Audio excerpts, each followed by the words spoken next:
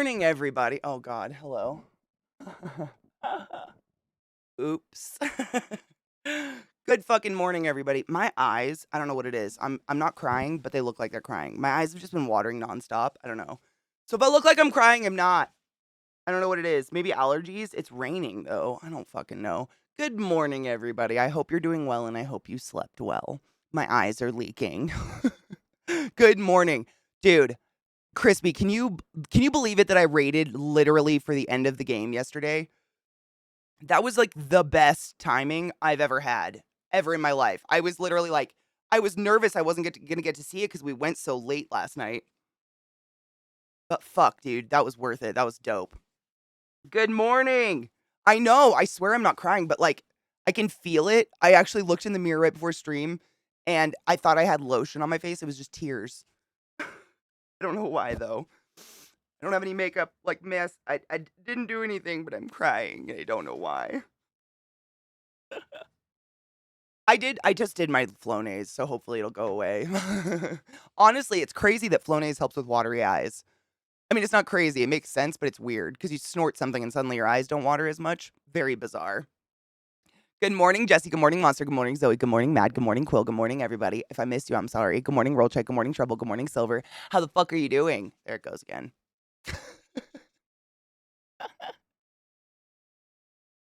It is. Auspex, seriously, like, unless I have to yell at the dogs for something in the morning, I really don't like, I pretty much am just in silence all morning. Most of the time I sing though, like, I'm usually, like, singing to my music and kinda bopping around while I do my makeup or my hair or whatever, and I didn't this morning because I was kind of running late. It's so you guys know, those of you who are members of Zaconia, I'm sure you've heard Zach talk. He has grassed our entire yard. He's seeded our whole yard, and he is fucking stoked about it, like, it's so funny because, like, I have a million hobbies. Like, you guys know me. I'm constantly moving. I'm constantly doing shit. I'm always, like, planting something or doing resin or whatever. But Zach doesn't really have a lot of hobbies like that. So I don't really get to see him get excited about something. But on his breaks and right after work, he goes outside and, like, walks around his yard where it's just grass seed. He's so stoked for it to fucking bloom or be grass. It's pretty adorable. But, we did it we, like, planned to seed the grass because it's, raining. We have a whole week of just, like, pouring rain, which means mud. Mud. It's everywhere. Huge, just massive clumps of mud. So, I apologize for being a half hour late. I had to vacuum and clean. I can't do it. I can't do it. It just drives me fucking crazy. Coffee toast, love. My dad's a pharmacist, so he always dude, Mikey, no shit, this stuff, I cannot live without Flonase. I don't know how people, like, just live with allergies. I am such a proponent of Flonase, like, I feel like a pusher. I'm like, "Oh, you have allergies? Have you tried Flonase?" It's just amazing. Good morning, Pawn, how are you? This is the worst year for allergies in a while. Is it really? It's due to the warming happening 2 weeks earlier, allowing for longer, stronger pollination from plants. Is it really? It feels bad this year. Like, I had pneumonia like a month ago, which is weird to say. It was my first time ever getting pneumonia, but I still am so snotty and like mucusy, but I think it's my allergies. I don't think this is anything. It's a month after having pneumonia. Like, I don't think this is anything from the pneumonia necessarily, but I am just a snot monster. It's gross. Oh my God, Crispy, do you go out and like watch the seeds? It's pretty adorable. And honestly, I love it. Like, he did. I have to tell you guys, I don't know why. Oh, yesterday we did resin stuff. That's why. So on Monday, well, he's been working on our yard. Zach's been working on our yard for quite some time. But like, I've told you guys, it's such a weird, long, convoluted story. But basically, the people that owned our house before Scott, Mr. Scott Evans, is who we bought our house from. Um, they were hoarders, massive hoarders, and they were gonna get like foreclosed or whatever. And instead of getting foreclosed or just getting rid of their shit, they buried it in the yard. Like, not just trash. I mean, honestly, I don't even know if it's trash. It's stuff, toys, glasses. I find all sorts of shit. These guys found these. These come up in the mud. I have multiples of these little creepy things. Like, my yard, it's so weird. Like, if you look at my yard, you wouldn't know that, though. It doesn't look like a trash heap or anything. It's just every time it rains, the mud brings all this stuff to the top.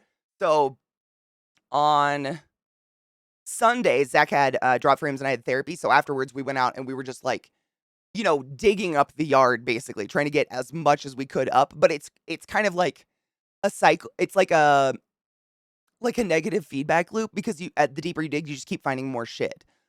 It's just like like we found the arm of a Ninja Turtle. We found the torso and with one arm on it of a GI Joe. Zach was able to name all the toys, which is hilarious. They're all toys from like the 80s. And he was like, "Oh yeah, it's got an arm joint, so that's definitely a GI Joe." And he knew the name of the GI Joe. I don't even remember. It was like Hawk or something. No head, just a torso. But we find that shit in our yard all the time. So Zach's been doing so much work in our yard, honestly, just to try to eliminate or like decrease this mud problem. Because you guys have heard me bitch about it enough, I'm sure. The mud is astronomical. It's just nonstop. And our whole yard is just clay. And because we have dogs, they're running around constantly, nothing can grow. So we have like a huge chunk of chain link fence that we used to use before we got our big nice fence. We blocked off like 3/4 of the yard, and that's what Zach seeded. And on Monday, we both spent like 4.5 hours outside just picking garbage out of our yard. It looks so nice, though. Not that it looked like trash before, because you don't see the trash until you dig or until it rains. But it looks so fucking nice. He went through and like graded the incline, seeded it. I mean, it just looks. I'm so excited to have grass and to landscape and to like have a yard that functions and isn't just like a mud fuck. I'm really excited. Or just weeds. It's the dad hobbies. Oh, yeah, and he's totally got into it. I got actually for Christmas a couple years ago, I got him a really nice rack to put all of his, like, yard stuff on the side of the house. It, like, holds, like, the rake and the weed eater and fucking all of his fucking shit. He's got a lot of yard stuff. But it's cool. I like seeing him get into it because, I mean, honestly, like, I just never see him get into something like that. It's kind of exciting. I am a nerd. Shut up. The last house I had, the last tenants burned and threw trash all over the yard. Oh, that's another thing. Allegedly, our house, like, partially burnt down at one point, and so there's a lot of burnt stuff in the yard as well. Stand outside the day after mowing or trimming or something and just stare at it with a sense of contentment. That's gonna be Zach. I know it. I know it. Like, he was acting like a dad, pushing the little grass seeder around. He was, like, sticking his belly out like, "Hey, how's it going, mother?" He's putting on the dad act hard. It's great. My eyes are so watery today, and I don't know. I just want it to stop. I feel like I'm crying. Good morning, Kinger. How are you? My voice, why? I swear to God, every day it's just a mystery. Why you gotta be this way? Oh, no shit. Oh, let's watch that real quick. I wanna learn about why allergies are so bad. I'm in no way, I do not doubt that it's because of global warming. I mean, but what about all this snow?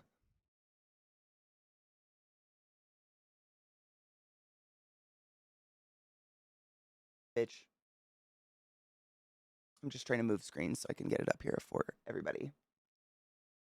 Oh, wait, Kevin Smith just put up a video. Oh my God. Okay. I don't know why Kevin Smith reminded me of this. Hold on. Kevin Smith just put up a video about how he went inpatient for the past month for mental health issues. Oh, I hope he's okay. But I mean, honestly, it's always amazing when someone of notoriety like that is really open about their mental health. God, he's so skinny. What the fuck? He's so fucking skinny. Hold up. I got it. Is it the video? Stop auto-playing! Stop!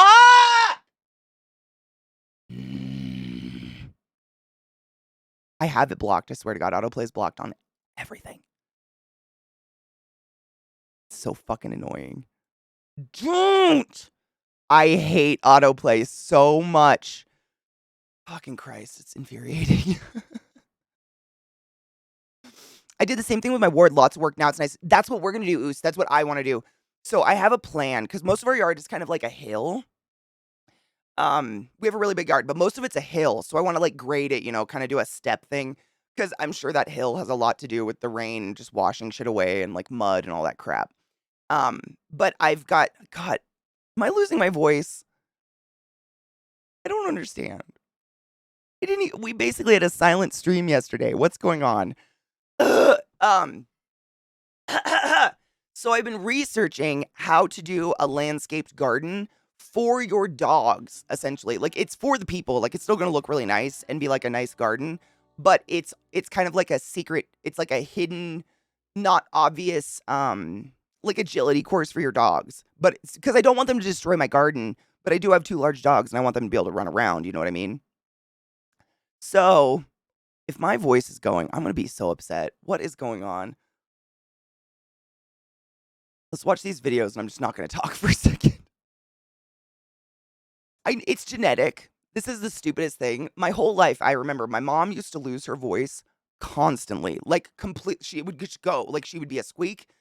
All my aunts lose their voice all the time, and it's just like there's no reason. I really don't want to lose my voice. Please stop. I should put honey in my coffee. That's actually a really good idea. Uno momento.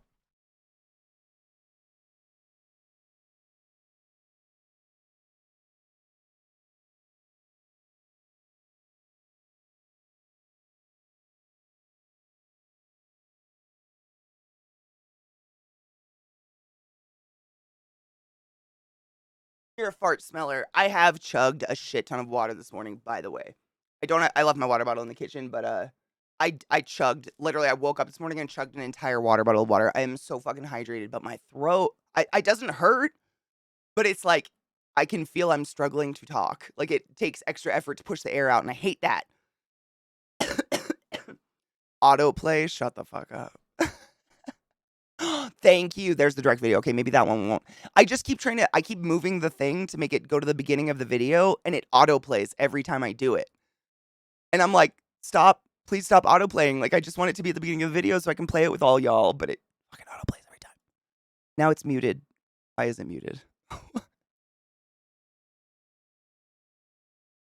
Okay. I'm I'm gonna show you what's going on. Do you see this? How it says it's muted? I can't unmute it. But every time I do that, it autoplays every single time. And he starts talking the very first millisecond. What the fuck with autoplay? I'm putting honey in my tea. Hold on. I mean my coffee. Sticky. I don't want to lose my voice. It doesn't hurt. I don't feel sick or anything. It's just going for some stupid reason. I love honey. I'm a big fan. Honey peanut butter sandwiches are the best ever. Maybe with some cinnamon sugar. Kodiak Samurai, thank you so much for subbing to the class, keeping the classy alive and giving any swings for 32 fucking months in a row. I appreciate that. That's a really long time. What up, Stajan? How are you, love? What up, Greg? How are you? Green teas work so well. Green tea gives me a tummy ache. I don't know why. Stajan, it worked. It did. We got dice in 2 hours, and then I did it again last night. What did I do with the dice? I did it again last night. Because I wanted to see if I could get better dice. Where did I put them? I'll find them later. I popped them out this morning and I don't remember where I put them. But I did another set last night because definitely had bubbles. Where did I put the ones we made last night? I don't know. I cleaned up last night because I was sewing, so I got to find them. But so the dice themselves were beautiful. My issue that I think is just a finesse thing is that I haven't figured out the correct fill point for them. It's either you have to really overfill them or not fill them enough, because as soon as you slide the lid on, something happens where air gets trapped and there's bubbles, but only on the side that the lid is on. The rest of the dice are phenomenal. They're beautiful and literally work in 2 hours. I mean, the fact that I did a couple things in 2 hours. Hold on.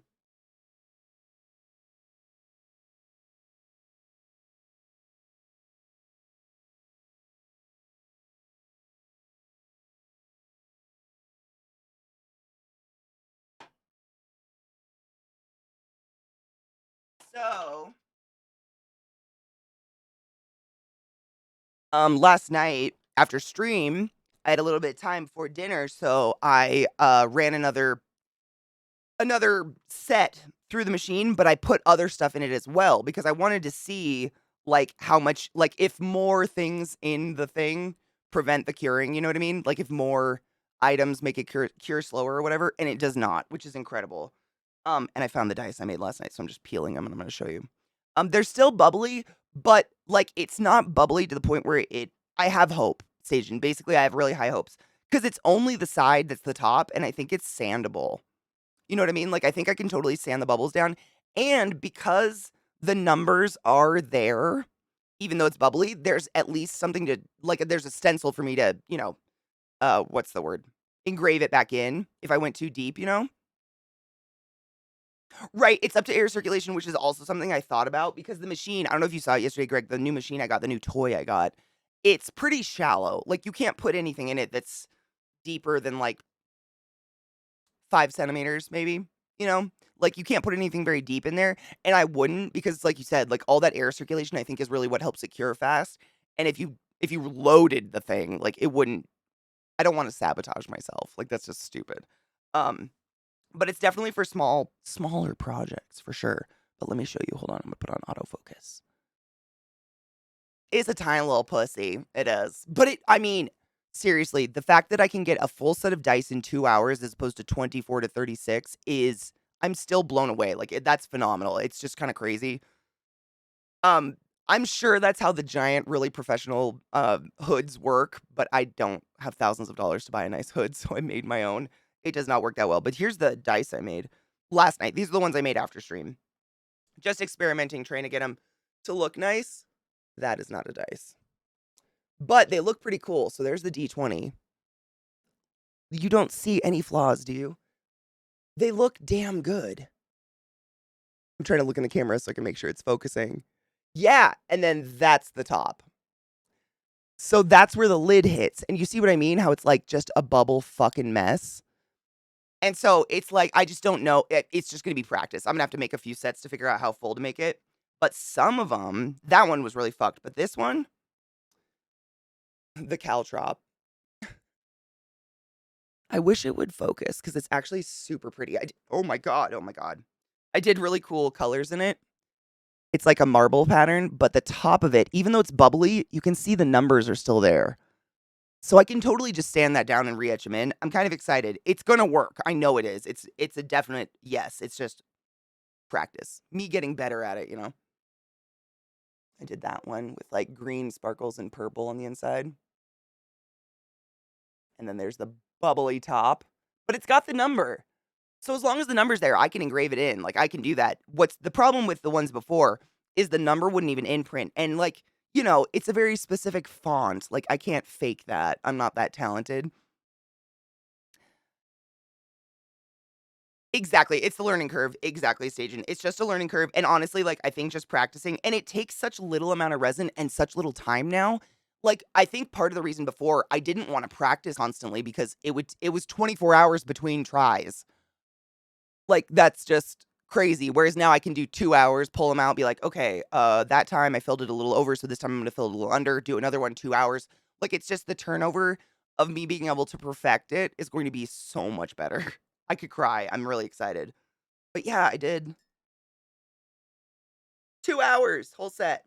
Crazy. And I just did different colors because I wanted to fuck with different sheens and stuff.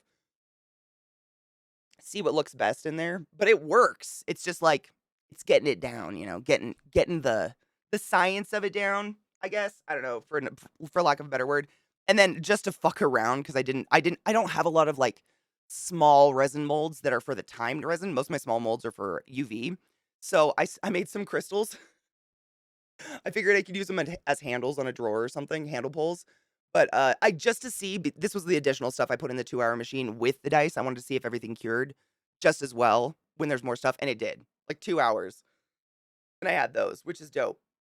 It's incredible. I'm pretty blown away for $40. It's pretty cool that it does that. I'm excited. I really like that one. Pretty. Ooh! Handles. Oh my god, for butt. Can stop it. There's no flared end. Don't stick. Well, don't put anything in your ass that doesn't have a flared end.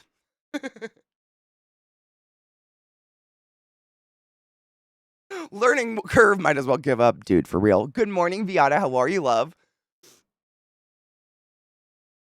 Wouldn't sanding it hold on. Wouldn't sanding a cousin be unbalanced enough to affect the result at all? Depends on how much you have to sand away. Really. So the way that hold on, this is the mold, and the way the top goes on. Shit on it. Hold on. I love peeling the shit off of it though. It's peel porn. It's just great. This is the lid. So, and this is like the spout or the additional. So if you overfill, you kind of the way you're supposed to set it in according to the instructions is you set it in this side down and then you kind of like let it lay down and it pushes the resin out. And the trick is getting it to just sit and not push that part down. Because if you push this down to make it click in, that's what makes it like suction onto the dice and pull up, and that's what pulls bubbles into it. And that's how it's getting stuck. So it's really just I gotta fuck with it. It's the finesse of the thing. But what I was gonna say is, because I overfill them, the part that's bubbly and like raised is extra. So I would want to sand that off anyways, even if it wasn't bubbly. But again, I would definitely like it's gonna be practice. I have to fuck with it for sure. Because I this is the whole point of this is that I've been trying to make dice for so many fucking years, and I couldn't figure out how to make them well enough to guarantee they're weighted so that I could like give them to friends and be like, you can play with those. They're legit. I wouldn't feel good about it. I'd be like, I don't know, dude, there's bubbles in there. So that's the whole point of this is trying to get some good like these honestly those dice I just showed you, if I sanded these down, I'd feel good about using these. There's no bubbles on the inside. Like the inside is solid, and I bet if I weighed them, they'd be great. I got it on Amazon. It was stupid expensive, LZT. This is the most expensive mold I've ever bought in my entire life. It was $59. Never in my life. But I'm so desperate. I just really want to be able to make some decent dice. And this was very highly rated. And like I was showing people, LZT, did you see the other molds that I've been trying to use for years? Where are they? The wiggly, like, stupid dice molds. Where are they? I've got these fucking dice molds that I've been trying to use for years, but instead of all the dice like being inlaid into one fat piece of silicone, it's all the dice are like individual little silicone molds, and because they're so thin and wibbly wobbly, I think that's what traps bubbles and stuff in them. Whereas this one, this is like solid. Like I couldn't fuck with it. But I think Greg, you're right. There's something about the lid where I'm gonna have to figure out how to get it to just sit down and not, because it's silicone, so it's squishy. And that's by pushing it down, that's what sucks air in and fucks your dice up. So I got to figure that out somehow. But you have to have the lid because that's what puts the numbers on. The lid literally has like I don't know if you can see that. The lid literally has the numbers in it. So you have to have the lid. Ooh, yeah, let me hold on one sec. I'll get you the link, LZT. It's a fancy, I know. I searched really, really hard for this one. It actually like came in a nice, I'll show you the box. I have it. Oh, I repurpose everything and I just use it. This is the box it came in. I'll find it. Hold on one sec. Trying to craft. Do you think, well, resin would stick to wood though? That's the problem with resin. There's only like a handful of materials that resin won't bond to. And silicone's one of them. Yep, they're shit, right? LZT, thank you. Thank you. Thank you. They are. I was gonna, hold on.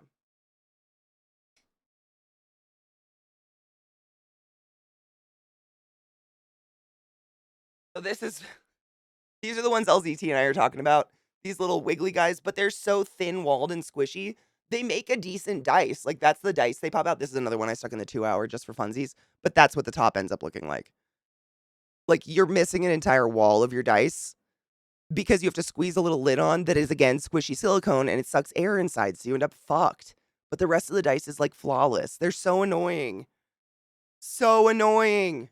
And I've been trying for years. I mean, seriously, I have so many fucked up dice laying around my house that are fails, but I've been trying and trying and trying and trying.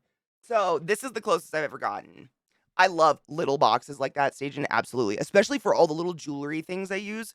So nice for organization. I save all of them. We need to cheers. I think I need to grind up weed. Hold on. I was pulling up something for LZT real quick.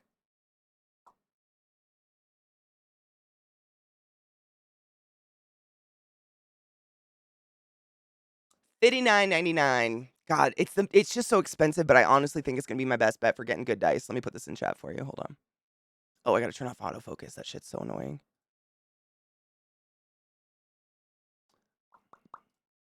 There is the link to the mold that I got. Good luck.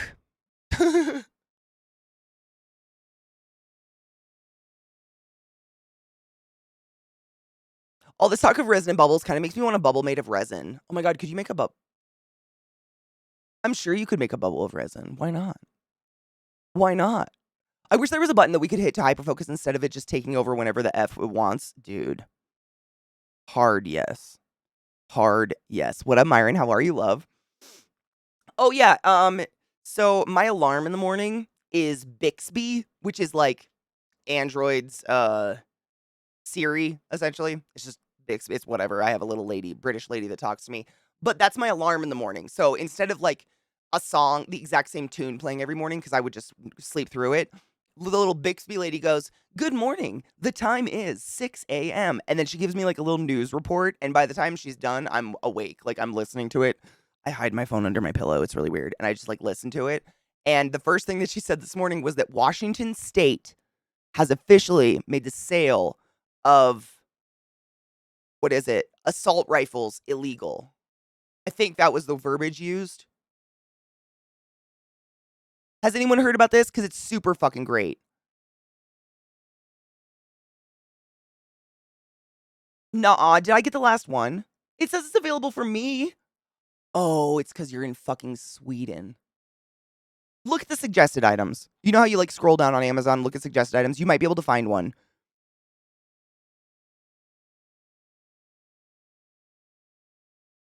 It doesn't ship.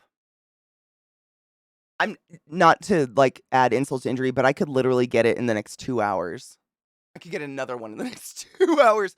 So if you literally can't get one LZT, let me know. I'll get one and I'll just ship it to you and you can pay me back. It ships from a warehouse in my town.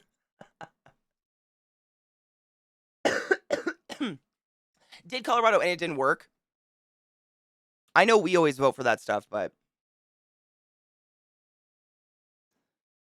I'd totally ship you one LZT. I don't care.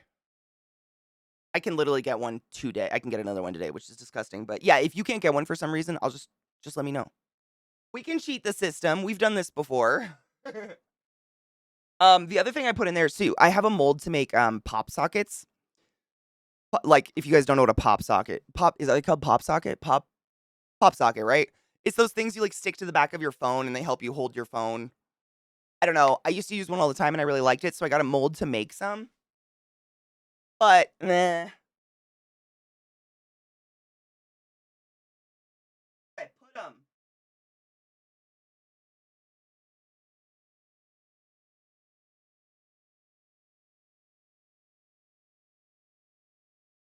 So again, the mold is super thin. I've had this one for quite some time. I just haven't used it. But I think because the molds are so thin, it's really, really hard to get the bubbles out. So I was just fucking around, honestly, because I was fucking around with the 2-hour machine. I wanted to see how much stuff I could get in there and how much would cure at the same time. And they did cure. But because I was kind of fucking around and in a hurry, I did these ones and they got bubbles, big fucking bubbles in them. And I'm really upset about it. But they're cool because I put like, oh, autofocus is off. But I put like the, plague mask in there and a cauldron and all sorts of stuff. But I mean, literally, they look like purposeful drilled holes. And I just think the mold's so thin, like I gotta like, I don't know, do something else to it. But I did one with wings. Autofocus is not on, but it does look cool. It's spilled, but they look nice. It's so flat. It's like, I don't think I could put something like that into the 2-hour thing because it's got to sit on like a level surface and self-level. It can't, like curing fast, I think is at its disadvantage, if that makes sense. One of these is cheap. Let me see.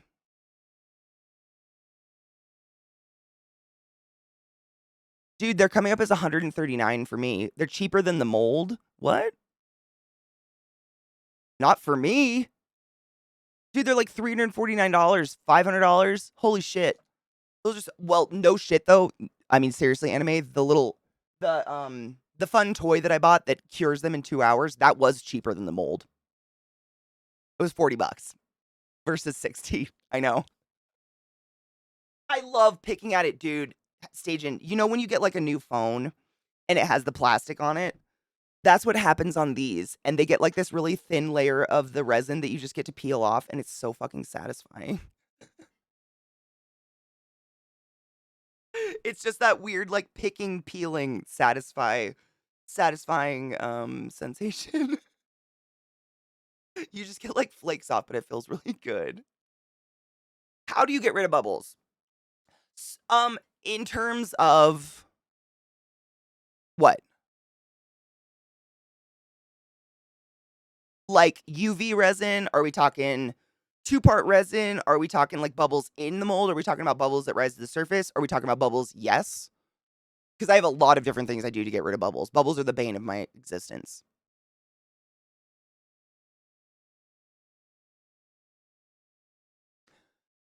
I want to watch these videos real quick and then we'll continue. This is the seasonal allergies one. Two-part resins. Okay, I have a shit ton of advice. I'm actually going to grab a few.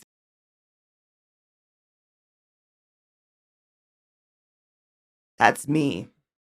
I'm so fucking itchy all the time.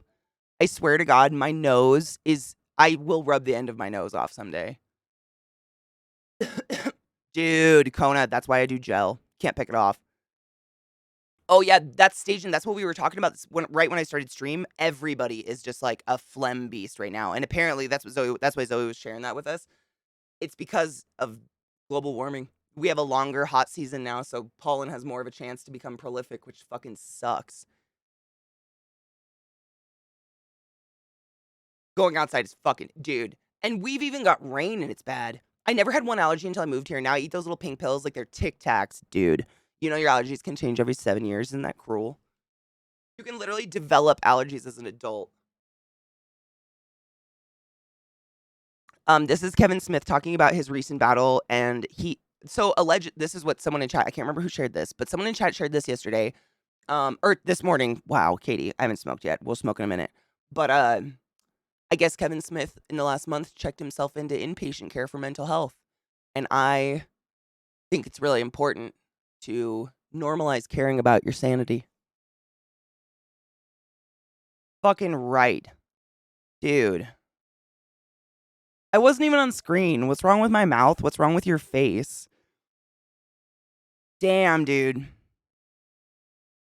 I'm so happy he seeked help. Damn. Hopefully he gets the help for what is actually causing a relationship with those things. I agree. Well, Myron, I know a lot of people who have like gone through, losing a shit ton of weight or whatever for whatever reason, this or that. And I myself have, not to the extent a lot of you have. Like Myron, you literally lost humans off your body. But I remember when I was fat, for lack of a better term, when I was uncomfortable in my skin. I remember very clearly thinking, and I was convinced that losing weight will fix all of my problems. The moment I'm thin, life will be perfect and nothing can touch me because I'll be thin. I remember it so fucking clearly. I would fantasize about it. I would just that was the be all end all in my head.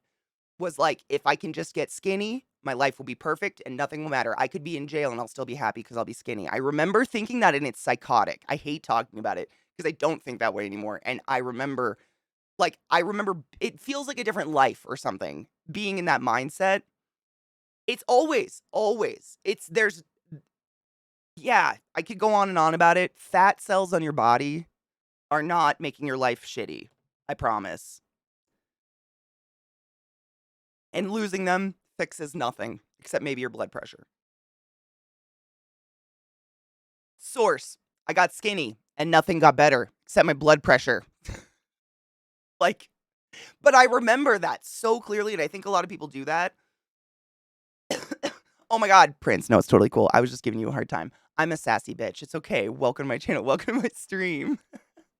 Actually, there's a lot of things wrong with my mouth. For one thing, I don't have a filter. And for another thing, a horse stepped on it when I was 12. I'm going to pack a bowl and we're going to cheers. But LZT, are you still here, LZT? Are you still chilling? I've grabbed a couple things because I was just gonna give you some advice on how to get rid of bubbles. There's no be all end all to getting rid of bubbles, but I've developed, I think, some good, I guess, habits. I don't know, what the word would be. Not habits. Just practices that help prevent them as much as possible so I'm not wasting my time. You know what I mean? We sassy as fuck. Absolutely, station. It can help a lot of things. And like for one thing, having excess weight on your body can cause other things to happen, which can cause depression. I mean, it definitely helped a lot of things, but like it's not the fantastical, like life altering, everything's going to be better now because I'm thin kind of thing that I thought it was. I definitely had like a fantasy. Like it was a fantasy in my head and it was created by people. Stop. Not right now, bud. I'm grinding up weed. It was created by the people around me, the environment I was living in. I'm not sassy. I'm a bitch today. Fuck yes. Let's go. I think the universe told me to come to stream when I did because I'm supposed to be sleeping. This is all the shit I needed to hear today. Ashley, sometimes our spirits just connect. I love you, boo. So while I grind weed and I pack a bowl, where is my bowl? It might be in the kitchen. Shit, I might have to go get my bowl. God damn it. I think I left it somewhere. Fuck. Because I wash my bong every morning. Damn it. I gotta go get my bowl. So tips before we'll take a break. But before we take a break, I'm gonna tell you tips and shit. So, tips on how to get rid of bubbles with two-part resin. The big guys, not the UV resin. Totally different. Same things apply, kind of, but with the two-part resin, you have to be a little bit more careful. So, the first thing I do, make sure that your molds, your resin molds are clean. That is like probably self-explanatory. One thing that I do is after I've used my molds a few times and they're like, there's like crusties all over them and stuff that I just don't want to pick off. I'll put all my resin molds into a huge like a stainless steel mixing bowl and fill it full of hot boiling water from a kettle. And not only does it help pop all the hardened resin bits and shit and glitter and whatever off of your molds, but if your molds start to get a little deformed just from using them over and over and over, and you're constantly like peeling new resin stuff out of them, submerging them in boiling water and then letting them cool, they literally suck back to their original shape again. It's one way to kind of get your molds back into nice. So that's tip number one. Make sure they're clean. Tip number two, and this is specifically for two-part resin. If you can get your hands on some sort of heating pad, no shit. They have ones specifically built for resin. They're dumb expensive. You can get one of those little heating pads that's meant to go like on the bottom of a reptile cage or something like that. Even just a heating pad you would put on your lap and put those bottles on that heating pad at least 30 minutes before you pour them. One reason you get a lot of bubbles in there that won't rise to the top is because I think it's part A of the two-part system. It's either part A or PB. I can't remember which one's which. One of them is crazy thick. It's the actual, I believe it's the resin. And then the other one is the activator. The other one's a lot more fluid. But because one of them it's thicker than honey. It is so thick that when you're mixing them together to make them emulsified, you're pumping air into it. And because it's so thick, the air cannot break the surface. It can't even move. Like you'll look at it and the bubbles aren't even moving towards the top. They're just sitting in the middle of your resin because it's so dense and so thick. So one trick I do is I do not measure my resin by sight. I measure it by weight and I heat it up. I don't heat it up. It's not hot, but I have those tanks sitting on a heating pad. And the heat makes the thicker agent way more fluid, so then they're the same viscosity. And having your two parts the same viscosity is going to greatly eliminate the likelihood of giant bubbles getting trapped in your projects or giant bubbles like creeping out while it's, trying to cure, like a bubble you didn't see there, and the next morning you're like, "What the fuck?" It's gonna greatly eliminate that. So that big, big, big help. I cannot express how much that has truly helped. Also, it really cuts down on just that time of sitting there fucking mixing it and making it emulsified. Because when you add them together, it'll be foggy, and you literally have to sit there and scrape the walls of the cup, scrape the bottom of the cup, and mix until it is crystal clear. If you see a streak of fog in it, it ain't done. You gotta keep going. And the thicker and colder it is, the harder it is to get that to do it. Um, Once you've got your resin mixed, the other two things that they help, but again, none of this is a be all end all, is having some isopropyl alcohol in a tiny little spray bottle. I get 91% isopropyl alcohol, and this is just like literally a 99-cent little spray bottle from like a drugstore or something like that, meant for travel or whatever. Fill it full of isopropyl alcohol, and then before I even pour resin, I spritz down the whole mold, just a light misting all over the mold of the alcohol, pour it in, and then once I've poured it, I do a light misting over the top of the resin as well. Because the alcohol helps break down the surface tension of the resin so that the bubbles can escape. But because your resin is warm, because you warmed it, the alcohol evaporates super fast. So you're not going to end up with any weird discoloration or striations on your project or anything from the actual rubbing alcohol that you've put on it. That helps a lot. So this is, oh my God, I almost spilled my coffee. So this is an example of one I did perfectly. It's smooth as fucking butter. There's nothing because I spritzed it really well and filled it nicely. And then this is an example of one that I did in layers. And unfortunately, there's bubbles. Do you see those fucking giant? And these are ones I was talking about. These crept out overnight. I didn't even know they were in there. So I'm gonna have to sand those down. I guess there's not another trick, but one piece of advice, just something I've learned through experience, is the more layers you do in your two-part resin project, and the more time you wait between layers, the more likely you're gonna end up with bubbles literally in the middle. Like there will be a string of like I call it like foam bubbles. It's basically foam that is bubbles, and it'll be like a line around the edge of your thing. It's much to your advantage when you're doing a project to fill it to the top.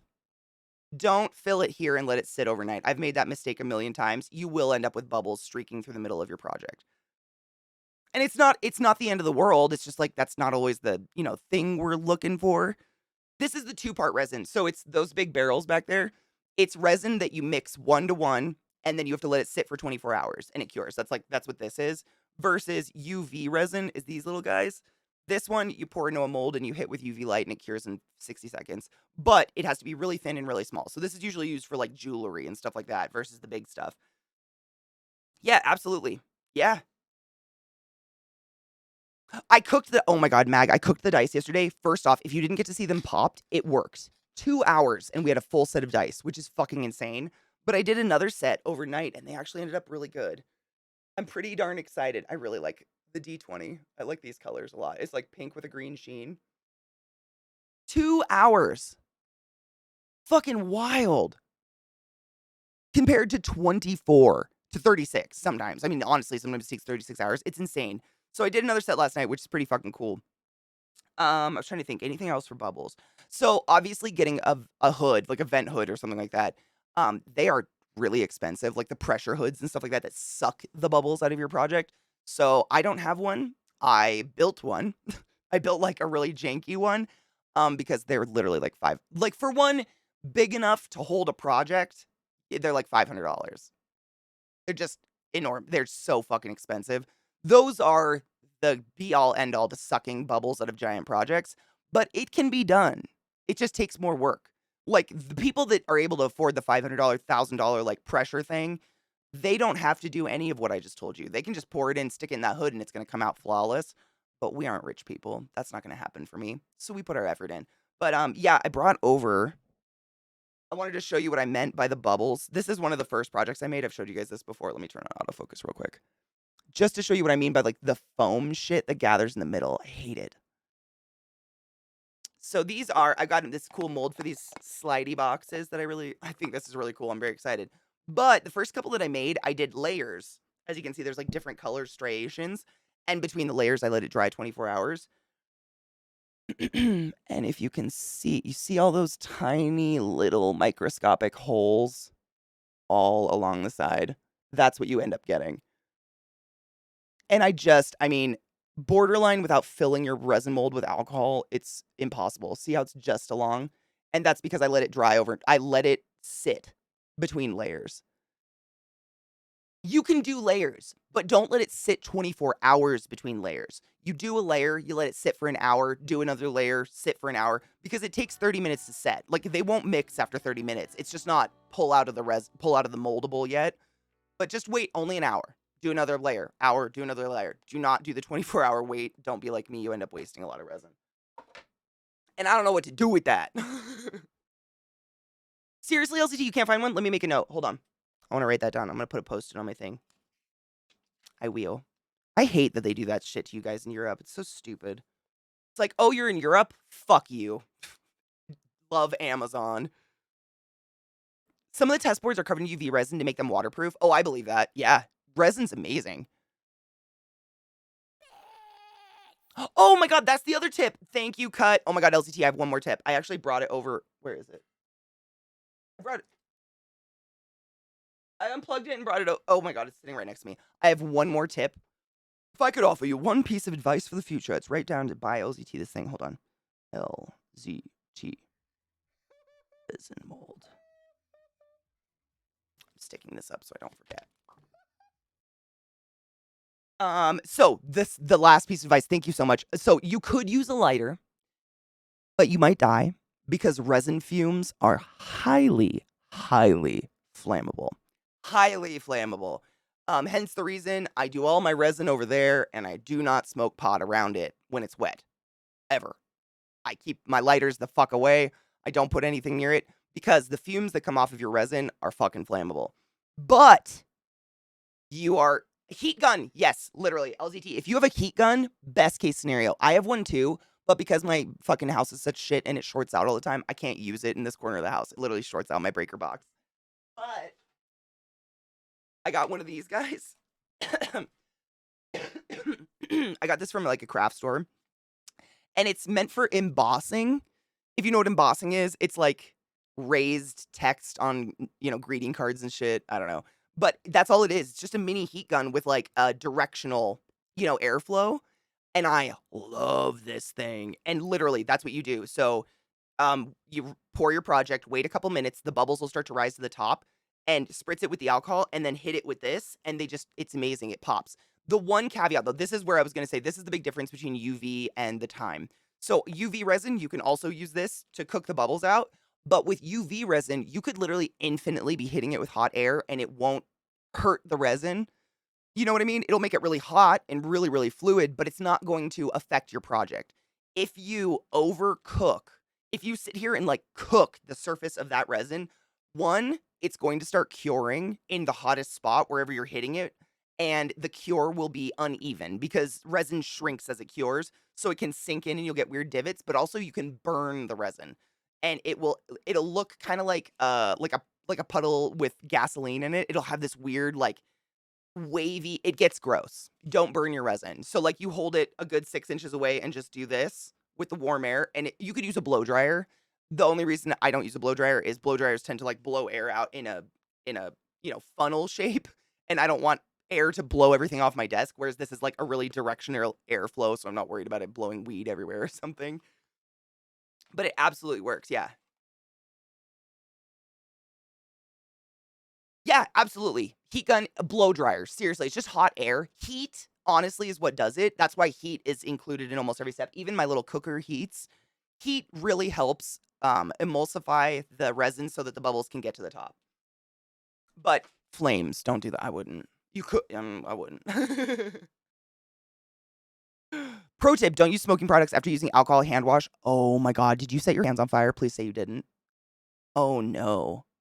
I need to go get my bowl. Fuck, I forgot. I ground weed and I think it's on my windowsill in the kitchen. Fuck. Let's take a break. I go by she, her. Thank you so much for asking. Did you know there's a really cool pronoun add-on for Twitch? Is it Chrome? I believe it's a Chrome add-on, but Firefox has one as well. And it basically integrates with Twitch, and it puts everyone's pronouns before their username on Twitch in the chat. It's as long as they're using it. If you have the add-on and you use it, you can go in and put in your pronouns, and then it puts on everybody's fucking username. It's so nice. I think it's very important to respect people's goddamn pronouns. And easy. I don't know why people have a problem with it. I know, Katie, you'd think I try to blow my own hot air. It doesn't work.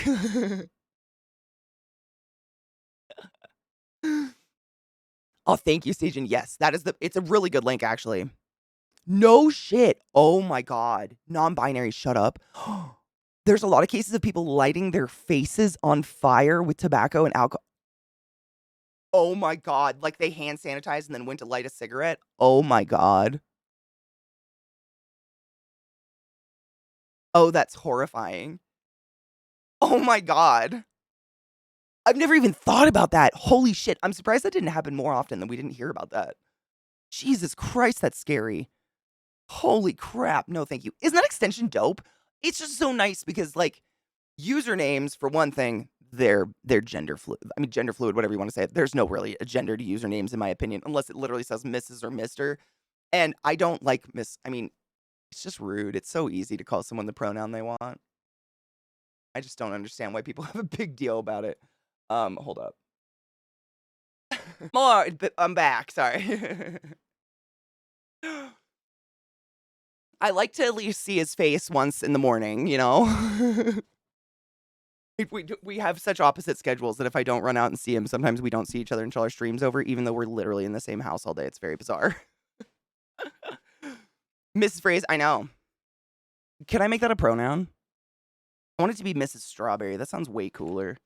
I'm gonna pop this. I have no idea what this is gonna look like, but this is a rolling tray. It's a mold for weed rolling trays, and I have a couple of them I still need to make for giveaways that you guys chose, and I love making them. They're awesome.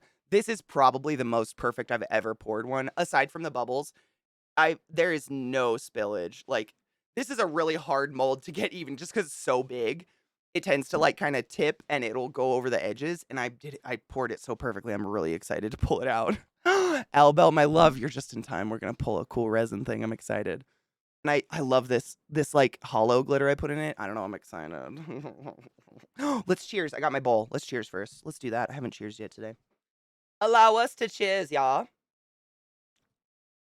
Greg is a man of focus. No shit, dude. Greg's a smart motherfucker. I have a link from Science TikTok explaining why the gender binary is BS. Oh, no shit. Do you want to post it? I'll grab it. If you want to put it, I'll put it on the right monitor. Hold on. Cheers, everybody.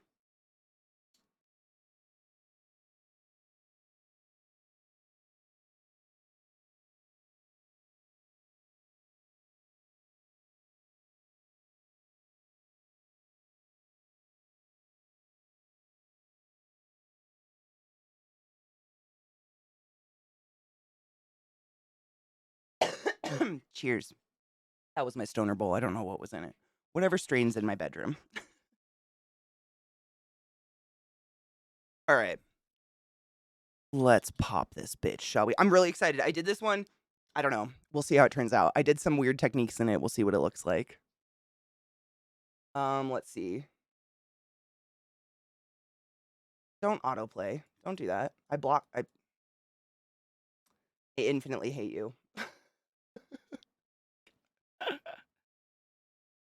Man, I see people use the words, like, interchangeably. Sex, gender, assigned gender at birth.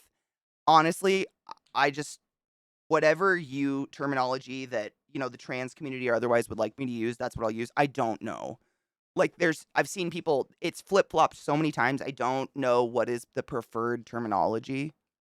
Honestly, I don't know. Between gender, sex, all that stuff, like, regardless of what the actual Webster's definition is, I just go with what my trans community says is okay, because who am I to speak to that? You know what I'm saying? Ooh! Oh, it worked. Oh, my thing worked. I'm so excited. Oh, it looks so good. Oh, it's so perfect looking. Oh, I poured 2 layers. So I did a layer of pink in just the outline, and then the background I did gold with that really pretty, I call it fairy skin. I don't know what it's called. It's just like holographic glitter, I guess. God, that looks good. That is flawless. Fuck, I'm getting good at this. I dig those colors. Look at how it changes. Oh, I like it a lot. That's the most flawless one I've made. I'm so happy right now. Thank you. Those are hard to get perfect, and oh god, right? Dude, L, that's probably my biggest, like, downfall is because I pour them, like, hours apart, I forget what the original color is, and then I go to pour the second color, I'm like, "Fuck, what's gonna look good?" And I don't know, so it's always an I never know what's gonna come out. It's very nice when it comes out. Oh, sales, hold on, let me grab that. It's very nice when it actually works. You just need to separate genetics from the social experience. Oh, my sister got me tickets to see Trailer Trash Tammy in a few weeks. She woke me up this morning and called me and she said, Beesh, you're going to see and you're going to buy us tacos. Are you so excited? Oh my God, are you so excited? That's the best gift ever. Both exist and both need recognition in their particular context. I agree. I just don't feel like I have the right to speak to it. You know? I have the luxury of being born in the body I feel comfortable in, whereas a lot of people do not. Music is loud. Oh shit, thank you. I never know. Thank you very much.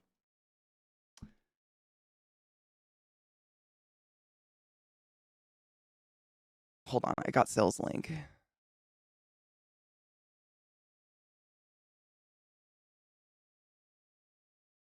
We don't know shit. We know shit. We know nothing. We know nothing. We gotta stop pretending to fucking know. We don't know. I love that. I love that. That is such a good fuck yes.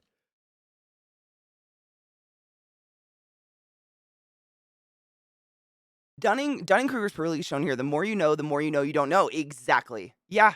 Yes, exactly. Yeah. That's so beautiful. I love that. My lips are really dry. Sorry. Live and let live, dude. Live. And just side note, she is gorgeous. Like, I am blown away. The freckles, everything. She is just like a stunning human being. Yeah, that's just hot pink was underrepresented in medieval times. Facts, really though. That was so what I mean, dude, that was just beautiful. But thank you. I didn't know it looks so hold on, let me find it. What Mike was saying was he was answering a question. So a question was posed, are children born boy, girl, blah, blah, and he answered, yes, they're born boy or girl. And then she was like, hold on a minute. Let me speak. And she was like, we know nothing. And I love that. I am too, Greg, dude. My little sister is covered and I am so infinitely jealous of her freckles. They're so beautiful. I'm just like, she got the Irish gene I didn't get. Bastard. What if you're male and your parents give you a female name? I mean, what's a female name? Sarah. Yeah. Oh, yeah. She's freckle fucking city. Oh, yeah. All the time. And then in the summer, she just becomes a freckle. Uh-huh. She's that pale white Irish skin and just freckles. My Nana was that way. My Nana was pale as fuck. And then the moment the sun came out, it wasn't just a couple freckles. It was her whole body was just freckles. That's my sister too. I'm jealous, Cake.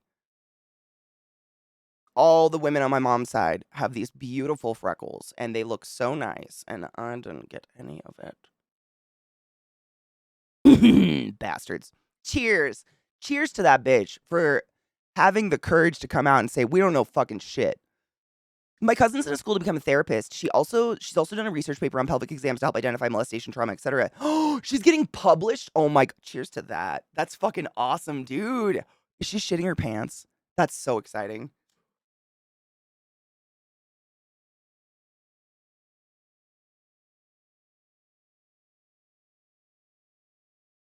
I don't burn, I just tan. I'm the opposite. Like, you guys know I'm preaching sunscreen all the fucking time. Because we're friends, I will admit that for the first 16 years of my life, I did not wear sunscreen because I didn't have to. And that's not good. That's not, like, everyone needs to wear sunscreen. Don't be Katie. But it's because I don't burn, so I never really thought about it. Hold on, Sills gave us a cat. What the fuck? Okay, for those just listening, it says, isn't it cute when you find a cat resting on the roof of your car? And it's 4 pictures, and one is like a cute cat, like laying on the roof of a car, nuzzling like your little antenna. One's a cat sitting on a windshield, nuzzling a windshield wiper.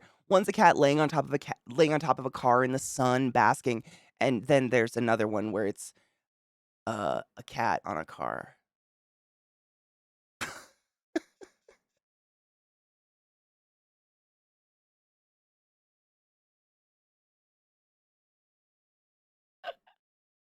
That's fucking elegant. How did that happen? I have so many questions though. How the fuck did that even happen? Like, where was that cat? Okay, hold on, one more. A comic. Dude, you're fine. Let's go already. No, I'm too pale. It's embarrassing. Trust me, you're not. Really? You can barely tell. The beacons are lit. Condor calls for aid. That's my little sister. I'm not fucking with you. That is my sister. It's so bad. She does not go in the sun. She will wear full fucking clothes in the sun. Like pants to her ankles and a long sleeve shirt. She does not go in the sun.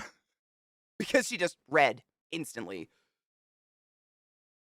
I used to work at a different park to where I work now, and I was always working a ride in the area. Oh my God, where the sun and shade was just right. Oh my God, I thought it wasn't right. I thought you were going to say you just sat in the sun all day. I was like, oh, fuck.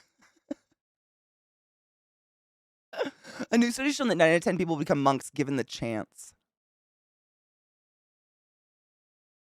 Calm the bitch down. How dare you? Good morning, Leaf.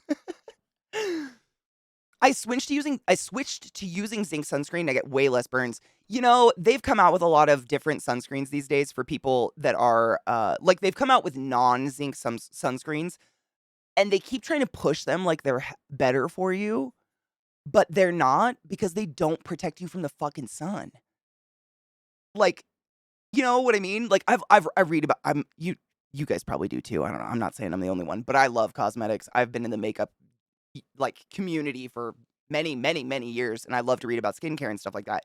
And they started coming out with a lot of different sunscreens that don't have zinc in them, and they were trying to push. I mean, I think they were originally developed literally for people of color because zinc is the white shit that gives you a white cast on your skin. Like, I can't use a lot of facial sunscreens because I'm not white enough for that white cast. It makes me look blue. It's really weird.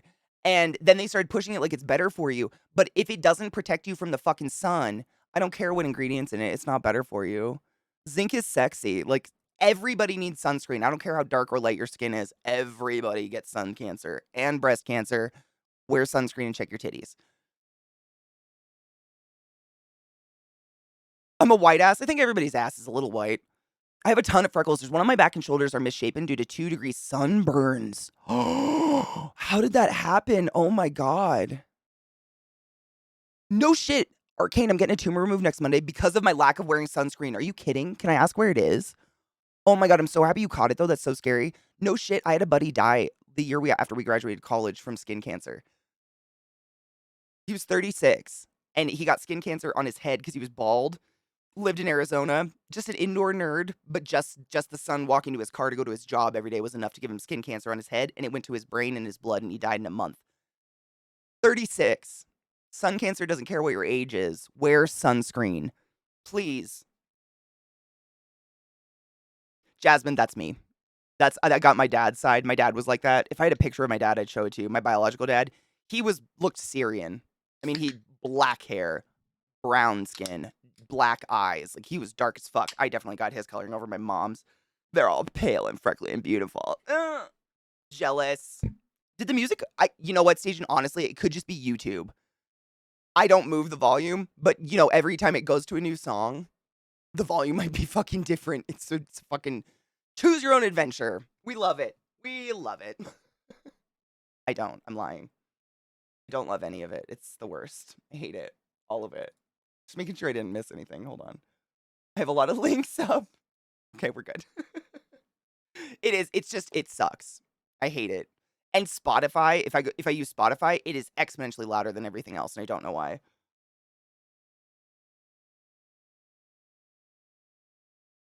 I like pale, though. Pale is beautiful. All skin is beautiful, let's be honest. I just don't want you guys to get cancer. I feel the pain. I'm either pink normally or flaming hot. That's my sister, too. Yeah, she just turns red so fast. I feel so... Zach's kind of the same way, honestly. He's a pink boy. Like, he went out and did all that yard work the other day, and he got a sunburn. I felt so bad for him. Korean sunscreens are so good. They do. They have mineral and chemical. Korean skincare is the fucking goat. I don't know what it is, man. They have the fuck... I think it's because in Korea, like the culture, they value skincare over makeup. I think that's got to be what it is. So, you know, money, research, and resources goes into really good skincare. Whereas in America, we're much more into makeup. I don't wear face makeup or anything, but people love that Instagram, like paint, like lacquer your face up kind of shit, which is great. It's a form of art, and I think it's beautiful. But because of that, we don't have that focus and the resources put into the skincare like we should. But dude, Korea's skincare's everything I've gotten that's Korean skincare has just been phenomenal. Yeah, protect me. I'll wear the white nose. I don't give a shit. It's on your shoulder. It might not be cancer. It's looking gnarly. I mean, get it out no matter what, right? No need to fuck with that. Sun-blocking clothing is amazing. You still need some sunscreen since you can't cover up exactly. And also, I think if you get trouble, correct me if I'm wrong, but like there's, like surfers and stuff wear little, surf shirts that are they're like a bathing suit material, but you wear them so you don't get sunburnt constantly while you're surfing. But I think there's something too, once they get wet, they're also not as protecting. So it's always good to wear sunscreen as well. Totally. Wait, today's an unofficial holiday for us. Oh my god, is it 426? Stop it. It's 426 all day, every day, guys. Cheers.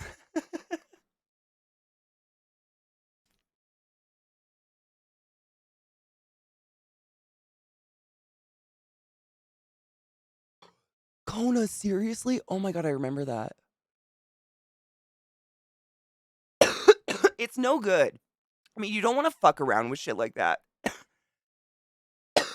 If you can prevent something in such an easy way that you literally just put some cream on your face in the morning after you take a shower, why not? Because the thing with cancer, like, skin cancer isn't just skin cancer. Sure, if you catch it early, you can get lucky. Like, my Nana had skin cancer on her. She had, like, spots of it on her nose and on her shoulders, and she had them removed, and she was fine. But if you don't have a regular dermatologist you're gonna go see, or if you're not looking up close at your skin, you'd have no idea. Sometimes there's no signs of the skin cancer developing on the outside, and it goes to your blood. And when you got cancer in your blood, you're done. Like, that shit's not to be fucked with. I'm not here to scare y'all, but also, if you're not wearing sunscreen, I'm here to scare you. Wear some. Seriously. Anything. Fuck, the sun is bad. Oh, Greg, you're too kind. Bless you. I look like I have jaundice. We went to an outdoor wave pool from 11 a.m. to 4 p.m. in the middle of the summer when I was 11. Oh, no. The sunscreen I had wasn't waterproof. Oh, my God. Did you blister? Oh, my God. No sunscreen is waterproof. Just an FYI for everybody in chat. If you're going in the water after putting on sunscreen, the second you get out of that water, put sunscreen back on. Period. Especially if it's salt water. Are they all cosmetics? See, I'm not really in. I have a shit ton of makeup, but I don't buy makeup anymore, so I guess maybe I'm not in the circles of makeup. And I guess I just hear a lot more about Korean skincare than I do their makeup. And I think it's like Greg said, like, in the Korean culture, they very much value pale skin. They don't wanna get tan at all, so they put a lot of effort into their skincare and their, sunscreens, and they're great. They really do work really, really well. Have you had several moles removed? No shit. Were they, like, questionable? My mom's had a few almost that's the only perk. I guess that's the only perk to not having the cool freckly skin is my mom's side of the family, is that almost I'm pretty sure every single one of my aunts has had skin cancer. Like, little spots of it removed from their shoulders or their nose or something, because 'cause they're all, like, in their 60s and 70s now, and literally, my mom and my aunts have told me that they would slather their body in baby oil, and then they would cover a record in tinfoil and hold it in front of their face and just lay in the sun and literally sizzle like bacon. I can't even imagine, but they've had all that, and the only perk is I mean, I probably won't get that, I don't know, but I still wear sunscreen. Oh, is that why? So being light-skinned in Southeast Asia means you're rich or wealthy since you didn't have to work in the sun. That actually makes a lot of sense. That's interesting. I'm mainly removing it because every time I scratch my shoulder, it snags and bleeds. Ow. Dude, my mom, for years, I can't remember what they're called, but I think they're really common in women, but you can just get these very benign, fibrous, like, tumors in our bodies for one reason or another. They're totally benign, again, but my mom's had, like, 6 or 7, and they're literally, like, the size of a pea. She's had them in her boobs removed, and of course, they always check them because they were scared for breast cancer, which she did eventually get, but it had no relation at all. But she had one in her arm. It was literally in her bicep, and when she flexed, it was perfect. It looked like she just had a fucking ripped arm. It was hilarious, and she had it for years, and eventually she just went and got it removed. Cause same. She's like, "I just don't wanna feel that there anymore." Like, it wasn't huge or anything, it wasn't like but it was just enough to give her the look of, like, having some super impressive bicep. It was very bizarre, but she got that removed as well because it was just annoying. The ones I have work fine when wet, tested it hanging out on a friend's pool and okay. In the middle of summer for a few days, no burn. Damn, no shit. I've been told by my dermatologist no matter what to always reapply, but they could be I don't know, they could be, hyper, vigilant. My cousin once had to have a parasite removed. Well, she says the courts called it a divorce hearing. Just imagine going into your divorce hearing with, like, your significant other sucking off your body. Kona, they come in yeah, exactly. You also need to play every 2 hours, that's what I've read. Yeah, it's every 2 hours, and especially if you go swimming, but confirmed, right waffle, dude, Korean skincare is amazing. I've used it for their sunscreen and their skincare in general. Like, I don't know what it is, but my skin, for some reason, there's a lot of American or European skincare brands that do this thing called pilling, where if you've ever had a shitty sweatshirt that you wash a million times and you've had it for 50 years, and the inside starts to get those little balls, you know what I mean? Like, the fuzz starts to ball up and it pills. My lotion will do that on my skin. Like rubber cement. It's the weirdest thing. I cannot figure out why. There's nothing else on my skin. My skin is totally clean. But I'll put on some lotions and they just start to ball up like rubber cement off my face. No idea why. Korean skincare doesn't do it. I don't know why though. It's weird. But it's not just me. It's a huge common problem. I've read about it like on the Reddit skincare uh forums and shit like that. Like a lot of people have this weird pilling with a lot of skincare. Boomers, that's my mom and all my aunts. Boomers, big time. All born in the 50s and 40s, and they just sizzled themselves. The thing is with Korean makeup, it kind of comes hand in hand with skincare as they're very big on looking dewy and natural. I would believe that 100%. Like they probably aren't into like the double wear Estee Lauder, blah, blah, blah, like the super thick lacquer shit. Because I think I've noticed that as well. I mean, you can never tell. If you're good at natural makeup, you could have a shit ton of makeup on and make it look like you have no makeup on. But it looks like they're doing a really natural look and not really caking it on. I've got a bunch of those. They told me they don't want to remove them. No shit, L. That's honestly, they wouldn't have removed my mom's if they hadn't have just biopsied them. But because they were in her boobs, they got nervous. But they had literally zero relation. She did get breast cancer eventually, but it was not related at all. At all. Just in case anyone's like, oh my God, I have those. No, not related. Go get it checked out on your own. Hi, how are you, Robo? My neck and shoulders were so blistered, I couldn't move for like 2 weeks.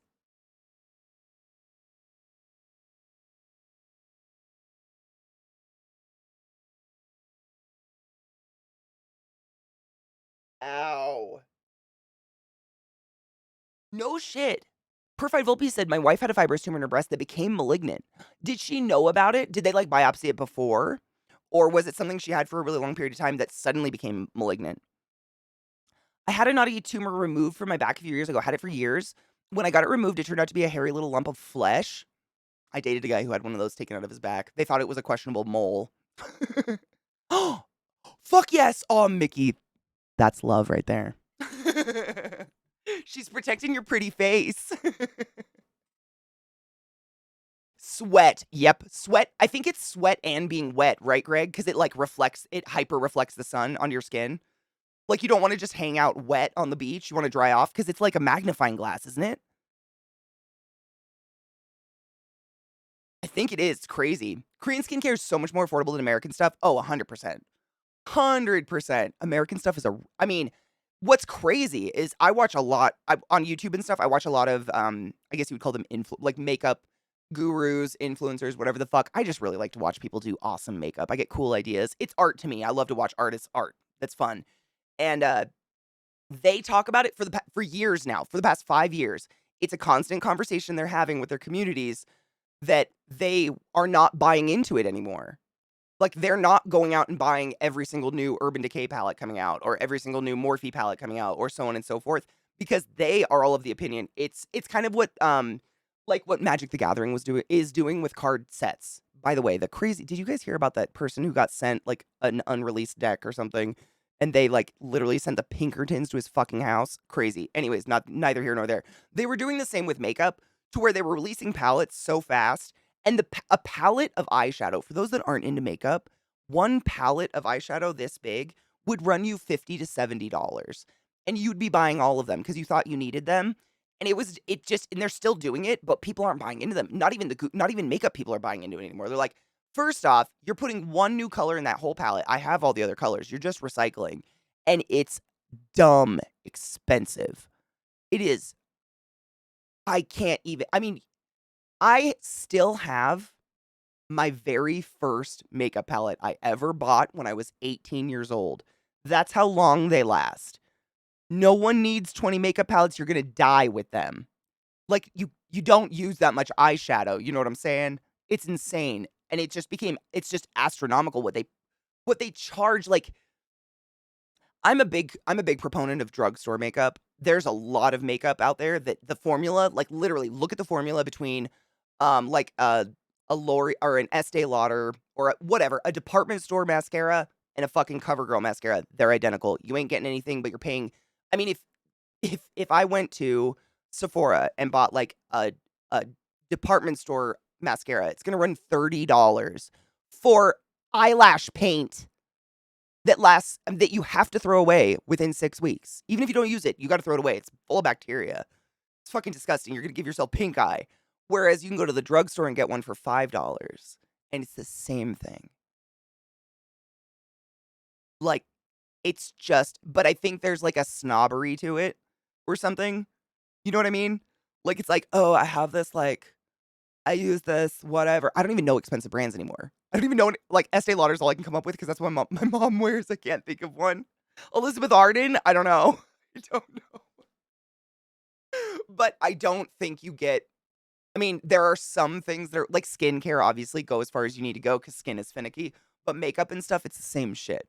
Morphe eyeshadow's the same shit as L'Oreal at the gas station, at the pharmacy, or at Boots or whatever the fuck you have locally. It's the same stuff. You're just paying for a name on it, and I think it's stupid. Bodies do scary shit to protect themselves. It's kind of magic. My dad's a complete boomer right winger. Did he cook himself with baby oil? My Irish nanny used to go to the beach with baby oil. Oh my God, what?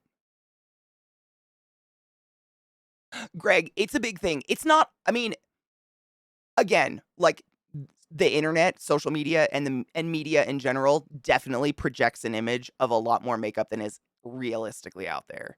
I can't remember the last time I went out in public and saw someone with a full face of makeup on. Like running errands at the grocery store or whatever. You know what I mean? But the American influencer side of it, absolutely. Yeah. It's like but it's kind of like it's like a uniform. Like I feel like they feel like it's just part of the job. Like it's a part of the uniform, you know? Well, there are certain places that you definitely I mean, New York City, you're gonna see a lot of full faces. But in normal parts of America, I guess. Not the big cities where, you know, people it's every day is a catwalk. Pinkertons? Oh man, Pinkertons, they basically are like the Gestapo of NDA, Hasbro stuff. Like, if anything gets leaked, they come to your house and, like, try to kill you for it. They literally, like, took this person's I mean, it was crazy. If you look up the story of what happened to this dude, he bought the new pack that's actually already been released, but whoever he bought it from sent him the pack that hadn't been released yet. And he didn't even know. He didn't even know this is what he was getting. So when he got his package, he did an opening online, opened the new box, and Hasbro fucking came down on him like a goddamn guillotine. Like it was his fault or some shit. It was crazy to watch. I mean, it's just wild. I have 5-year-old palettes, not good to keep that long, but last forever. You can sanitize if they're powder. You can sanitize them. I don't use my old palettes anymore because they just don't have colors I want. Like I have like the Urban Decay, the very first Urban Decay Alice in Wonderland palette. Like I would buy palettes like that, like the fun ones, you know, that were interesting. But you can you know, spray them with alcohol, like 90% isopropyl. Scrape the top off, mist them, scrape the top off, boom, you got it. They're clean. Powders, because powders don't have moisture in them and they don't have like a fatty and as long as it's not a cream. Like a cream, I would toss. But anything that's just a powder, the way they compress them in the pans is literally using isopropyl alcohol. So there's no carrier fluid or like, you know, fat. There's no lipid in there to go bad. So yeah, absolutely. I have some very old palettes and like sometimes I do like special effects makeup and stuff where I pull out the old palettes because I don't really care if I fuck them up and get latex in them or something. And literally spritz them with like isopropyl alcohol. Do like, you know, don't like scrape a ton off the top, but you know what I mean. Like do a little spray, done. Same with lipsticks. You can do that with lipsticks as well, as long as you're not one of those people that sticks a whole lipstick in your mouth. I don't know. I've seen people like, "Ugh, I can't with that." But lipsticks, you can do the same. Sanitize, scrape, sanitize, scrape. There's some stuff that's good, but some stuff definitely, like anything that's going in your eyeballs, like mascara, any liquid, mascara wand, anything like that, 6 weeks max. You throw that shit away. Those are dangerous. Like the amount, oh my God, I've seen some fucked up shit in the ER. People, not only people that have never removed their makeup before, but people that like scrub mascara under their eyelid because they think it makes their eyelashes look thicker and shit. It's wild. And I swear to God, every single time, I'm like, when did you buy this mascara? Last year. And I'm like, how, what? I like when it's drier. Okay. Private investigators, they were around pretty early on. Yeah, they're private investigators that are just serious shit. Yeah. I remember in high school in like 2014, people were bragging about using baby oil. I could never. I mean, one time when I was like in middle school or something, my sister Joshua had tanning oil and she has skin like mine. We both have really dark hair and tan skin. And she used it was tanning oil that said it had some SPF on it. And so I sprayed some on my arm or something because it said it had SPF. And I swear I got heat rash. In like 15 minutes, I got heat rash from it. And I was like, oh, why are people putting oil on our skin? This seems like a terrible idea. No, not the original Pinkertons. Oh my God, no. Oh yeah, Frem, it was crazy. And like the company now, I think they're trying to, I think they know that because now they're contacting the guy like, oh, we'll send you a lot of free product. We're so sorry we stole from you. It's pretty wild. I love Urban Decay. Same. I've been a big fan of Urban Decay for many years. Ex post facto DNA sounds completely not kosher. Yeah. I don't keep liners and mascaras long. I use them so long as they don't last long. Me too. I tend to buy little liners, like the Sephora ones and stuff, because I know I'll use them up and get rid of them. Because I just don't. Eyes are special. You don't want to fuck with your eyes, man. We stick so much weird things in our eyes already. If you want high impact waterline coverage, just use an eyeliner pencil. You should be able to clean those. Oh, that's what they should do. 100%. 100%. I mean, I'm not shitting you, dude. One time I had a lady come in and it looked like if you've ever seen someone that gets eyelash extensions, meaning it's like hair extensions, but you go into like a salon and they literally individually glue a false eyelash to each one of your own eyelashes. It's so wild looking. But some people will get those done and then put mascara on top of it. To each their own. You do you, boo boo. You're beautiful the way you are. But to me, it looks fucking insane. It's like spider webs on your eyes. I don't know. I don't know how they're opening their eyes. It's got to be so heavy. But I had someone who did that, and they never cleaned their mascara off. So they would go to bed, and the next morning they would just like put more on and like keep brushing it until they were straight again, because they were convinced if they washed the mascara off, the fake eyelashes would come off. And the thing is, you have this is gross, please don't freak out, but it's just real. Everyone, every human, you have microscopic mites. Everywhere you have hair, you have microscopic mites that eat all the dead skin and the oils that are being secreted by the hair follicle. And they prevent ingrown hairs. They prevent all sorts of things. They keep your eyes clean. And if you're just I mean, must I go further? If you're doing what I just described with this mascara and fake eyelashes constantly, those aren't going to be there. They're going to die and go away. And so not only did this woman have like a centimeter grown out fake eyelashes covered in like a year of mascara, but that centimeter of grown out eyelash was white because it was caked in dead skin. It was like seborrheic dermatitis on her eyelash line. But it wasn't seborrheic dermatitis. It's because those little mites died. They suffocated. Fucking scary shit, dudes.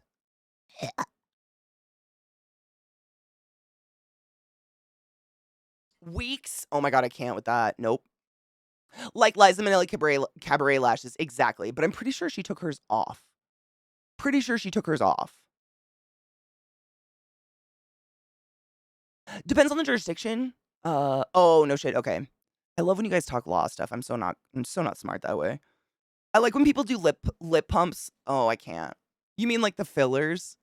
Fillers, I really hope people are stopping with fillers now that we know more about them. We know so much more about fillers. They're not good. They do bad things. They go weird places in your face. Like, if you've seen any of the older actresses, older meaning just like actresses from like the 90s, nowadays that have that moon face, they almost look like they're on prednisone or something. It's because they got fillers way back then, and when we started doing fillers, we science people, the doctors or whatever, people that were approving this, not me, thought that they would just dissolve in your body. Because essentially what they do is they block blood flow and then fill up that area with, like, some sort of fake substance, and they figured your blood flow and circulation would just wash it away and it would just metabolize. But what we've found out 20 years down the road is that it never goes away. It just travels to the area of least resistance in your face. So it goes to your cheeks. So if like the chick from Friends, Courtney something, she's a really good example of what went wrong. Madonna is another example of these fillers. They just go to your cheeks and then you have no cheekbone, you have no nothing. You just end up with moon like an owl. You end up with an owl face. And once it travels, you can't dissolve it anymore.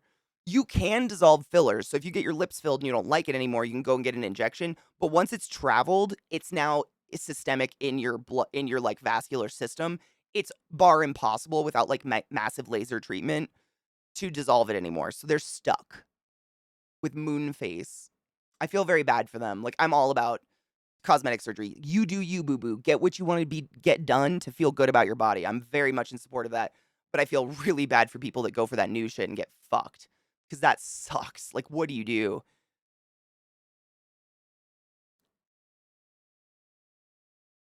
I've seen some major horror stories about the eyelash extensions because people not taking care of them. Have you ever worn false eyelashes? Like, if it's anything like false eyelashes, I couldn't do it. The weight of it on my eyes. Like, I don't want to be conscious of every fucking blink I make. You know what I mean? Like, I'll do falsies every once in a while for a good makeup look, worth it. I'll suffer. It's like wearing heels. Like, once in a while you do it because it makes the dress look great. It hurts, but you do it. I do it, but not regularly. Like, they're terrible. Have you had them? I've never had them, but I have insanely long eyelashes. Honestly, I think they'd probably turn me away. They'd be like, "Are you kidding?" Oh, bad news. Still in hospital. Good news. Saw nice neuroconsultant from last summer. Horror consultants. You'd look better thin and anorexia as treatment docs. Sidebar. Lizzie went to see a doctor last year about a disease she has in her brain because her brain swells without her permission. And I shit you not, the doctor gave her a medication that the doctor prescribed her anorexia and made a joke about it, like, haha, you might lose some weight, tee hee ha ha, ho ho ho. Um, so the horror consultants came up and she asked me seriously if I'm comfy with my relationship with my current neurologist. I just shook my head. She popped off. Oh, no shit. She's changing me whole hospitals to get me better care under people she trusts. She was even critiquing Western medicine and the way we heal brain body. Oh my God. Lizzie, I'm cheersing to that. That's amazing. I'm so happy for you. Oh my God, I'm so happy for you. Incoming 420, but I'm pre-cheersing. That's so exciting, Lizzie. I'm so happy you feel safe. Just the end of that. I felt so safe. I'm so happy. Cheers. I love you, boo. I really hope you get help. I really hope you get a good doctor.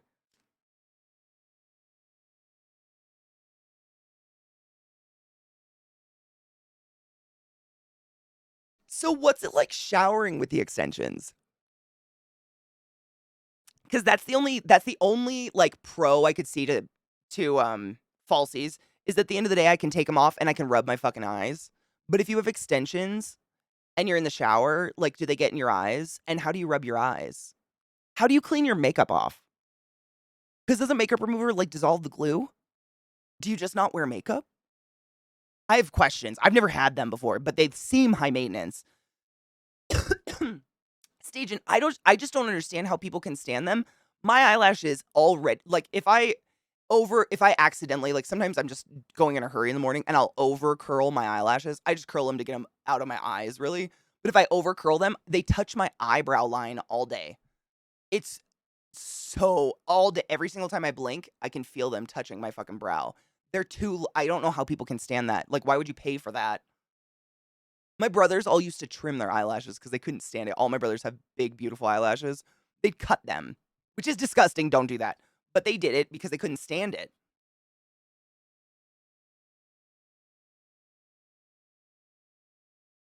Makeup is such a turnoff for me. Is there something wrong with me? No, everybody has a thing. Some people don't like makeup and some people love it. I think it's all subjective, Honeybean. There's nothing wrong with you. As long as you don't make it a point to go out of your way to make people feel bad about wearing makeup. which I doubt you do. Nah, dude, everybody's got a thing. I don't like fillers. That doesn't mean they're the worst thing in the world. They're not killing people, and some people really like that pumped up lip look. I'm not no shame to them.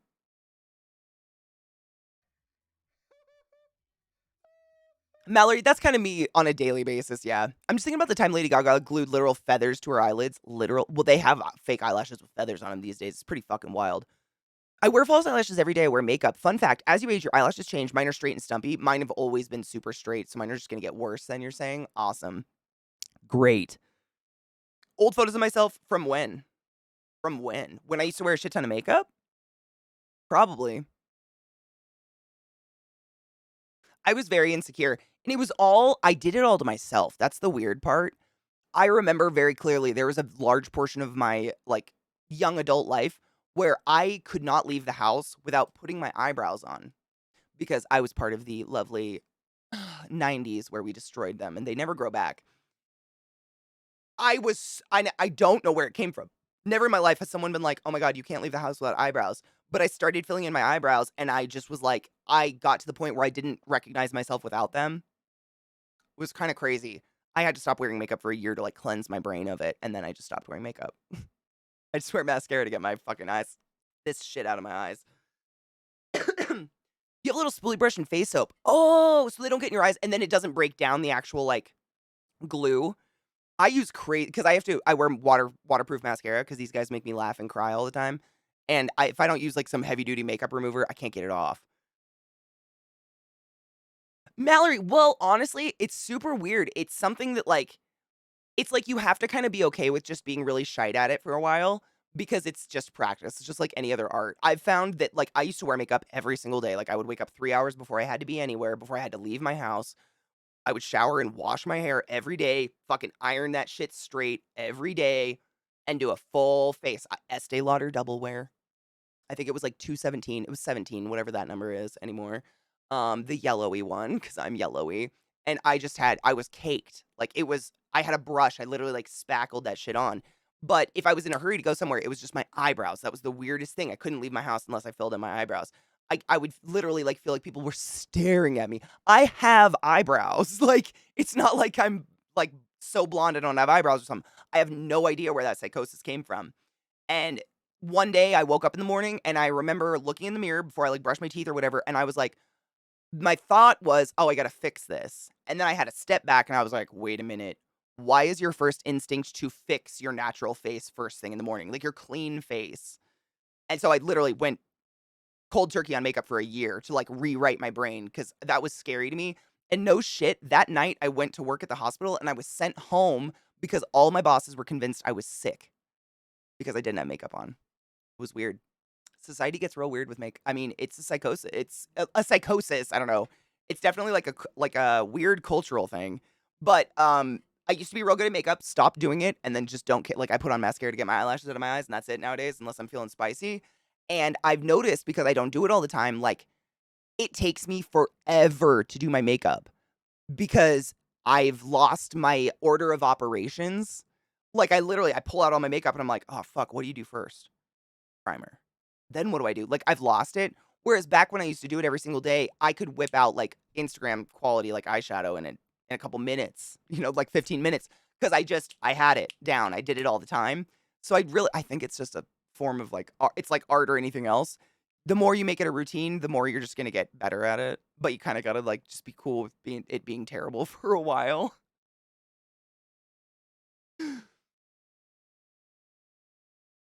Which one, Tom? Oh God.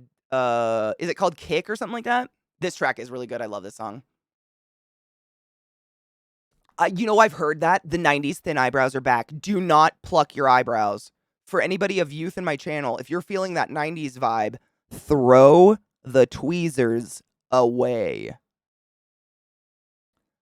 They don't grow back. Oh, honey, you're never going to just learn to love them now. They never grow back. Ever. I did this when I was 12. 12. I don't pluck my eyebrows. They just don't grow back. Ever. It's the worst. And then big, thick caterpillars come into style, and you're like, cool. I'll just be over here with my Britney Spears eyebrows circa 2003. I rarely wear makeup only when I feel like it. My sister-in-law can't go out anywhere without it. My brain just doesn't understand. I have a lot of friends like that too, and I feel bad for them because I remember being that way. I remember and it like I didn't see it as an insecurity, but in hindsight, I was like, "Oh fuck, dude, I was so insecure." It was a mask, essentially. Like my brain translated into you can't leave the house without your eyebrows on, but it was a way of putting a mask on, kind of. And without it, I just felt really vulnerable. And now I just don't care. Yeah, I've heard no good things. I remember watching one of those girls. What did you find out about boys later on in life? And one of those things was the guys typically prefer a more natural look and that people who wear makeup. And for me, it stands true. I found that it's honestly everybody has a different opinion on makeup and shit like that. As long as you're hygienic, it's cool. I don't give a fuck what you do if you're hygienic. It's when people like, they whip out that makeup brush that's been it's been used for 7 years for foundation, it's never been washed, and it's kinda got a gray tint to it now, and all the bristles are stuck together, and they, like, scrub it on their hand, and then they start scrubbing it into something else, and then that's when I'm like, it can get real fucking gross. Oh, man, I've told this story a couple times, but I have to tell you because we're talking about makeup. It's so good and it's so gross. Oh, you're going home? Oh my god, I'm so excited for you. Yes. Seriously, Station, none of mine. I get no hair. I get none. It never grew back. Nothing. I mean, I didn't have super thick eyebrows or anything, but if you've seen my sister, I had eyebrows like hers. They're still beautiful. They look natural, at least. I plucked mine when I was 12, and they just never. I never got anything back. It doesn't help that I also had an eyebrow piercing, which is why I have a bald spot. Eyebrow piercing ripped out of my skull, I should say. So this eyebrow's a little bit better, but nah, dude. I don't know what it is about eyebrow hairs, but they just don't grow back the way they should. It sucks. In general, don't pluck your eyebrows. Yes, if you shave them, because you haven't removed the hair follicle. Yeah, you can shave them off, and I'm pretty sure they still grow back totally fine. But plucking, nah, dude. Dude, Viata, I'm absolutely positive magnifying mirrors were invented by men to torture us. Why do those exist? Every time I accidentally look in the magnifying side of my mirror, I literally audibly gasp and flip it over. No one needs to see that up close on your face. If anyone's that close to your face, you're probably naked in a dark room. Like, that shit's cruel. Yeah, that's me. If I cared about my eyebrows, I would draw them on. Like, if I can fill them in. I do have a lot more eyebrow hair than shows up. A lot of it's just blonde, like clearish. I overpluck before 21. I rarely get straight hairs. I'm 50. They don't grow back once you damage them. I never understood. Like, it's so weird compared to every other hair on your body. If you do ever go for the no eyebrow look, use the right tweezers to minimize trauma to the area. That's true. Tweezer Man makes good ones, in my opinion. I'm glad I've gotten comfortable with not wearing makeup so I can go to the store. Me too. And I've gotten so much more comfortable. Like, just thinking about the amount of time I wasted on my appearance when I was younger, wasted. I mean, to me, makeup it still is. It's a form of art. I kind of like just being artsy sometimes and like whipping out crazy colors and stuff. But like, I'd set my alarm for I used to work in a cash office at 5 a.m. I'd set my alarm for 3 a.m. and I'd sit on the ground in front of a little mirror and make myself look perfect to sit in a tiny room by myself for 8 hours. And I couldn't not do it. And I would take a shower every day. I mean, I take a shower every day now, but I would fucking wash my hair every day, blow dry it, and rake a straightener through it and just straighten the fuck out of it. And it was like, I think it was like a uniform I had developed or something, or like it was my brain's way of translating into adulthood was like, this is how you do it, or something. Whereas now, like, I can roll out of bed and have 30 minutes as long as I get a cup of coffee. Like, I don't give a fuck. I'll put my hair in a bun as long as I'm clean. I feel like that's what I've learned as I get older. Hygiene is the most important thing. That's the only thing anyone cares about. If you didn't brush your teeth, or if you smell like a rotting sack of garbage, people are going to have a problem. But no one really cares what you look like at the end of the day. Especially if you're a nice person. It overrides. Cocky, you have beautiful eyes for eye makeup, honestly. I wish I had your eye shape. My eyes, I have such a heavy lid that anything I do on my eyelids pretty much disappears. Dude, the thing with eyebrow piercings that my piercer did not tell me, but I've learned later, that it's not just eyebrow piercings. There's like a handful of piercings that are really popular that are considered surface piercings. like a belly button piercing, your eyebrow piercing, any of like your inner ear, like any of these pieces. And the reason they're called surface piercings is they're not actually going through a structure. They're essentially a sliver poking out on both ends. And if you're like me and you heal really, really fast and you tend to develop scar tissue really quickly, your body is more likely to reject that sliver poking out on both ends than it is to encapsulate it in scar tissue. So, for instance, I've had my belly button pierced 3 times and my body rejects it, literally pushes it out. So now I have scars on my belly button. I hate them so much. Eyebrow the same. Like it tore out in a dirt bike accident, but it was growing out already. Like the skin over it had become thinner and thinner and thinner. Whereas my little sister, who has the exact same parents, we are genetically like exact same parents, sisters. She has a belly button piercing. She can pierce anything, and her body heals around it and doesn't push it out. She's had a belly button piercing for over 10 years now. I can't do that. I had the back of my neck pierced too. That's another surface piercing. My body did this with it and then pushed it out. I don't know. I guess it's the same with people that, like, if you get shrapnel, some people, their body will just encapsulate the shrapnel and hold on to it forever. My body, if I had shrapnel into me, one day I'd just have, like, shrapnel pop out of my side. I don't know why, though. I don't know, like, what's the mechanics between the two.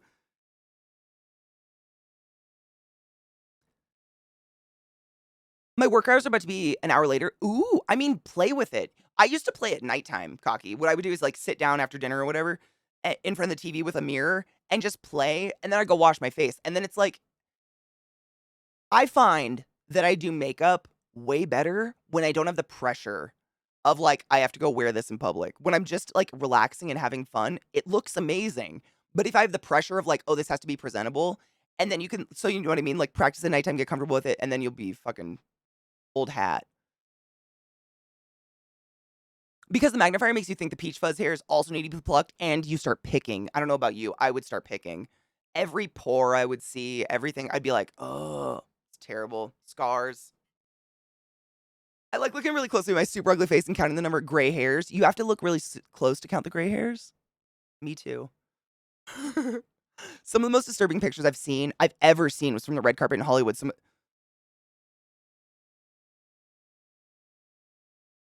And I mean, staging, I think that's what being in the media does to your brain. It makes you think you need to do that to your body and be young forever.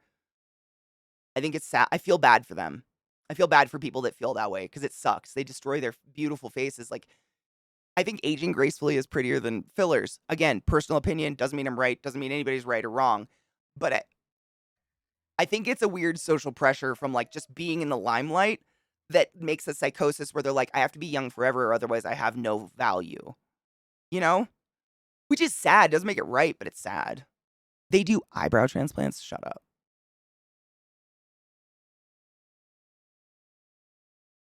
It might have been a routine of self-control, absolutely. Yeah, it might have been a routine of, like, this is the time of the day where I can completely control everything that's happening. Absolutely. Could have been that as well, yeah. Long-term temporary, yep, that's a good way to put surface piercings, yeah, they're fun, but they're not meant to last, and so if you super don't want a scar, I probably wouldn't even risk it, like, think of a different piercing that's fun. There's a million piercings out there you can get. Tattoos are even more fun because they can't be grown out. I'm more into tattoos these days because 'cause I've pierced everything worth piercing, I've stretched it all, I don't know what to do. Nope, because it goes all the way through. Nostril piercing goes through an actual, like, thing, kinda like the lobe of your ear. It goes through an actual, like, body part. Whereas this is not a body part, this is just a chunk of skin because the way that your skull is formed, your skull, like, some people have a heavier brow than others, but your skull, like, your eye socket comes out, and the skin's just going over skull right here, like, this is just skull. There's no, like there's nothing to g it for to hold on to. You know what I mean? Versus this, like, I did this myself when I was 12, this will never go away. These piercings I'm fine with, lobes and stuff, obviously, but anything that's, like, just pinching a surface of skin, like the back of my neck one. You had 3? Oh, I'm very jealous. Did you ever find it annoying? Dude, I had to get new bathing suits because every single one of my bathing suits was a halter top, and it sat right on top of that piercing, it sucked. My lids are somewhat hooded too, but I've learned how to minimize that appearance. You do it really well because I couldn't tell. Like, you can tell if I open my eyes and look at you, you can't even see my eyelid. So I tend to do stuff on the bottom. I try to do, like, fun liners on the bottom and stuff because it's just pointless on the top. There's no point. It just goes away. Body to shrapnel, you're mine now. Get hugged, bitch! Oh my god, that needs to be a shirt. Get hugged. It kept getting infected, no shit. Mine healed like that, but literally, I crashed a dirt bike and hit my head on my handlebars, and it just pooped. It was this. It was this side, yeah. Right? I can feel it where it is. No, it's this side. Oh my god. There it is. It looks like a staple chunk was taken out. Ram y'all. Forgot. Yeah. It just came right out, but it was, like, literally growing out already. When you can take your time. So do you identify with this as well? I've tried to tell Zach this, and I think he kind of understands it now, but I've told him before many times. I'm like, "Okay, if you give me 6 hours to get ready, like, if you're like, 'We're leaving at this time,' and you're telling me at 10 AM, I'm gonna use 6 hours to get ready. If you tell me we have to get out of the house in 30 minutes, I'm gonna get ready in 30 minutes, and I'll probably look the same either way." You know what I'm saying? I'm gonna get the exact same results either way, but one way is gonna be really relaxing and nice. I'm gonna get a few podcasts in, maybe a facial. 'Cause he just, like, it flabbergasts him that this happens. He's like, "How come sometimes it takes 6?" I'm like, "It doesn't take 6, it's just that you gave me 6. I'm gonna use them. I like it."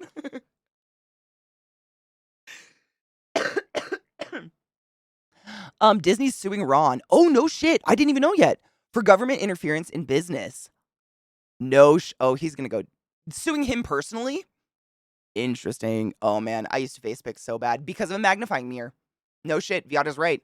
I had a fucking magnifying mirror, which meant so I could see every little dot on my face, and now I've got scars, and I fucking hate it. Smaller palettes help. I want all of the colors when I have that 3. Same. Smaller palettes definitely help. Yes.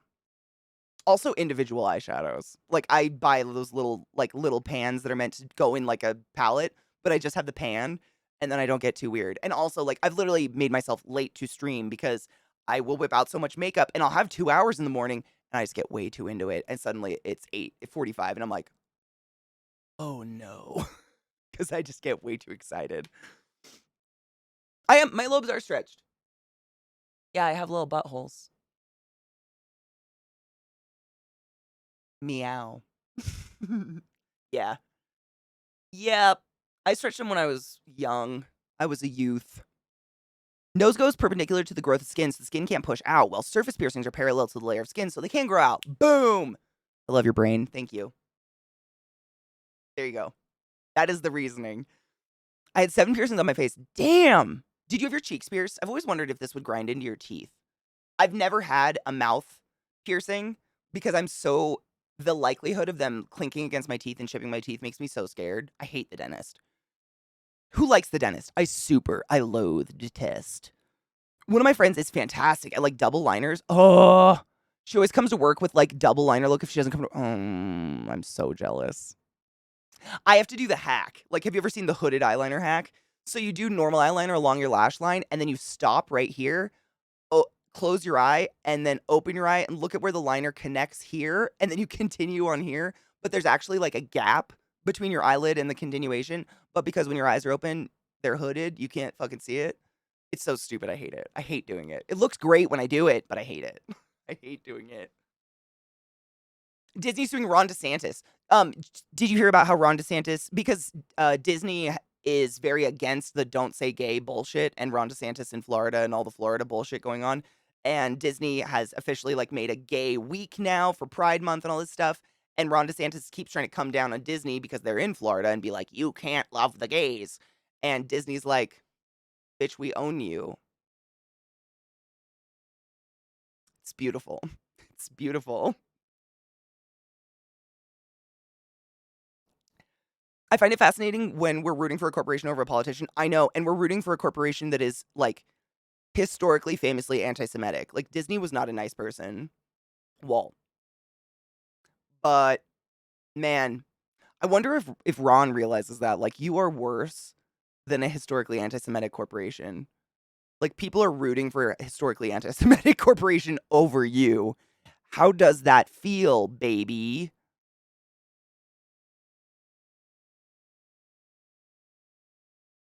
Amen, Station. Yeah, 100%. Yeah, Ron, he's the fucker, the fuckhead that's all up Trump's asshole. He's just a piece of shit, Chucky. It's good that you don't know that name. He's a piece of shit. Cheers to Disney for using their powers for good and not evil. Amen, Cocky. That's just amazing. Just put my foot down on a dog. So if there's suddenly a system sound, it means that my dog has stood up and twerked something unplugged, as they do every day. Don't freak out. It's not your computer. It's probably mine. Any enemy of my enemy thing, exactly. I think that, Stasian, a couple years ago, I think it was when Trump was still president and he was doing that tax shit. I think she's the niece of Walt Disney. Correct me if I'm wrong, but she's one of the main inheritors of the business. She's one of the main people on the board and shit.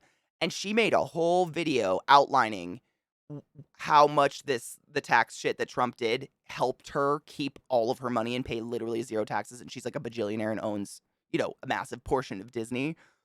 It like just the fact that she came forth and made a very public video and put it out there like, this is what he did. Like, yeah, I got richer, but I'm willing to give it back. Like, fuck this dude.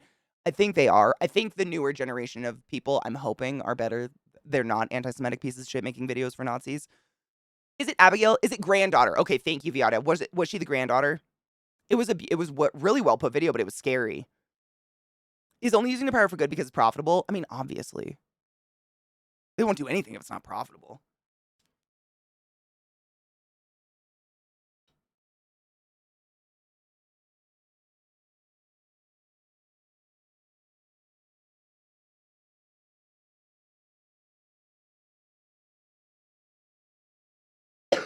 Oh, 100%. I would never give them too much credit. It's the enemy of my enemy. It's like a shart or a fart, right? I'd rather fart. Same. I mean, that's literally been like the story of ours. That's been our story, I feel like, for a very long time now. And it's gonna be that again. Did you guys see like I don't know. I don't want to talk about politics because it's all just really frustrating. But Biden's running again. I got nothing against Biden, and I try not to be ageist, but he's getting very fucking old. Like death old. Like people die at that age, you know what I'm saying? I'm not saying he's gonna die, but like fucking A, man. Fucking A. I don't know. Sucks because in order to run for president, you got to be basically a millionaire, and to be a millionaire, it's really hard to be that unless you're already fucking old. I don't know. He'd be 86 by the end of his next term if he won. I'll vote for the old fart. Same. Shart or fart, right? That's basically why I brought this up, by the way. It's a shart and a fart again. I'll take the old fart. I'll take the old fart. Like, it's not my favorite option, but I'll take that over a fucking shart any day. Amen. Jasmine, exactly. Disney's so bad. They act woke and racist at the same time. John Boyega is a prime example. 100%, yeah. And like, while they have, it's exactly what you said. It's like they will. I've noticed like some Disney movies, like older Disney movies, like Jungle Book and shit.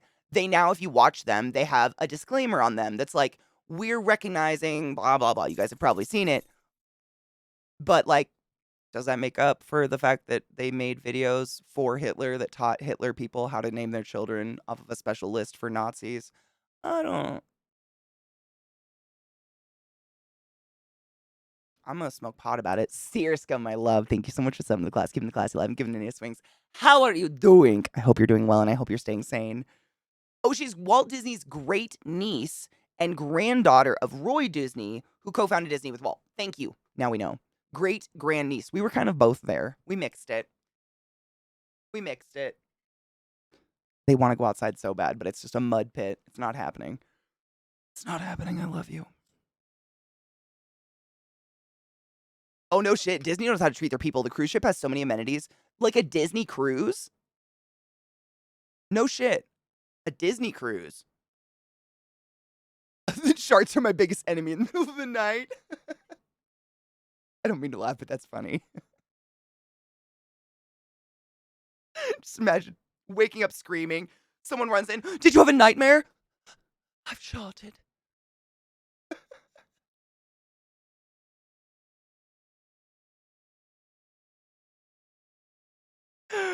Oh, God.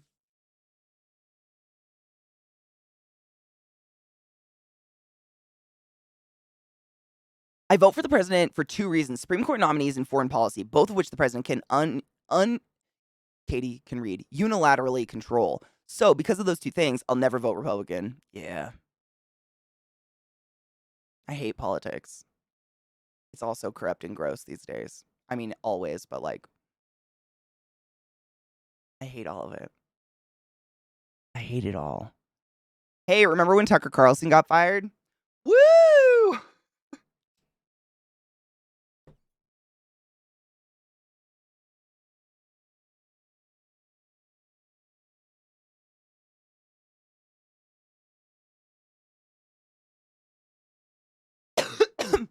You're typing coherently, Sirska, so that's something. Oh man, cocky, I get it. Like I'm a unabashedly a Disney adult. Like I still watch old Disney shit all the time. Like every time I'm sick, Jungle Book. That opening music gets me every time. Like it's just nostalgia. Like I get it. I'm not out here going to Disney World all the time. Like I don't know what to do about that without kids, but I do watch Disney. But I also don't like sit here in denial of what they are and who they used to be or anything like that just because I like their fucking cartoons. Bluth was better. No shit station, dude. No pun intended. That's so scary. There will never be a perfect candidate. Punity, Katie. Purity contests are bullshit. Vote for harm reduction. I love that. That's how I'm gonna say it from now on. Can I take that? I vote for harm reduction. I love that. Harm reduction. That's such a beautiful. That's just like a blanket way to. I love it. That's so well said. I vote for harm reduction. I'm gonna write it down because my brain's stupid and I'm high. Because I feel that. That's me. Like Zach and I know I've told you guys this before, but we sit down with the booklet. They give you the huge book and we go through and we read everything about every fucking candidate, everything in there. Because it's the least I can do as a fucking human being in America, I guess.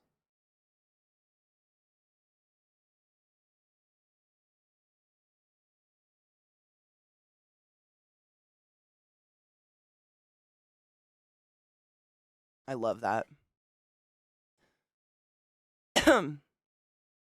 Oh, this is anime. Is this new coverage of it? Hold on, let me try to grab it. Oh, shiza. One moment.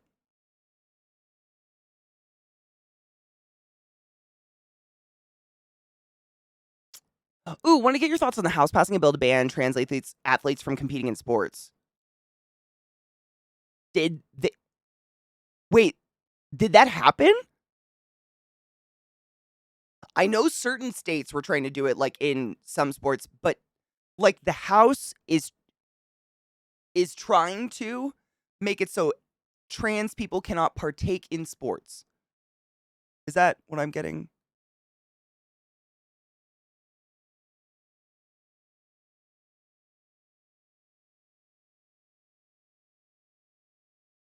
It happened. Trans people can't play sports. Wow. I did not hear about that one.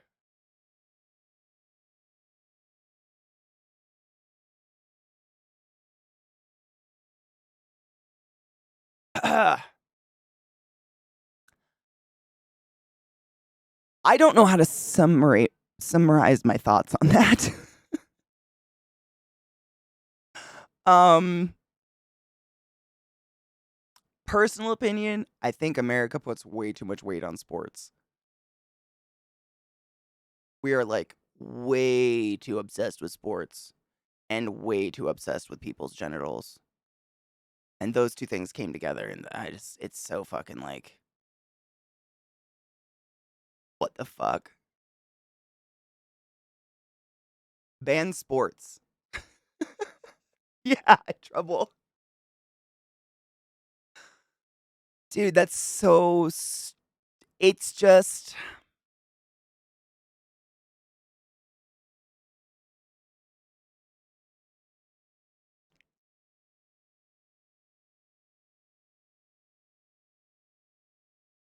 I think it's a waste of our tax dollars for these people to waste their time on things like this. Cuz don't our taxes like pay their income?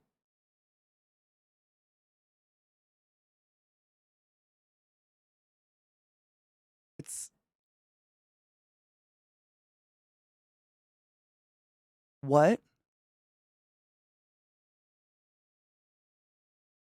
Is it only trans women? It's only trans women. What the fuck? It's only trans women in women's sports, which is showing their whole app.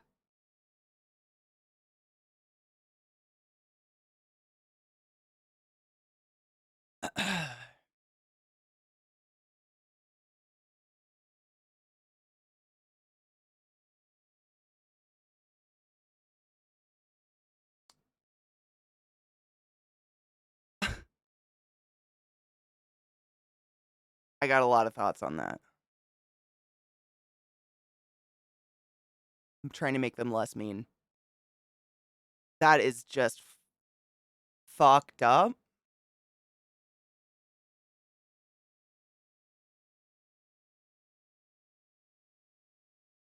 It really is just trans women. Trans men apparently don't exist. I'm so confused.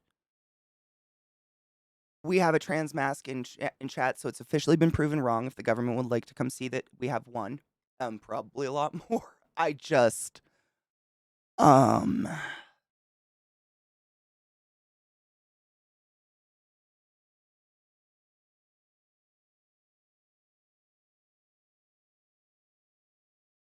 hmm, I'm upset. I'm just really angry. I'm sorry. I have a lot of thoughts. Shaking a little bit. I just don't get it.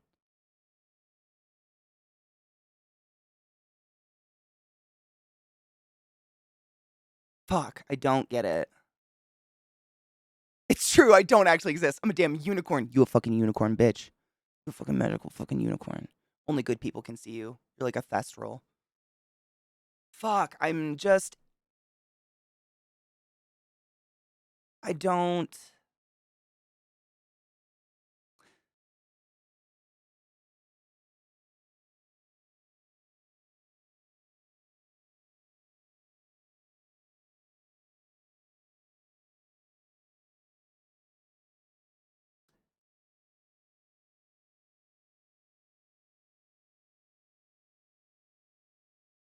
I don't know. I'm so mad. I'm sorry, I'm just sitting inside. I'm so mad. I have to pee, first off. So, man, it's so hard. I just don't understand the attack on trans people. It's so hard for me to logic in my head.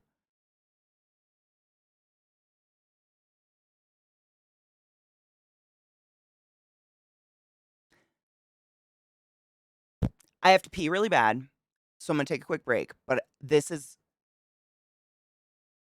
the summation of my thoughts. And I guess this is just me talking to those people in the house that decided to put this forth and pass it.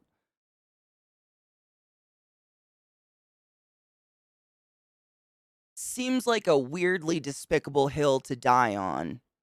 Ack. So, that's really loud. Hold on. I have another piece of good news because we need this these days. We all need a little dash of happy. Um, so my sister texted me, or not my sister, my sister, Rhiannon. You guys all know Rhiannon, literally one of my very first followers ever, and one of my oldest, dearest friends that I met here, and we are IRL friends, and she's awesome. She commented on my post on Twitter saying, like, what did Washington do specifically that was awesome? And I was like, oh, the making assault rifle manufacture illegal. And she said they also, in the same bill, turned down a bill. They did not pass a bill. Like, they shut down a bill that was going to deny gender affirming care to people. I think to people or to what was it? Hold on. She said we also shut down a proposal to deny gender affirming care, now requiring insurance companies to provide hearing aid coverage for kids, and before they did not. That's insane. Kids didn't have hearing aid coverage in Washington. What the fuck?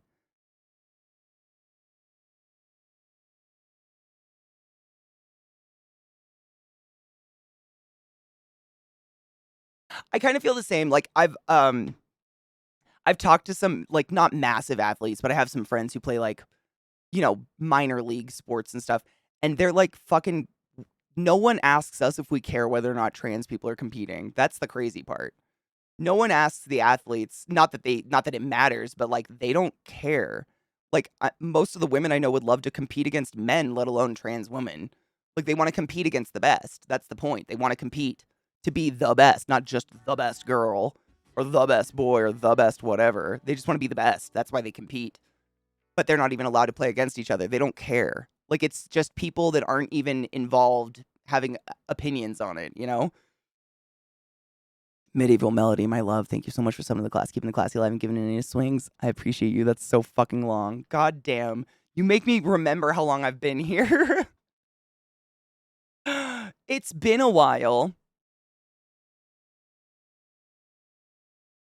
No shit. I have hearing aids. You had to pay $3,000 for your hearing aid. That's insane. That's insane. To hear. To hear? To hear things.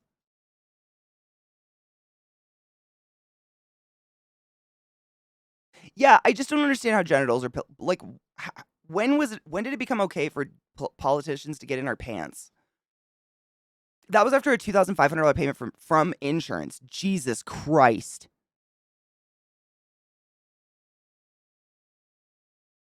Do you have better coverage now?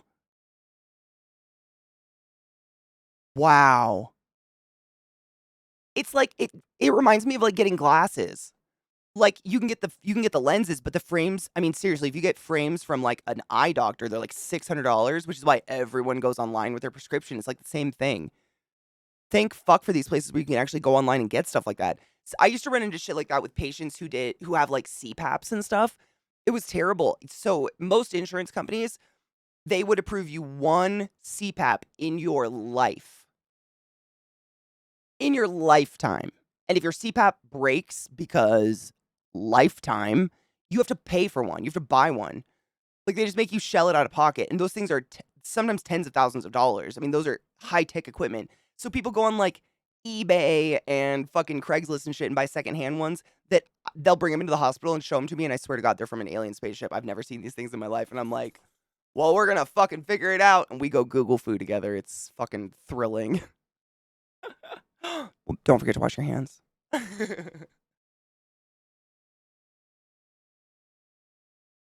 JS, I say the same thing, like, it is so fucking pedophilic of them to be all up. I mean, I don't even need to say it. Kansas already passed something that makes it so if you are 8, I think it's 8 years old or older, and you are a girl, you have to have an internal and external genital examination in order to play sports. Like, that's how fucking wound up these people are about our genitals. 8 years. If my 8-year-old came home and said that their coach looked at their vagina and did an internal examination or any genital they had, I would be in jail for murder. Thankfully, I don't have kids. But I think it was Iowa's trying to do the same. I think Nebraska is, I mean, multiple states are trying to pass these fucking disgusting laws that are I mean, imagine the people that sign up for that job.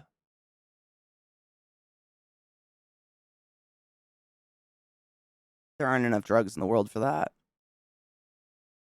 Stage and Costco actually has, like, a whole medical portion of it. They have, like, an eye doctor, they have an ear doctor, they have their whole thing now, and a lot of people go there because it's just way more affordable.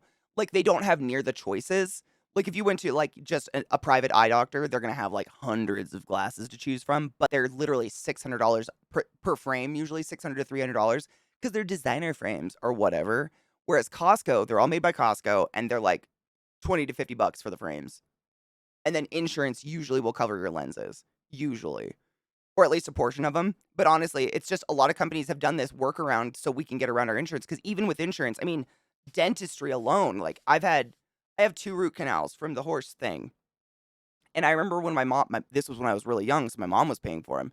But I mean, insurance would only cover $1,000 per root canal. So my mom had to pay $3,000 and a horse had stepped on my face. Like, I had a fucking critical injury and insurance did nothing just so I could have teeth. I mean, there's just no regulation to it. It's really fucked up.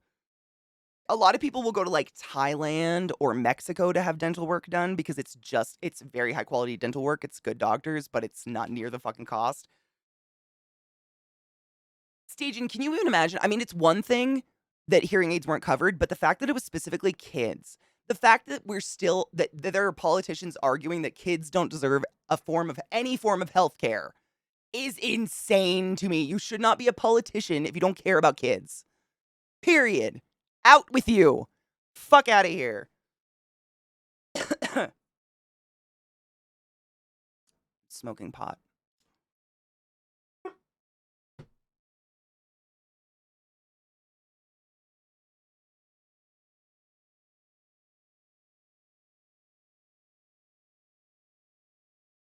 Hopefully find an island of cannibals. Seriously, I don't know, and no one will I don't know why anyone doesn't ask. Like, why are you so interested in the genitals of children? Why is that such a concern to you? Is that how bad you wanna see those genitals? Is it bark o'clock already?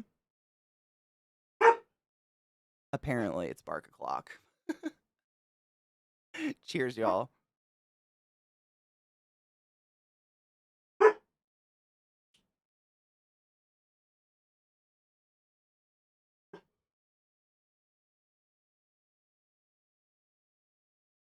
Aw, medieval, I mean, that's a lot of fucking months.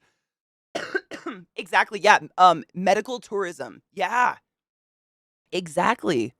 Even with insurance, my glasses were $500. Holy shit. 100% it'd be pedophiles, yeah. It's cheaper to fly to a different country, stay there for a week, and get the work done than to go get the work done here. 100% yes.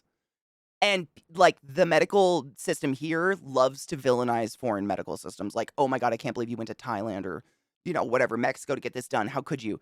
It's all bullshit. Those places have medicals. Like, America has perpetuated, like, this, we're the only country that has good medicine. Everywhere else is the devil. We're the only country that has freedom.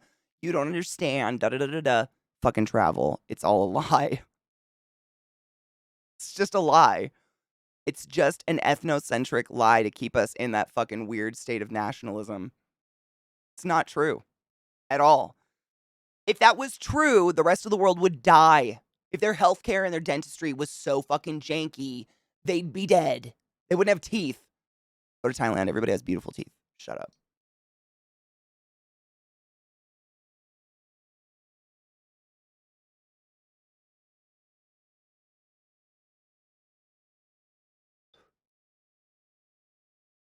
Yeah, exactly. No hearing aids, but would you like to work in a meat packing plant?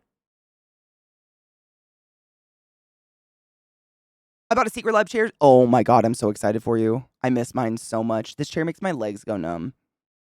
Kids in the future, that's what all politics should be concerned with. Fuck your feelings like religion. And that's another problem. Like, I can't speak to it, but it looks like and feels like if all of our politicians are like 10 years out from death, they don't really, like, they can say they give a fuck about long term, but they don't give a fuck about long term. They're not going to be here. They don't give a shit. Theirs is like immediate. Whatever it is now. Whoa, that song was playing double in my ears. I have to reload. Hold on. Don't do that. Don't do that.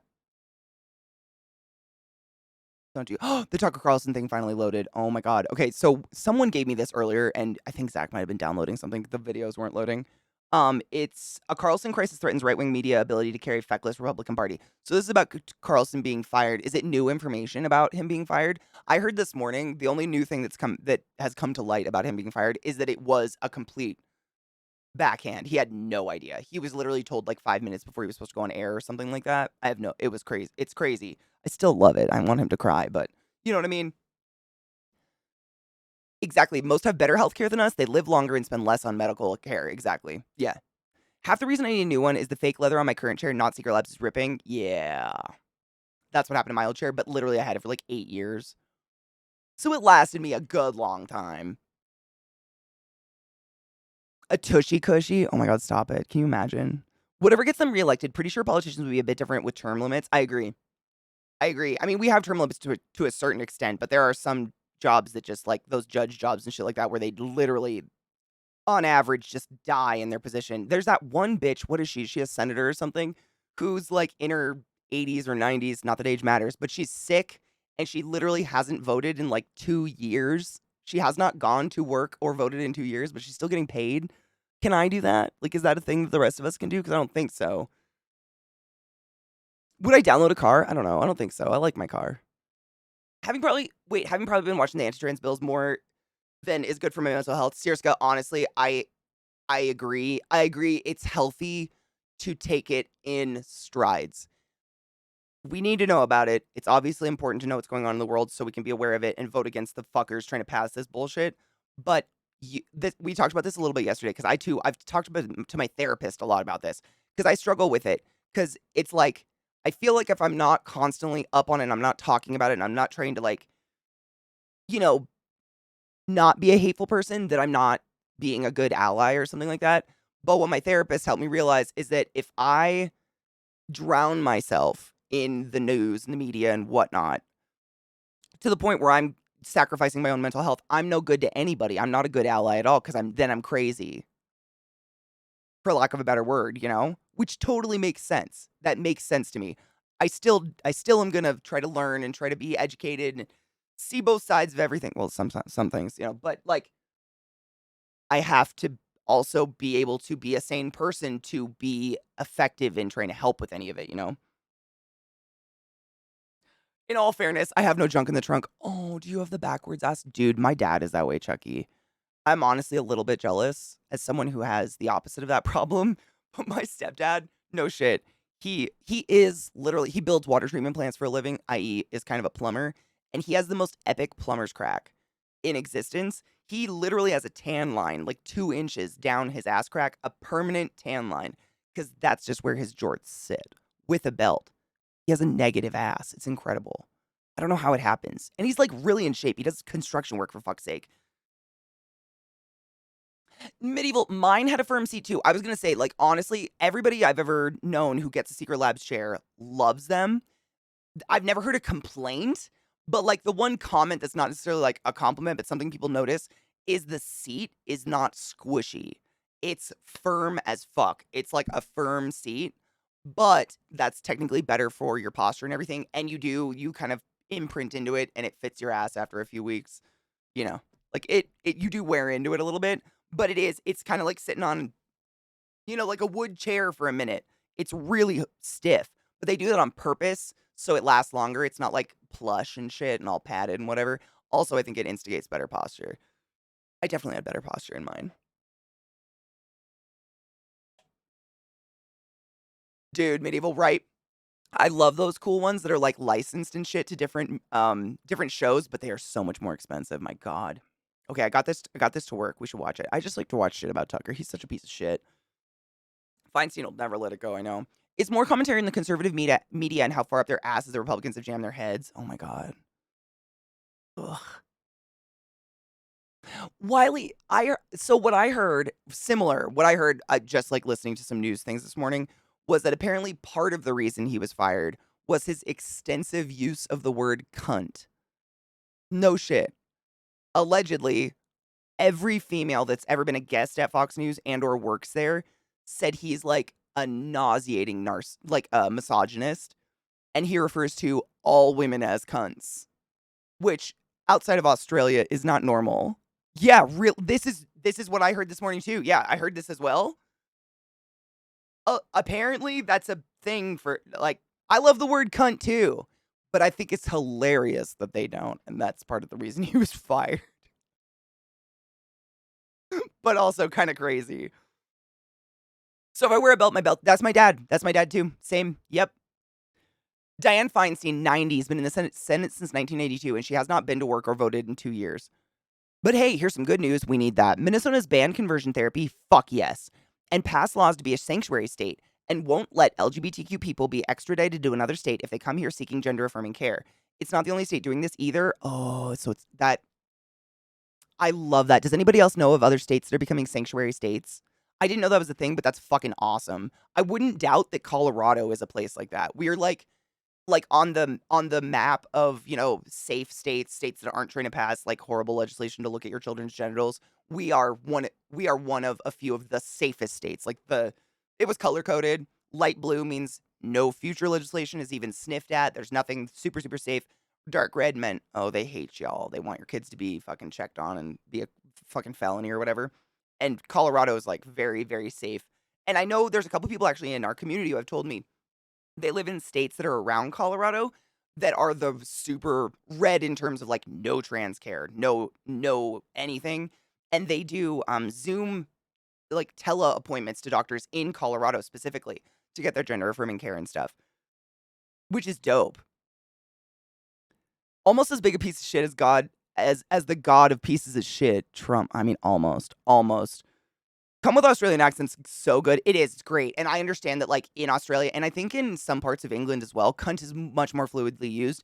And I love the word cunt. I think it's fucking hilarious. It's a great word. But there's a large, like, I would say the vast majority of Americans get real offended at the word cunt. Anything having to do with a vagina just offends people. They don't like us. They don't like us pussies. I don't get it. I love my vagina. She's quite nice. Without her, the species would not go on, to be honest.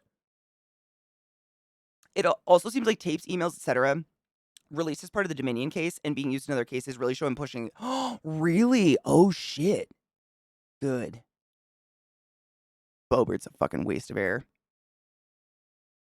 We all, honestly, when he was fired, we all conjectured that it was part of the settlement with Dominion because he is one of the bigger. I mean, he's the star of their show, whatever. He's like the biggest watched person on Fox. I don't know. This is what you guys have told me. I believe you. I don't think you would spit shit at me because you tend to be intelligent people. But I assumed that Dominion would be like, you also have to fire that piece of shit. That made sense to me. But honestly, the cunt thing is even funnier. I got called up for saying it last week. Called this crazy lady who started banging on my truck window. Okay. Wait. And one of your coworkers stop it. What a bitch. If some cunt started banging their fists on the windows of my car, I'd probably roll my window down and be like, hey, cunt, stop cunting on my car. The fuck? No. Absolutely not.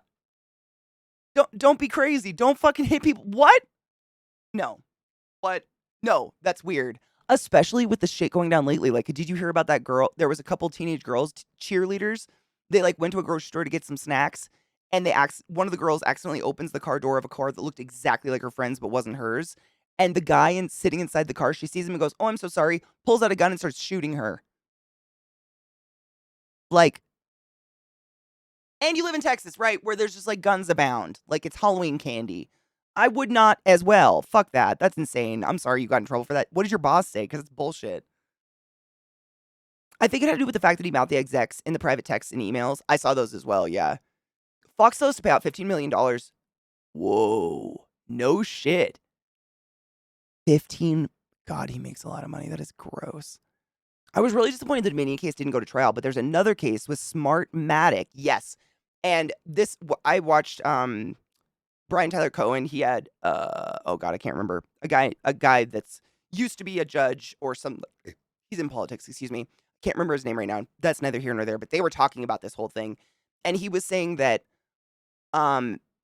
Fox settling, I have to think because there's so many names involved. Fox settling with Dominion puts Fox in a position of extreme weakness, and this is according to like smart people, because now all these few other companies that are also suing Fox see that weakness and they're going to go for the throat in terms of either settle big and bankrupt them, or they're not going to settle no matter what Fox offers, and they're going to force them into court because they know how badly Fox doesn't want to go, because they don't want to have to put any of their people on the thing.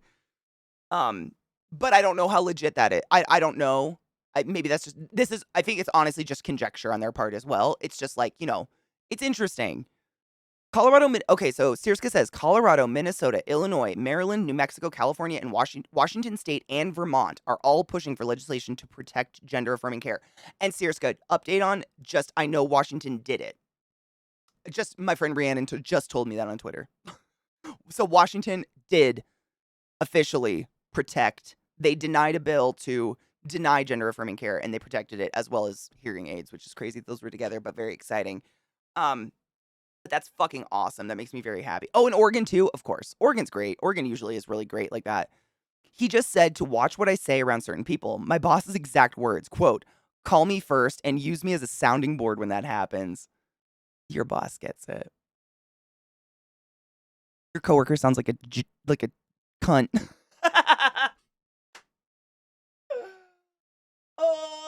Oklahoma. My elbow hurts from raking. I had one more thing to peel. I just want to peel it so we can get it out of the way. Oh, that's great. Yeah, Washington did that. So seriously, I don't know if you heard me. I said this first thing this morning, but I heard this morning, first thing, literally my alarm, my Bixby alarm told me. But Washington State made the manufacture and selling of all assault rifle type weapons illegal. And I tweeted that, and then Rhiannon responded with, "We also did not like shut down a bill that was going to deny gender affirming care and protected it, and some other news, and then the hearing aid thing, which is fucking great." He sounds like a cunt. Seriously, what the fuck? I mean, I honest to God, I really do wonder what was going. Oh my God, this one is so pretty. Stop. Oh, what is that? What? See, I can never remember what I did. Damn it. What did I do? Pretty. It looks like a sunset. Oh, I really like this one. Oh, you saw it born. You're welcome. Um. Oh man, I cannot imagine what your coworker what was going through their mind. Like, seriously. So you and your coworker in a car, crazy cunt comes up and starts slamming their fists on your car and yelling. You say, "Hey cunt, stop damaging my property." And your coworker goes, "Oh my God, I can't believe you just said that." Like, that's what stuck out to them in the whole stuck out. That's what stuck out in the whole situation was the word cunt. Now I could see it if you'd thrown like a horrible racial slur or something, but Jesus fucking Christ, cunt. Oh, coworker wasn't there. No shit. That's so weird. That's so weird. It just is so weird. People are so weird. People are so weird.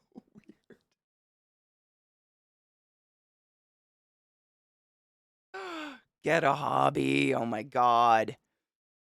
Ugh. I appreciate that MA is good like this. Chapter 76, Section 5 of the Massachusetts General Laws prohibit discrimination based on gender identity, sex, sexual orientation, and perceived sexual orientation in all Massachusetts school, which accepts students from general public regardless of whether discrimination comes from students or employees. Good. I hope that's well protected, but I think Mass is a pretty protected. I think it was one of the states that was blue in that map of like trans rights, and like the kids are not being attacked there specifically. Cunt, I don't honestly, it's just America that I've learned that really hates the word cunt. And if you look at it, they just hate words that are that have to do with vaginas. Pussy, cunt. But you can call people a dickhole all you want. You could literally call someone a penis and that's okay. But all the vagina slang is like dirty words that are used super derogatorily and people get heavily offended by them. Pussies literally give life. I like mine. It hasn't given life. It gives me life. If you know what I mean. I don't know. I've only noticed it in America that people are really like my mom. She gets weird about that word. She finally can say bitch, but cunt is like so offensive. If he looks like a cunt, sounds like cunt, smells like cunt, he's a cunt. Amen. I called him to report the cunt, and he reported me to the boss. What a cunt! Seriously. The only reason I have issues with cunt is because there isn't an equivalent to call a dude. That's what I'm saying, Kona. You know what I mean? Like, and there isn't an equivalent simply because cunt is deemed so bad, and none of the words we have for dicks are bad for some reason. But like, why? It's just our attitude towards the words. It's very interesting, isn't it? It's just, and like it's lady nipples are illegal, but man nipples aren't. They hate women. Prove me wrong, dear America. Prove me wrong. You hate women. I had to tell my mom what the C word was. Stop it. That's so cute. Oh my God, that's so precious. Sammy, my love, how are you doing? How are you? Are you excited for your puppy? Cunts are wonderful. Worship the cunt. Lick the cunt. Love the cunt. Consensually, of course. There should be one, a dick sucking Dicky cocksuck and fuckwad. Oh, I like that. When she was pounded on your windshield, was she wearing a fanny pack?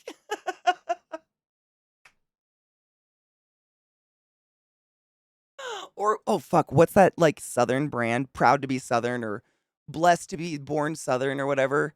And their symbol's actually kind of like a Nazi symbol. She'd have that shirt on. You know, the blessed to be Southern or whatever. Blessed to be born Southern. Don't a lot of people have a visceral reaction to chode? You know, it really depends on where you are in the US because a lot of people, everywhere I've lived, they have a different word for the fleshy fun bridge between your asshole and your balls. I don't know. I've heard it gooch, chode, ABC. There's so many fucking names for it everywhere. People like one not a chode, but one of the, a slang word that I grew up using, pedo. So many times I've used that here, and I have to clear myself. I mean pedophile. But no, or chimo. Chimo's another one. People will be like, what's a chimo? Child molester. But I think that might be a West Coast thing. People on the East Coast, literally, a chimo? Not that this comes up often, but you know, when it does and I say chimo, people will be like, what the fuck is that? No, they'd have no clue. Like, it just didn't. I think it just depends on where you live, what's going to offend people and what they understand. Exactly. America, we're so pro life, we'll kill ya. I saw a meme years ago that had, it was a picture of like a baby, like fresh out of the poon, like umbilical cord still connected, all gooey and shit. And it said that awkward moment, nobody cares about you anymore. And I laughed.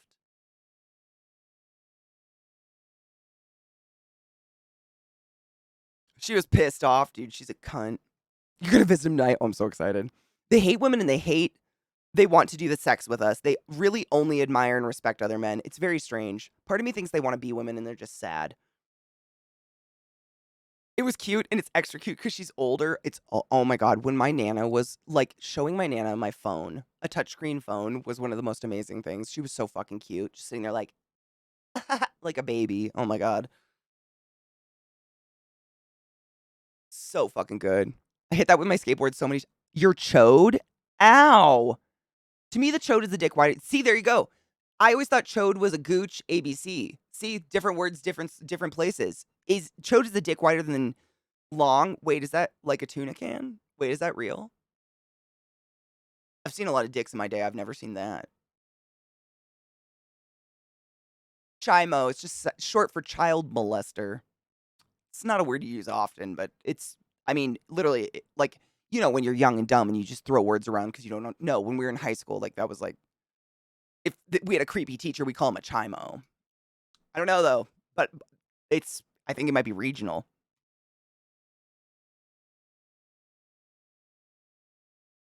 Living grew up in New York. See, and what do you guys like? Do you have like a slang that you think other people wouldn't understand? Probably. You probably do. You've got to. What would chomo be though? What's a cho? Chold? A chold molester? That doesn't even make sense. See? But I've known it forever. I don't know. Chode means a fat cock. See, I thought a chode was literally your like gooch. ABC, whatever you want to call it, the fleshy fun bridge. It's a small, wide dick. I don't. Huh? I've never heard that one. See? I thought you're. I don't know. Chode. Maybe do people have a visceral reaction to a chode? Taint. Taint's another one. Taint the ball. My dad taught me it was taint the balls, taint the ass. That's why it was called the taint. And if the ABC is the ass ball connection, I have a lot of rednecks in my family. They're very open.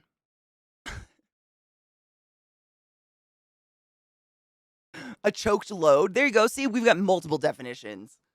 It was used derogatory growing up, either to be like, haha, you have a small penis, or to make fun of a fat person. A chode? Really?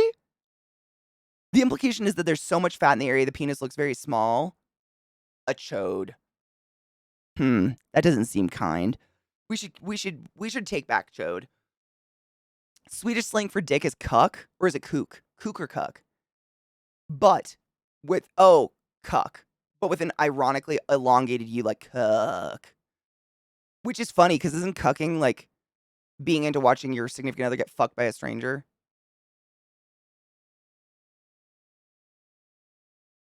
You guys taught me this ages ago. I think that's what cucking is, right? I don't know. Let's like just rinse and repeat, right? Is there a bad delay? I haven't dropped any frames. Try giving the stream a refresh. Sometimes that helps. Sometimes it's like Twitch is just like a laggy piece of shit for some reason. I don't know why. Ugh. Dude, I mean, I like when laid out like that, it's completely true. There's always one huge figurehead in the media who's just like a talking head of evil. It's crazy. It is weird. She's so smart. I love listening to her. She's another one that just puts things so eloquently together. They'll kill themselves off and we'll be left with all the votes, man. Ugh, you wish. That's present with Trump DeSantis too. I know. I still can't like I don't I just hear about what's going on with them via the late night comedian, like late night hosts and shit that I watch because strides. It's a lot. And part of me thinks that those two are in cahoots, kind of like a school like competition for something where they're like, okay, we'll both just like we're gonna act like we're enemies, but we're not, and then we're gonna drive the vote to one or the other, but really we both want the same thing. But they're just trained but I don't think it's gonna work because it's kind of like a few years back, this happened with the Democratic side, but it basically splits your voter base in half. So instead of having all Republicans vote for just one of the pieces of shit, they go half and half, and then all the Democrats will vote for their one person, and the Democrat will win no matter what. And it's happened to us where we have had multiple good Democratic candidates, and it splits the vote so that the Democrat loses no matter what because people voted for fucking Harambe or whatever. What it happens every once in a while. It happens to me when I'm watching other people's streams too. It's super and I don't know how because I'm watching it, like, I know there's never a pause. There's no glitch, like, how the fuck did I end up behind? What's going on? And it's so apt. They'll take whatever avenue they can to pull the agenda too. Rage a war to shroud your politics. Exactly. They'll do whatever they can. Yeah, it's disgusting. It's I don't know. I don't even know words for it. I wish I knew more words for gross behavior. I just don't have them, but it is. I always saw them as the Skeksis. They are. Friend. Oh my god, I kinda sound like a Skeksis right now. Chamberlain. I love the Dark Crystal, but yeah, I mean, you're right. DeSantis is really modeling his government after pre-war Germany, and it's scary. I think Trump is a bit more dementia-laced, impulsive, selfish. I agree. I think Trump's been that way for a while. I think Trump is just a puppet for evil people underneath him, like, getting their agenda passed, you know? Because he does take a lot of like, he's in the fucking news every goddamn day for something stupid he does or says. So it takes our attention off the important things, the things that are actually happening. You know? I saw some fly posting in town that left my stomach doing flips. It left me that nauseous. Oh god. Transphobic bullshit along the lines of quote, how can someone call themselves sane and then cut their dick off?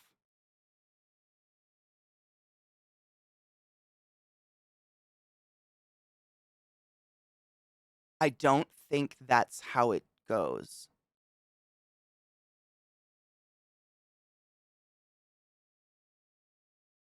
It's just it's so stupid. I don't. I don't understand how they it's like someone picking Comic Sans and feeling really hip and with it. Like, I think they just think they're really cool, and there's some funny inside joke that all these transphobes are all giggling amongst each other, because none of that makes sense. Oh my god, Theory, I'm still pissed about it. I can't even like, I've loved the first season of it so much, The Age of Resistance.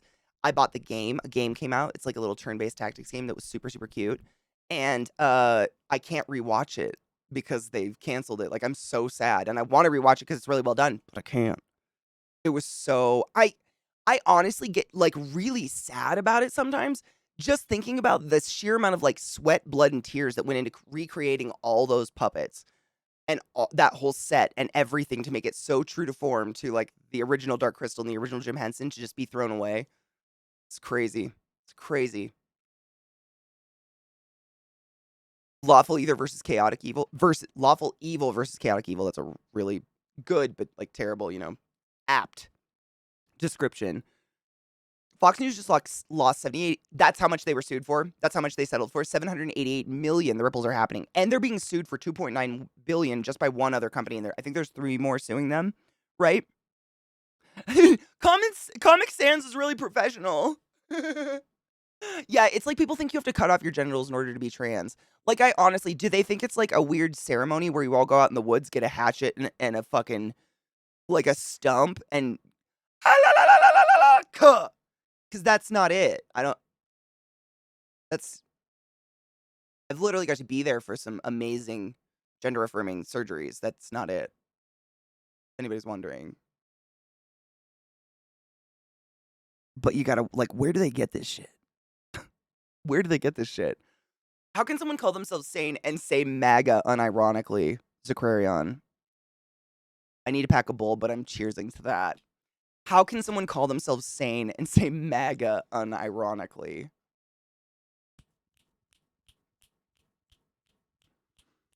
I know, Stajan, it's mine too, and I'm so sorry. I hate it so much. There's a lot of disability mental health shame caught up in it all. Oh, 100. I mean, the shame, and I think a lot of it, I mean, I don't know if it stems from that, but I know, like, working for a hospital, you still don't get insurance coverage to go see a therapist, and that's crazy. I watched kids die, my dudes. If anything, my hospital should be requiring me to see a therapist on a regular basis. No coverage at all. It's pretty wild. It's a non-thing in the US yet. It's like little steps, but it's really a non-thing. It's insane. I think Smartmatic's gonna make him go to court, and I really hope so. That's how it works though, right? Sure. La, la, la, la. I hope not. Although if it does, can I be the ah la la person? I'm medically trained. I can keep you safe. Dude, Jasmine, do it. Do it. I'm sure they do. I mean, they make up stories and they think if they repeat them enough, they become true. And it's so stupid. Yep, they can't see any other perspective than their own. Everyone else is wrong. It's just like a narcissistic shroud they put over their face. And I don't understand how they don't, like, at least one point of the day, sit down and think to themselves, like, this probably isn't great for me. Or this probably is a terrible idea. Like, I'm stupider for this. I am literally ending my education by doing this. YouTube loaded, finally. Bryan Cranston is a fucking god. Fuck yeah, let's cheers. I just loaded. Cheers, love. Oh my god, look at this, though. I paused it, and it looks like a brain. Does that not look like a brain? That's just ink. That's like a mirrored ink drop. Cheers. Stoner thoughts.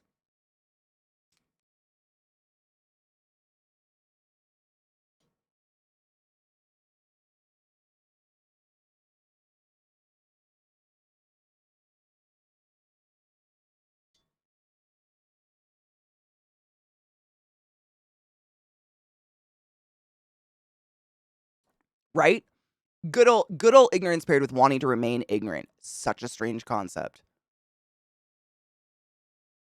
I don't think it makes me better than anyone to just want to learn, but I don't ever want to stop learning. I feel like I remember when my Nana was passing away, that was a really weird thing she said to us was, I've gotten to a point where the world doesn't make sense anymore to me.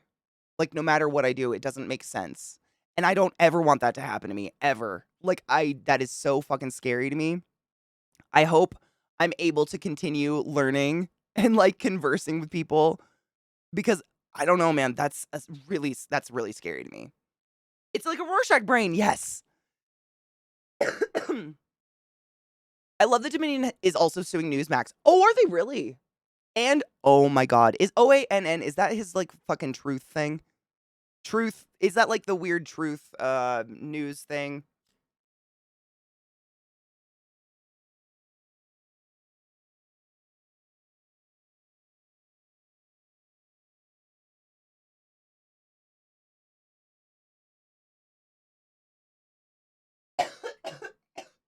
It was clogged and I unclogged it. I hit it too hard and oh my god, that burns so bad.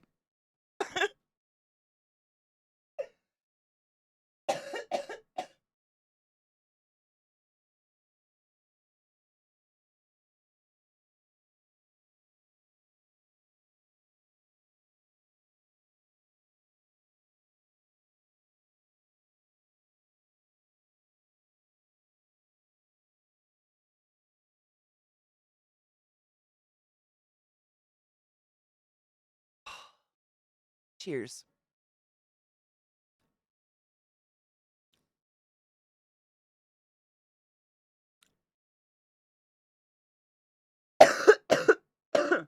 I'm there and I'm just 40. Don't tell me that. Well, the world doesn't make sense to me either. Let's be honest. It never has. But I think, like, maybe because we're not in our 80s, maybe some of you are, but I'm not in my 80s yet. And so I haven't, like, how do I say that? I haven't given up trying.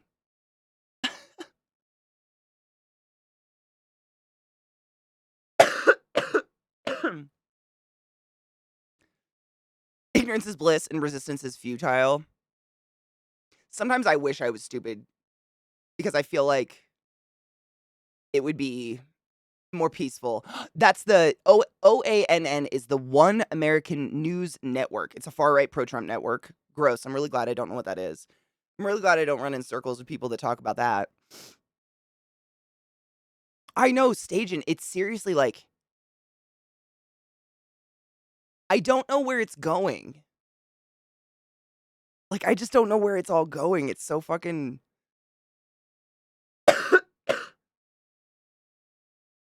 I don't know. I don't know where anything's going.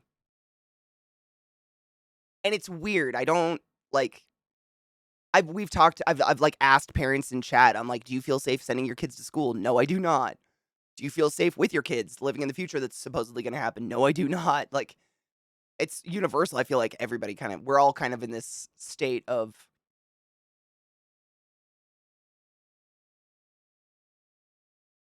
I'm gonna try to be really kind and nice and not be a cruel piece of shit.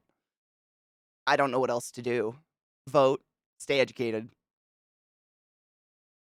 But like, no matter how educated I am, it doesn't educate the uneducated. And it doesn't make them want to read a book or like read a book. But when I say read a book, I mean just like educate yourself. Reading a hardback book is a snobby way of saying that's the only way you can educate yourself. There are a million things online you can read and educate yourself with.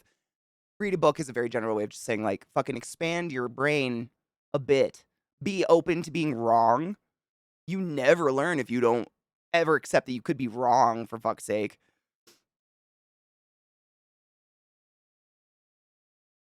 And they're the most openly Christian nationalists while trying to appear a legitimate. That news network, really?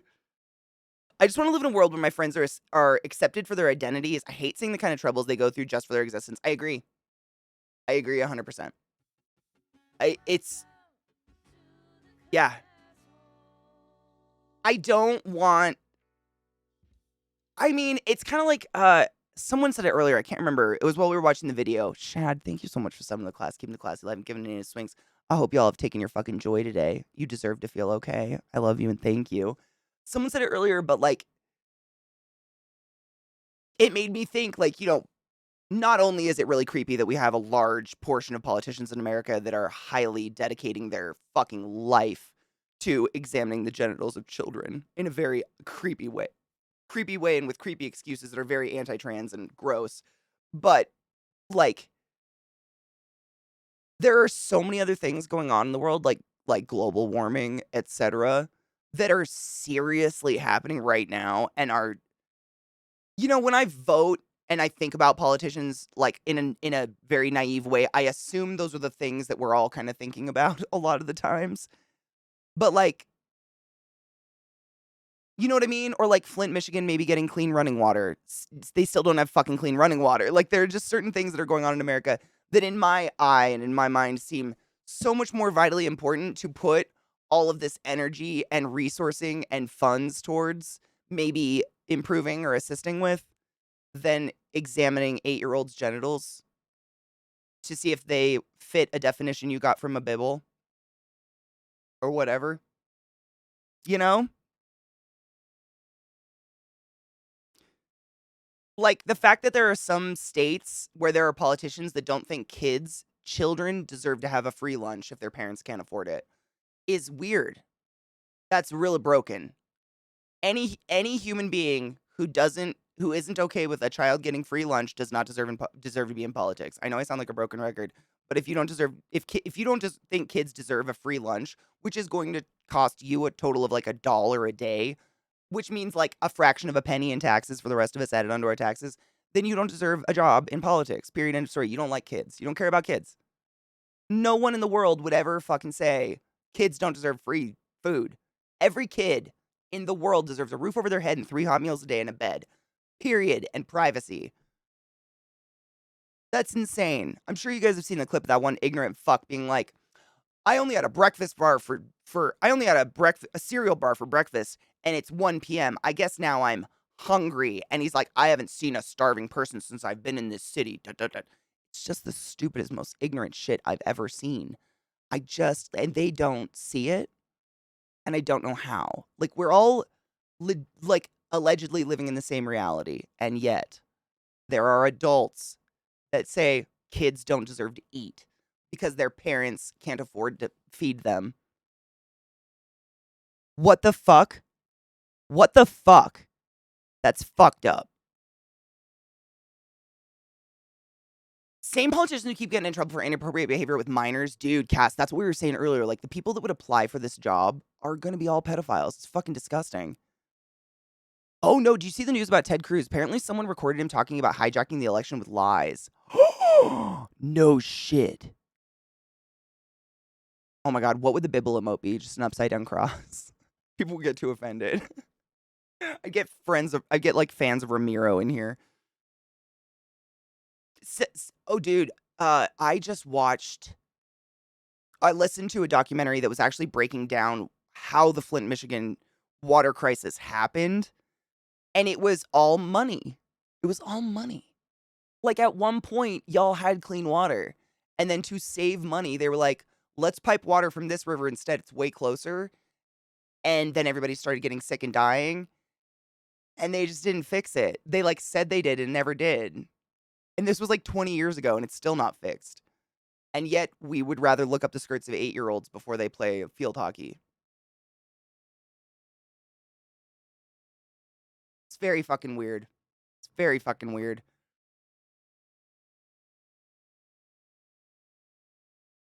Oh my God. Slee said, I think Ben Shapiro said if you can't afford a school lunch, that your kids should be taken away from you. I want to slap him. That made my mouth sweat like I was going to puke. I want to slap him in the face. Like full wind up. Just, I'd like to do that very badly.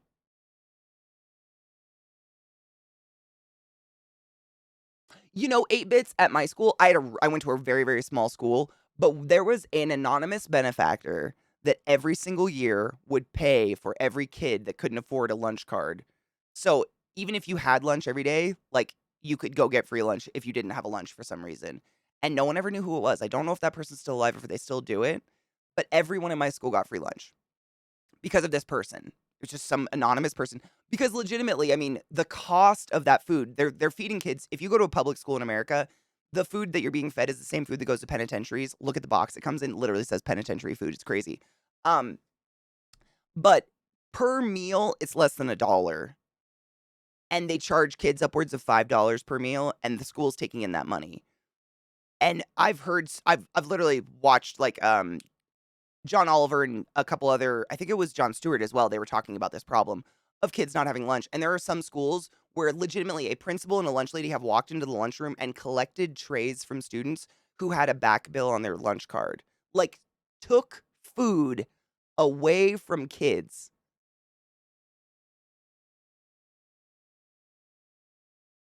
Special circles of hell. Special circles of hell. How do you live with yourself? Like, legitimately, I don't know how people like that sleep. It's fucking disgusting. There's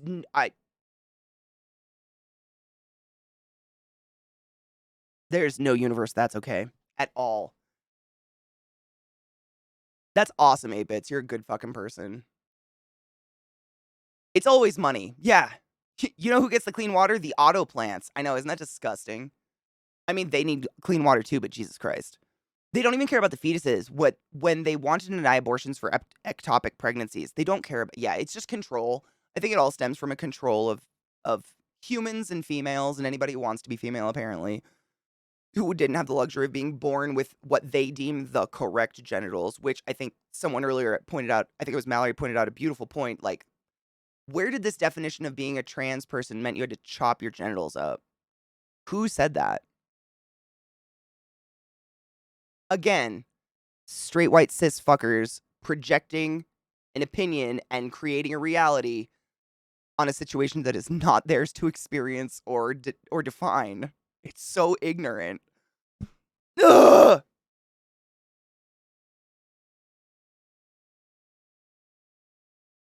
What do we do? What do we do, guys? What do we do? Literally taking the food away from them. Yeah, took their trays out from under them. Yeah, it's disgusting. Sleaze, same. I would be fired. I'd probably make it a point to give out more free food. Fuck those people. It's my attempt to bribe my way into the good person club. You know, to be honest, someone said this to me a long time ago. If you're worried about being a bad person, you're probably not a bad person. It's the people that are vehemently insistent on being a really good person you got to worry about.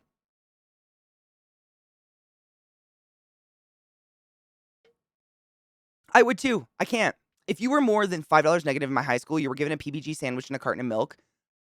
That's at least, I mean, that's something. The fact that there's places that will let kids starve. I mean, my mouth is watering like I'm going to vomit again. It literally makes me ill to think about that. There are adults out there that are okay with kids starving. Like, they're literally punishing the kids. Oh, Stales, I'm scared. Wait. A wov. I'm scareder. I'm more scareder.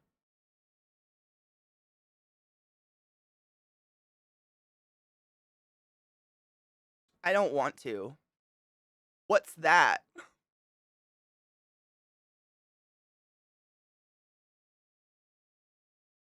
I don't know. Is it like a secondhand Furby? Mallory, yeah, it feels like every time they fix a hole, it's because they took a board from the other side, right? And you're just like, okay, but now my back's wet. Like, I don't get it. I don't get what you just did. It's like daylight savings time, but physical. Is this scary? 8 bits, and that's the fucking crazy thing is that we have like such an excess of food in our country. We throw away more food than we eat, and we're choosing to starve kids. What the fuck? You can't try to make sense of it because it doesn't make sense. Okay,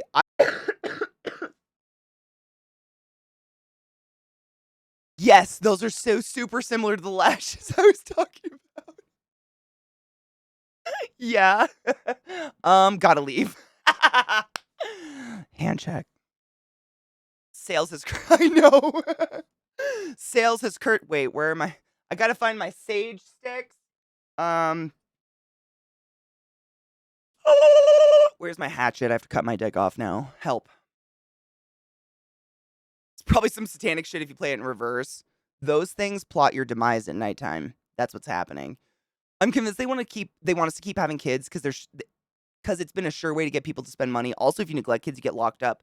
If you give them up, they bounce from home to home just so they'll always have somebody out there to work to uphold capitalism. I'm sure it has some. I mean, that or like expand your voter base or whatever. That's the whole stem of like religious breeding. Like I know my nana told me this. She said that because we started doing our ancestry tree because my her mother was like a mail order bride from Ireland through the Catholic Church. So we didn't have much history on that side other than from my great grandma, and that was it. So we started doing an ancestry tree, and we went back like 3 generations, and all of the sudden, every single person has at least 8 children. And I swear to God, literally, Catherine, next generation has another Catherine, next generation. I'm like the 11th Catherine as far back as we can go so far. It's disgusting. Like, come up with a better fucking name. She's the saint with the cock ring. God damn it. Fuck. Anyways, we went back forever, and I asked my nana, I'm like, was it lack of birth control that these people, like, everyone had? I mean, sometimes like 14 kids, 15 that made it to adulthood, and they were Irish, which is also crazy. And so many kids. And my nana told me this. She said, I don't know if they do this anymore, but back in the day, the Catholic Church, if you had 13 children, a cardinal would come bless the 13th one. And it was their way to instigate you to just have lots more little Catholic babies. Like, if you have Catholics, theoretically, you'll raise them to be Catholic and they'll expand their reach. And then a cardinal would come, like, molest your 13th one or whatever the fuck they do. I don't know. I'm a recovering Catholic. I blacked a lot of it out. But weird, right? Oh, dude, Jess, get this. This is the story. So, St. Catherine, she was, among other things, a healer, I guess, according to most of the things I've read. But the way she healed was she would mouth suck the pus or infection out of oozing sores, lepers, herpes off your dick, syphilis, all these things. And not only that, she claimed to wear an engagement ring made of the foreskin of Jesus, who Jesus gave, and Jesus gave it to her himself. So, 11th, yeah, sick. Having a good time. I don't know, man. Come up with a better name. It's crazy. To doing the Lord's work. Thank you, cunt, and you're welcome. Saints are wild. And to be a saint, I listened to a podcast about this a couple months ago. It's really weird. I never knew about it. Just like even being raised Catholic, had no idea. But to be a saint, basically, you have to do some good shit in life. And then when you die, your body can't rot. So like some bodies were just put in like catacombs that were underground in a really cold area, so they didn't rot because there wasn't bacteria to rot them. And they just like got to be saints because later on when they went down there, they were like, look, the body didn't rot. Crazy. So now if you go through Italy, there's lots of churches that have multiple bodies encrusted in jewels and golden thread, just like in glass coffins up and down the walls because they didn't rot. They saints now, bitches. Crazy. Catholics, though. Not to mention the molesting. Yeet, I haven't watched it yet. I haven't had time. I have it added to my watch list, though. I have plans to. Every day, literally, like, I sit down after stream, after, like, I take care of the dogs and clean and shit like that, and I look, and I'm like, do I have enough time? No. I have to wait till my day off. But it's in my list. Why is mouth suck even worse than just saying suck? I had to say it that way because they make a point of saying it that way. She made a point of using her mouth to extract pus and infection from people's open sores. I don't do that. I can suck a mad dick, but that's as far as my sucking goes. You know what I'm saying? Like, I ain't about to pus up. Nah, bitch. I ain't about it. That's a nope from me, dog. Hell no. I'd rather die. Please, nah. Please, nah. When I was doing my ancestry, went back to 1600s, dude, that's dope. And I sit back and look at all these names and I think, man, all these people had to survive long enough to get laid by someone and then lucky enough to conceive a kid. And that kid somehow survived repeat. And all these people had to do this for me to exist today. Yep. I think about that all the time. Yep. I think about that a lot. We haven't gone back that far, but we've gone back far enough to where there's like photographs of the women in my family from when they were in Ireland. Obviously, it's like 400 years ago or whatever. And they are just the most peasant of peasant people. Like, they are just like these adorable potbelly short women with these huge smiles and they're missing teeth and they're all like sun damaged and they've got their shredded dress on and they're in a field like proud of their mud. And I'm like, oh my God, like these people did so much for me to like stare at tarantulas for a large portion of my existence. Like, I complain that it's cold out, but they probably ate the bread that had plaster in it. You know what I'm saying? Like, I didn't come from nothing nice. I came from poor. Poor. The poorest of the poors.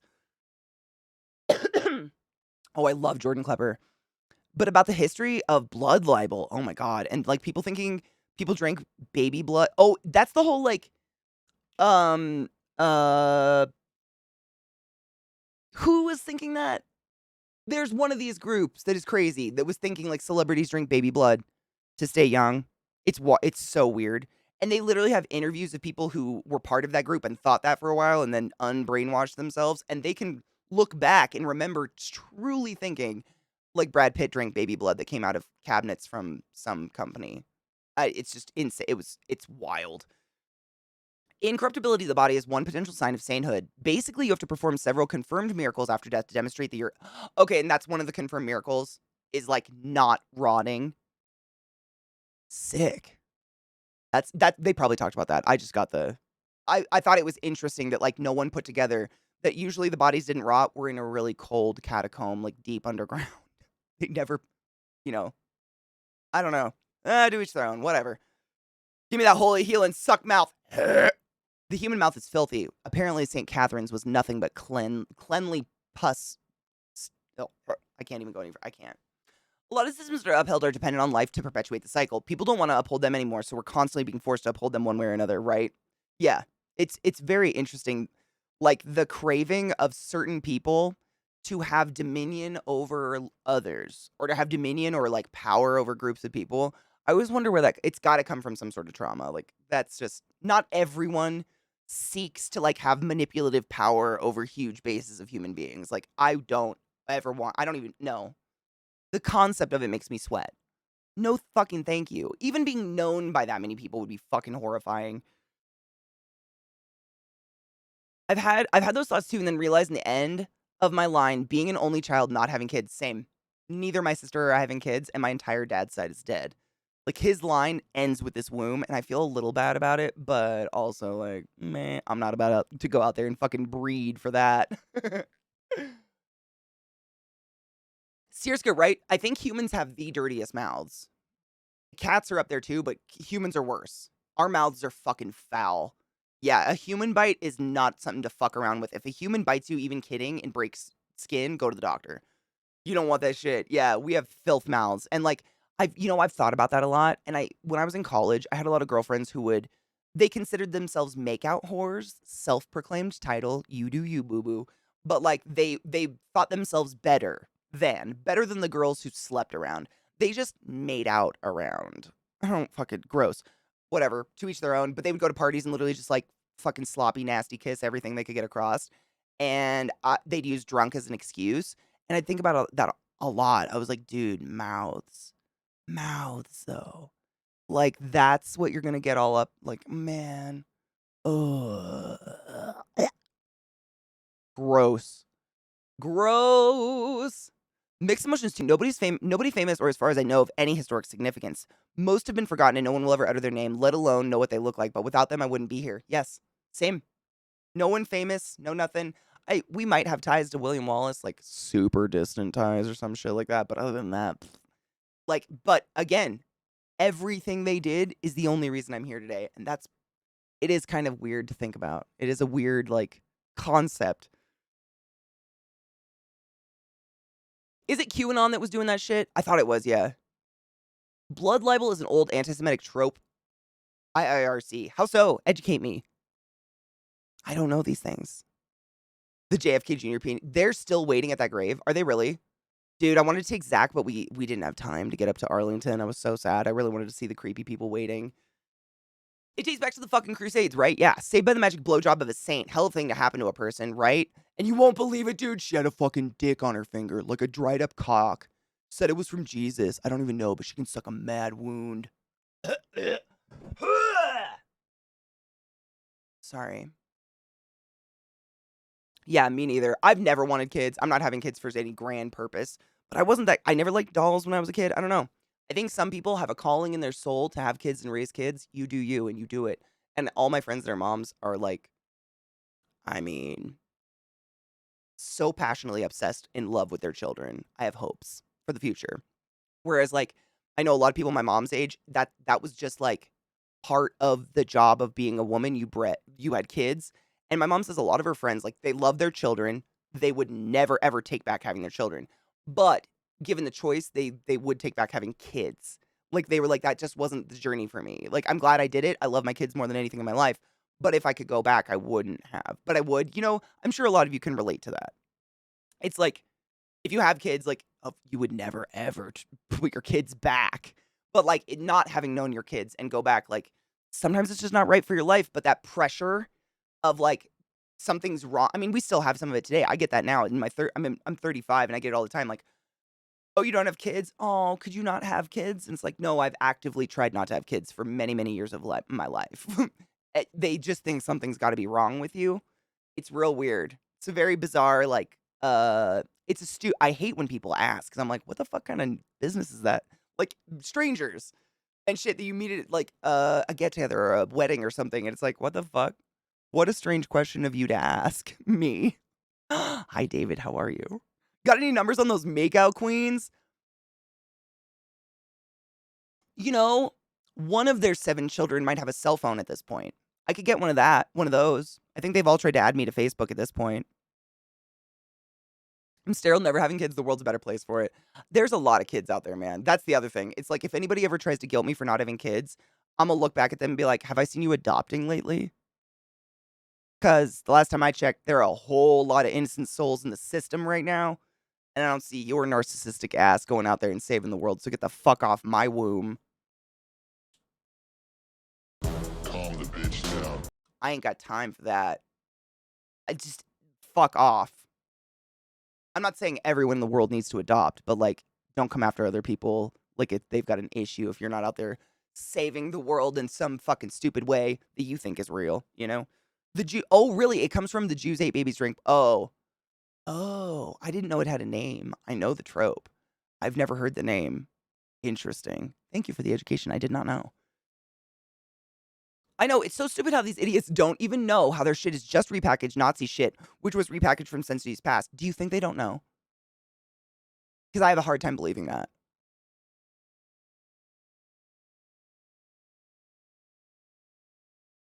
I can't inflict my disorder ass on a child. I feel that way as well. Like, I can barely take care of myself, let alone a little life in my house. These guys stare at me all day like, this, I'm good. Like, this already is too much. Oh, it's the blood level thing isn't my YouTube paused again. I don't know what's going on. I don't think Zach's downloading anything. Today's not like an indie day. Although we do have shitty weather, but I keep trying to get music to go and then it freezes. Okay. Don't be a dick fart. A dart, if you will. You're allowed to agree, you're allowed to think whatever you want as long as you agree with me. Mom? Is that you? Oh, God.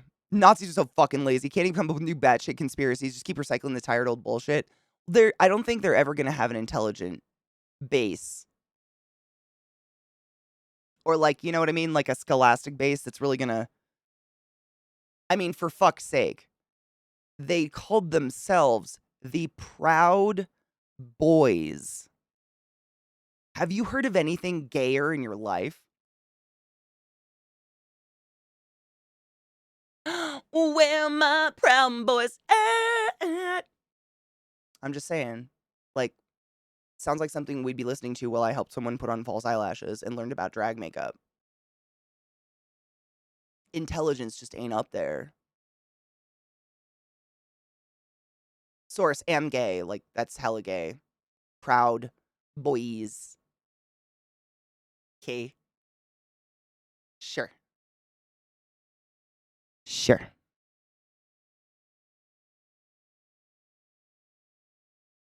I think part of why it's so pernicious is that it's vague and vaguely reminiscent of whatever socialized prejudice. I think so too. It leaves it's vague enough that whoever has like any kind of hate, any sort of hate in their soul, they can apply it to the hate they have and join the group. They don't make it too specific because then it's like, well, my hate's different or I'm not racist. I just want to like support I want to have Nordic pride or whatever the fuck excuse they're using nowadays. Yeah, they make it just vague enough for that shit. Yeah.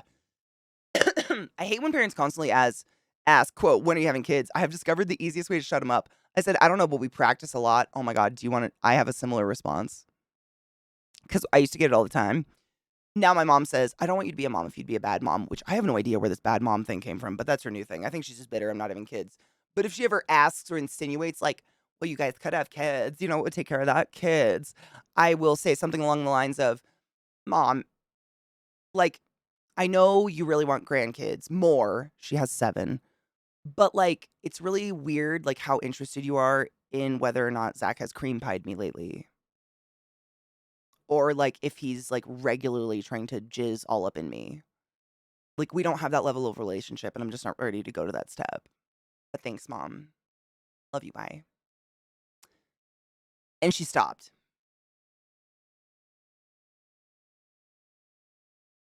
And when all else fails, just start singing Baby Shark at the top of your lungs. All conversations end.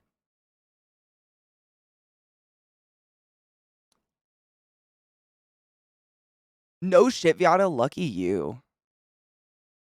These people can't see past an inch in front of their face. They're all insane narcissists who can't imagine that that they aren't the smartest, most special person in the world, and the other QAnon people around them are the other chosen people, special, unique snowflakes. You are all the same decaying organic matter as everything else. Facts. Why not call yourself proud men if you're so manly? Never thought about that. I mean, and like, how long has pride been a thing? For years. I mean, pride is in like the gay pride parades, etc. has been a thing for quite some time. And they went with proud. And they're like, racist, bigoted, etc., blah, blah, blah, blah, blah. And it's just, I don't know. There's not a lot of brains on that. Prove me wrong. You know what I'm saying? Prove me wrong. I know. What are you proud of? I'm proud that I was born white. And what did you do to accomplish this? How does this make you special exactly? Or special like touch special? Like maybe blocks are your pastime. Boy is terribly racist. That honestly, I didn't want to talk. I hate that shit. But yeah, I almost wonder if that's where they got it.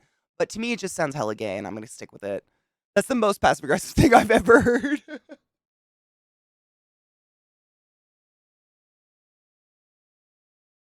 Oh, Jasmine, that's good. It'd be weird if they talked about it afterwards. What I would like to say to my mom if emotions were not a thing. Look at the relationship models in your kid's life. Why are you surprised all of us are single? I think a lot of us would say that. Gonna try the baby shark thing when the old folks at my job start their do it. No shit. I'm not kidding about the baby shark thing, Stajan. I've talked about my crazy neighbor across the street from me who likes to he's unstable. I have no idea. He's an older man. I have no clue what's wrong with him, but he'll do things like stand in the middle of the street and just start screaming racial slurs. And a lot, like every single neighbor of mine is Mexican, and it's just horrible. I don't know why he does it. But sometimes they'll come out and they'll start yelling back at him and be like, "Sir, go in your house. Stop yelling these things. My kids are home." Like they're trying to, just be firm, but go away. And then they'll start outright screaming at each other. And I have a huge, 8-foot fence around my yard. So I'll just stand on one side of it with my phone and play Baby Shark on my phone as loud as I possibly can. And I literally only have to play it for 15 seconds. It ends everything happening outside of anyone's house for miles. No one can fight with that happening in the background. No argument has a serious, atmosphere to it when Baby Shark is coming out of nowhere in the background. You know what I'm saying? It diffuses everything. Zach fucking hates it. He hates me for it. But I'm not going to sit here and listen to my neighbor slur at all my other neighbors for no reason, just because he's a little off his kilter and unmedicated or whatever the fuck. No one's allowed to use their mental illness as an excuse to be a piece of shit. Period. End of story. It works. They hate it, but it works. Go in your house if you want to be fucked. I don't care. We live in a neighborhood. Like, literally, my yard is huge, so I'm not butted up against anyone's house, but most people are literal feet away from the other houses next to them. It's not appropriate the way they act at all. Racial slurs aside, just the screaming in the middle of the night in the street, for fuck's sake. I'm literally a block from an elementary school, and I'm pretty sure every house around me has a kid. Get the fuck out of here. Stop. It's the music version of tear gas, but, more harmless. Except that it's stuck in their head forever then, probably. Gloomy. Awaken. When even kids, well, the first 2 sacrifices didn't work, but they say the third time's a charm. All hail the deep ones. Oh my God, that's a good one too. Quill, it's weird, isn't it? It is. I've always thought the same. I mean, I've thought that about my mom pressuring us to have kids. I'm like, why are you so obsessed with having, what? Why? What if it makes me super unhappy? What if you knew I did it just for you? It just seems like a really weird thing to honestly pressure any human into. Oh, you haven't bred? Maybe you should let someone cream pie your pussy and, give birth to a watermelon that you'll own the rest of your life and pay for that costs $1 million on average to the age of 18. But haha, the joke's on you. It's going to stick around till it's 33 because there's no jobs and college is expensive. It just seems so fucking weird to get up in people's genitals in any way, shape, or form. Right? Leave me alone. Leave everyone alone. Welcome home, Lizzie. Cheers, love. Sorry, my dogs are needing attention. It's pouring outside, so they're very, they're needy because they can't go play in the yard because it's muddy. You get so gross, though. Yeah, go cream pie your own fucking pussy. I'm out.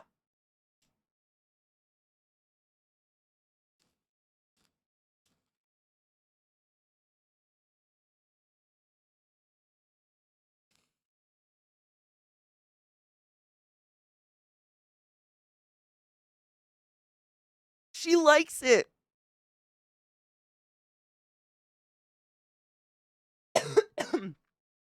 Honestly, Zach's mom is the most, like, loving, warm, cuddly woman. Zach could fucking dye his skin blue and tattoo his eyeballs, and she would be like, "You're so beautiful." She loves him no matter what. But he does have, like, he has the gift of still having, like, really thick, curly, like, silky brown hair that grows really fast. So anytime that I give him a haircut where I don't cut all of his hair off, she is stoked. And there's a good, like, 3 to 4 inches. It's just curly, so it's shorter. So she loved it. She was all about it. Ma'am, I know. You're very needy today. Yeah, oh my God. His mother, like, she calls me sweetheart and just, like, comes over and gives me random hugs. I'm just like, what is this affection? I don't know what to do. I feel so awkward, but I try my best. Oh, did my mom see Zeke's mohawk? Oh no. I haven't seen my mom since December. November? We don't have that kind of relationship.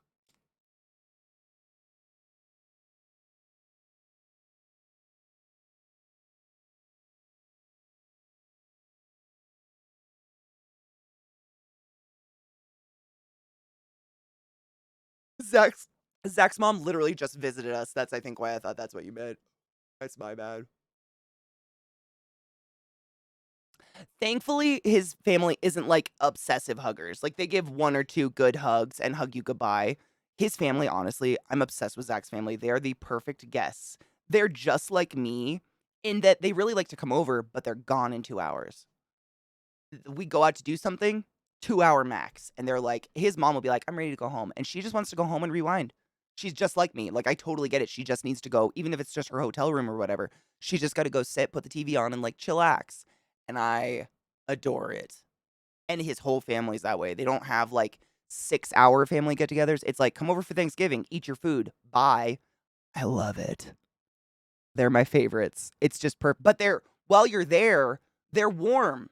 You know what I mean? It's not like a cold. It's like while you're there, it's good conversation. You're having a good time. You're talking to everybody. Everybody's really nice. But it's not like, you know what I mean? You know what I mean?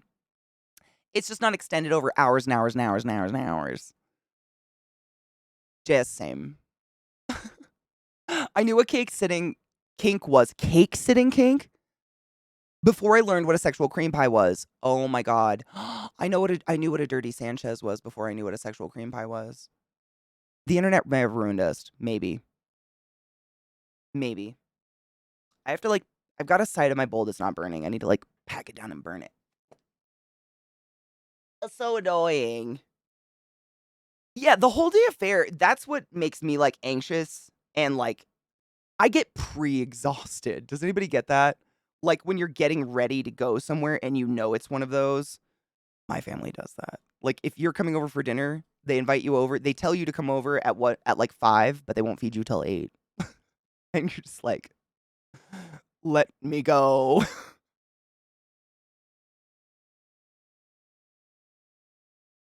Dirty Sanchez. A dirty Sanchez is when you fuck someone in the butt and then you pull your penis out and you wipe it across their upper lip and leave a poop smear. Right? It's not where you put a trumpet in their ass and then play on the trumpet, right? Man, it's been a while. I think that was the Sanchez. Yeah. Time to go. I know. I'm trying to cheers. I'm just having to unplug my shit. Unplug it. Oh, I love banana cream pie. Yum. Do you have a favorite pie, David? I love pie. I take pie over cake any day. It's hard for me to pick a favorite though. Like chocolate cream pie is fucking delicious. banana cream pie, especially if, like, the crust is made out of, like, Nilla wafers. Oh my god. I love pie. No one well, someone does it, but probably as a joke, I'm imagining.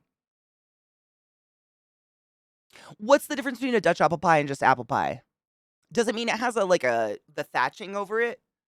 Because my sister makes a mean apple pie, but I don't know what the difference is. I love apple pie too, though. Yum. Oh, yum. And they actually mean 3 PM? Who does that? I'm not hungry before 7. If it's a place I'm gonna go hate going to, then yes. Yeah. I call it my social battery. I have to charge up ahead of events, and even before the event has begun, it started losing its charge. I'm the same. 100%. Yeah. I totally sympathize, yeah. At all, David? Not even a treat? I'm sorry, there's one where you stick a trumpet in your ass and then play it and you have the ring of poo. I don't know, there's a few weird ones out there. My favorite is the Portuguese omelet, which is where apparently you gape out someone's asshole, don't come, and then you, like, while they're still bent over, crack a few eggs in a bowl and, like, put some chopped up peppers and chopped up bacon or whatever you want, scramble it up, pour it in their ass, continue fucking cum, and then they poop out in a pan, and then you cook it and eat it. I'm sorry. I got the internet too early, if that's not apparent.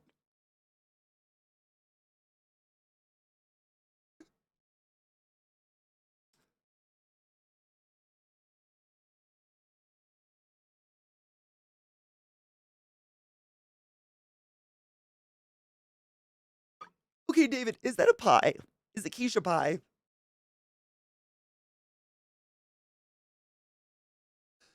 Because I love me a quiche or a frittata, but I don't know if that's a pie.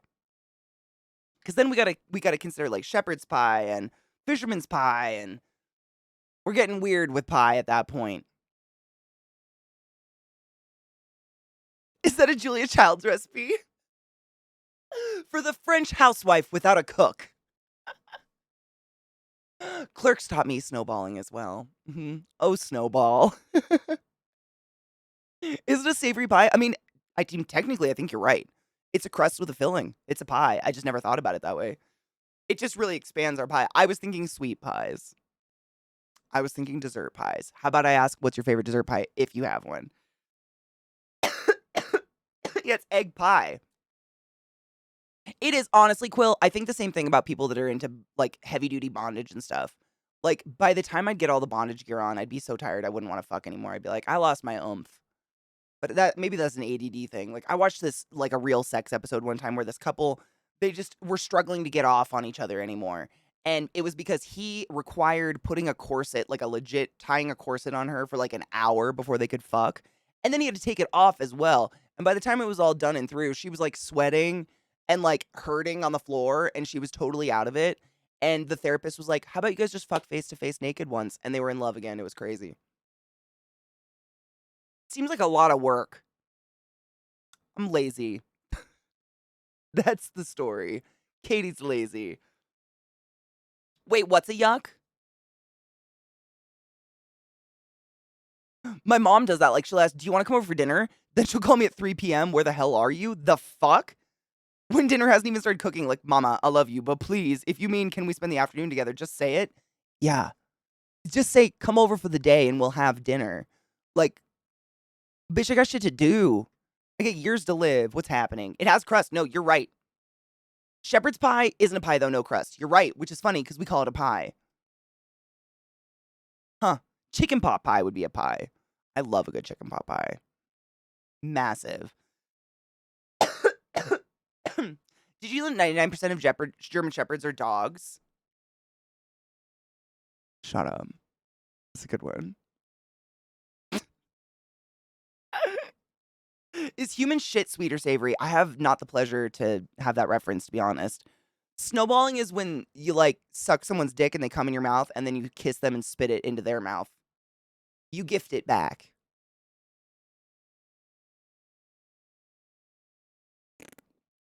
I've never done it. Haven't been with someone that asked. Seems odd. But you know what? You do you, boo-boo. It was a lot of work. I mean, literally, it was hours, and the girl was just 100% not into it. I felt bad for her. Does poop taste like Diet Void? I never thought about it. I've never eaten. I have no idea. I don't want to eat poop. Real sex was real. That was when you just sat on the floor in front of the TV in your basement and grinded on a pillow until you didn't know what was happening. Dolphin noise. I used to be able to do a pretty good one, but my lungs or my vocal cords are shot today. I love chicken pot pie. Could be either one of three things depending on pauses.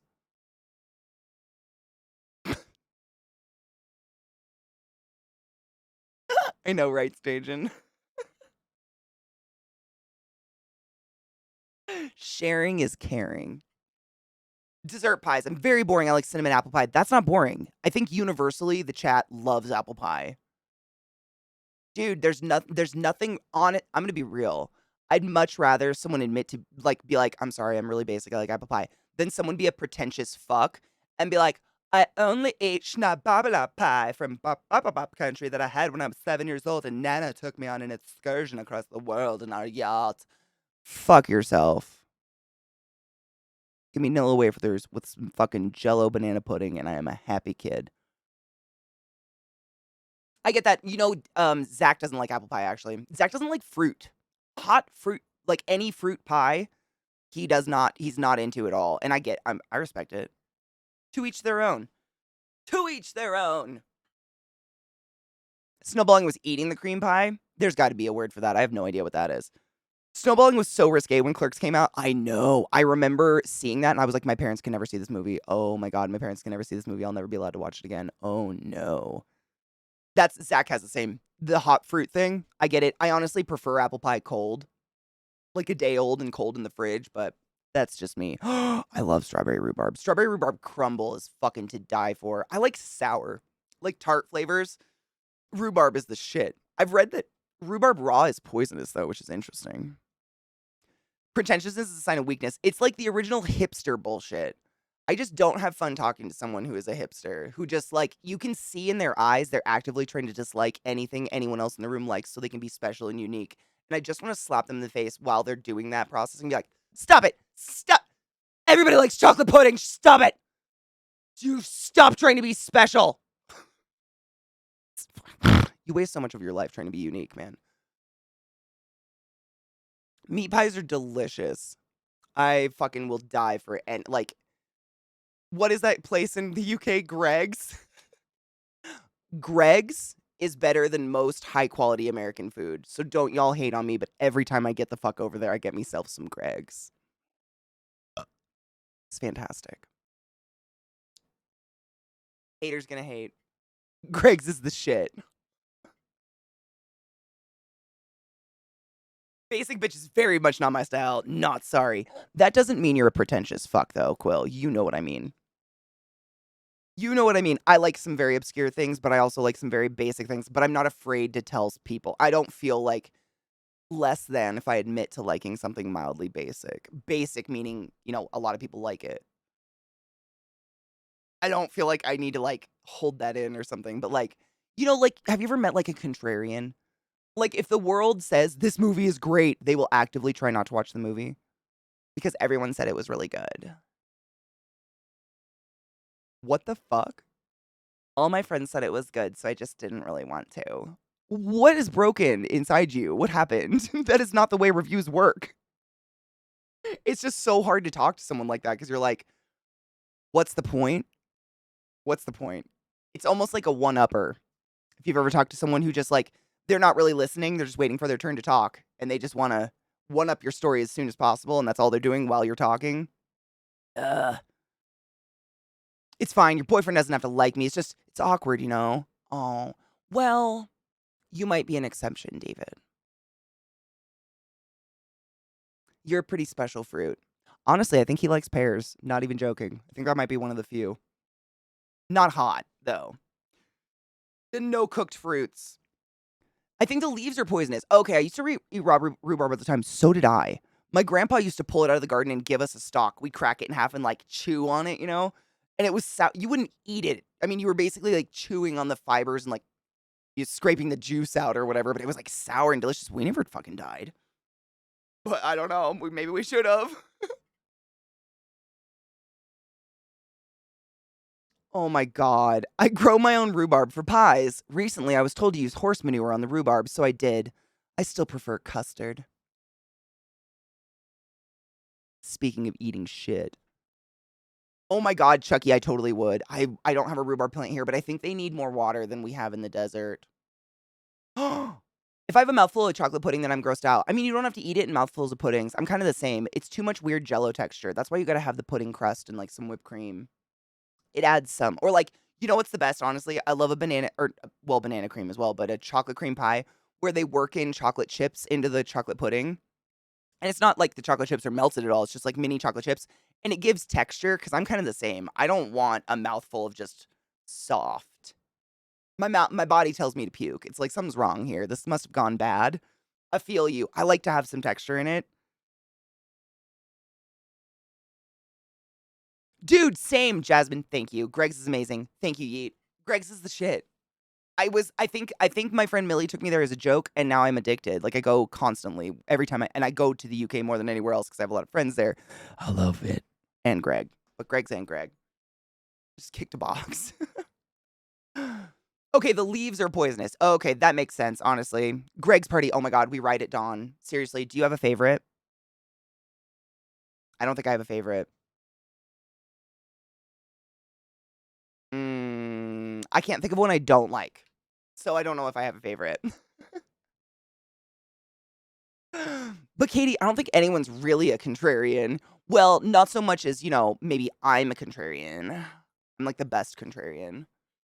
Reacting instead of listening is pretty common where I'm from. How do you don't you ever feel like no one's ever listening to you? I think you can listen and react at the same time, right? Like you can still take in the conversation that you're having with the person, not totally discount it by telling your own story. I think there's a difference between being like, "Oh my god, that story's crazy. I experienced something hella similar, dude, one time," and then you go into your story. But that's like camaraderie or whatever the word is. You're like, you're commiserating versus you think that's bad. One time, blah blah blah blah blah blah. I'm just like, why would I want to talk? Like, mm, you know what I'm saying? Because it feels like when you talk to someone like that, like this conversation would be identical regardless of who was standing in front of them. They just want to hear their own voice, kind of get validation for it or whatever. In which case, like, waste of time. I got better shit to do. I love being basic. I don't need to eat snow cones made from Everest to know I'm cool. I'm definitely basic in some ways, and in some ways I'm not.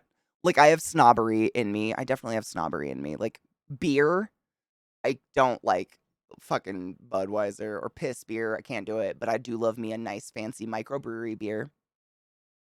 Mac and Jacks all day, every day. If you consider that microbrewery anymore.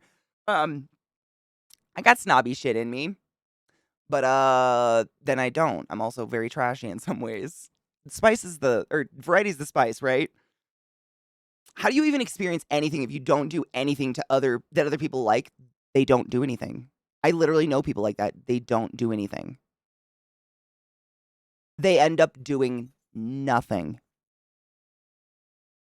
It's like, which is why I think it adds to the misery because they do nothing. I don't know. They just end up doing nothing.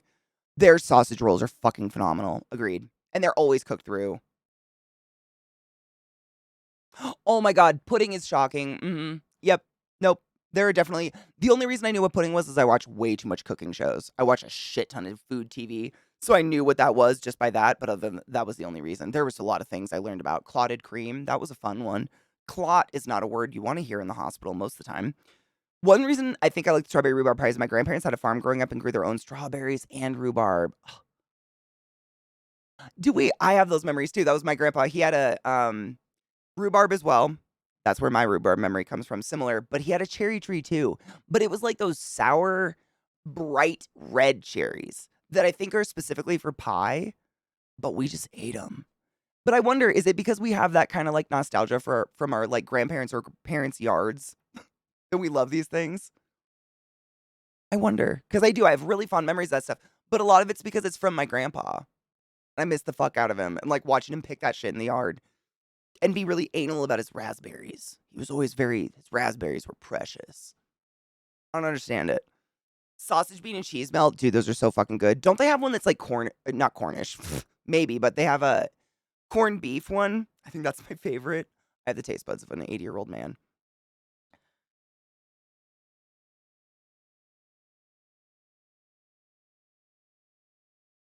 The stock thingies are 4'2". What? Shut up. I gotta see if Discord will open. YouTube's been funny, but hopefully Discord. My voice is just crap today. Why? I didn't do any. I didn't do it. I didn't do anything. It doesn't hurt. I just feel like I'm struggling to get air out. Showing empathy by relation, yeah. I've been saying it since I was a teenager. No one ever listens to me, but they'll take the same advice from someone else. Oh, I hate that. Ugh. You gotta wonder. I used to make a chocolate silk pie. Oh my god, yum. That used cocoa flour and egg yolks. Yum. Mishy, you ever find the recipe for that? You you toss it this way because that sounds amazing. I do that a lot, but then I found some people that can't stand it, and then I have to become much more cognizant of doing it. They can't stand it. How so? It's tone and delivery, exactly what Trouble said. Yep. Sharing a similar story is fine. It's the one-upsmanship that sucks, which is mostly about tone and delivery. 100%, yeah. Yeah. That's what I mean by, like, there's a difference between a conversation and then just, like, feeling like you're a backing board for someone that just wants to talk, and they're not interested in anything you have to say. It just feels shitty. I don't know. I don't wanna feel shitty. Like, I don't wanna talk if you're not interested. I wanna save this shit. It wears out.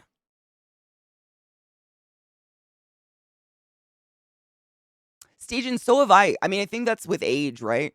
I think a lot of it's like, I know therapy's helped me with it, but just like trying to think of the term for it, the self-reflection.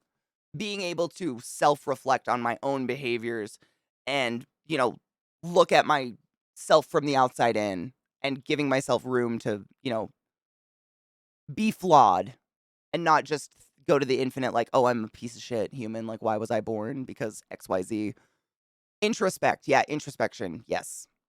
That's been big because I don't know what kind of environment caused this because who the fuck knows? I can't memories are always fallible, but, like, I was raised, either on purpose or not, to just be hyper aware of everyone else in the room and make sure everyone else in the room is happy and having a great time, and then I look at myself. So, like, get everyone else's oxygen mask on first, and I still struggle with that concept a lot, and I have to learn, like and we kinda talked about this a little bit earlier, but, like, I'm no good. I can't put anyone's oxygen mask on if I fucking die.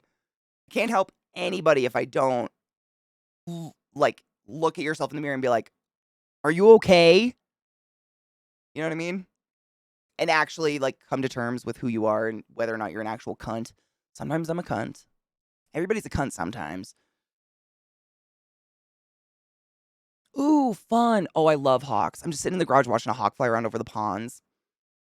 Fun. That was one of my favorite things, but when I lived in Washington State, we used to drive across the state all the time. We lived in the east side and all my family, like, extended family was on the west, and you'd see just giant hawks perched along, like, power lines or along fences, and they're huge. I mean, they're not as big as an eagle, but they're pretty darn big when you see one just perched on a fence all the time. It was really cool. We had a guy at work. Oh, my shit just jumped. We had a guy at work that called the barista, quote unquote, because if any that we called the barista because if anyone had made him the coffee, it was just never good enough. I'm like the opposite of that, dude. I would guzzle any coffee if I need it. Is it sour cherries? The really, really bright red ones. I mean, they almost look fake. They're almost like kind of see through. I love the black cherries though. Are they Bings? Is that what your grandpa grew? Trouble, do you remember? Or did you even know? I don't know if I even knew what these were, but I remember they were bright red. And my grandma would always say, "You don't want to eat those. Those are for pies." And I loved them because I like sour. They were tasty. I know. I can't even think of a Fran Drescher quote to even try. I don't know. I don't know the last thing I saw with her in it. It does sounds like I've smoked 4 packs a day for years, but I don't feel bad. Like, it's just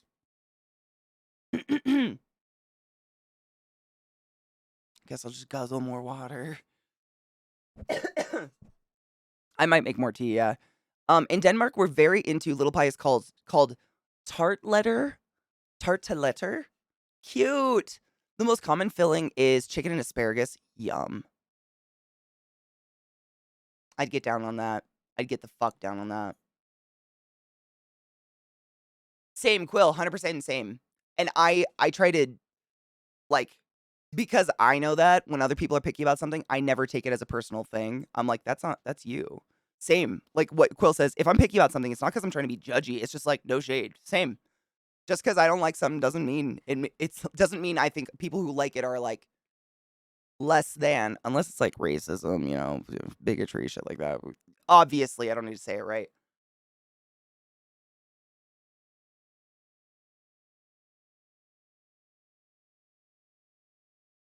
I'm hyper aware of emotions of others in the room, and if something's off, I do that. You okay? Uh-huh. Or I don't do the "you okay?" I go into like a comedy routine without being a comedy routine. Like, I narrow in on the person in the room that I think might be sad, and my goal is to make them laugh. So I'll, like, trip, start a conversation with them, make a joke. I don't know, like, I find it I find it like it's my personal responsibility to make sure everyone's having fun, and it's exhausting, and trying not to do that is really hard. What? No shit?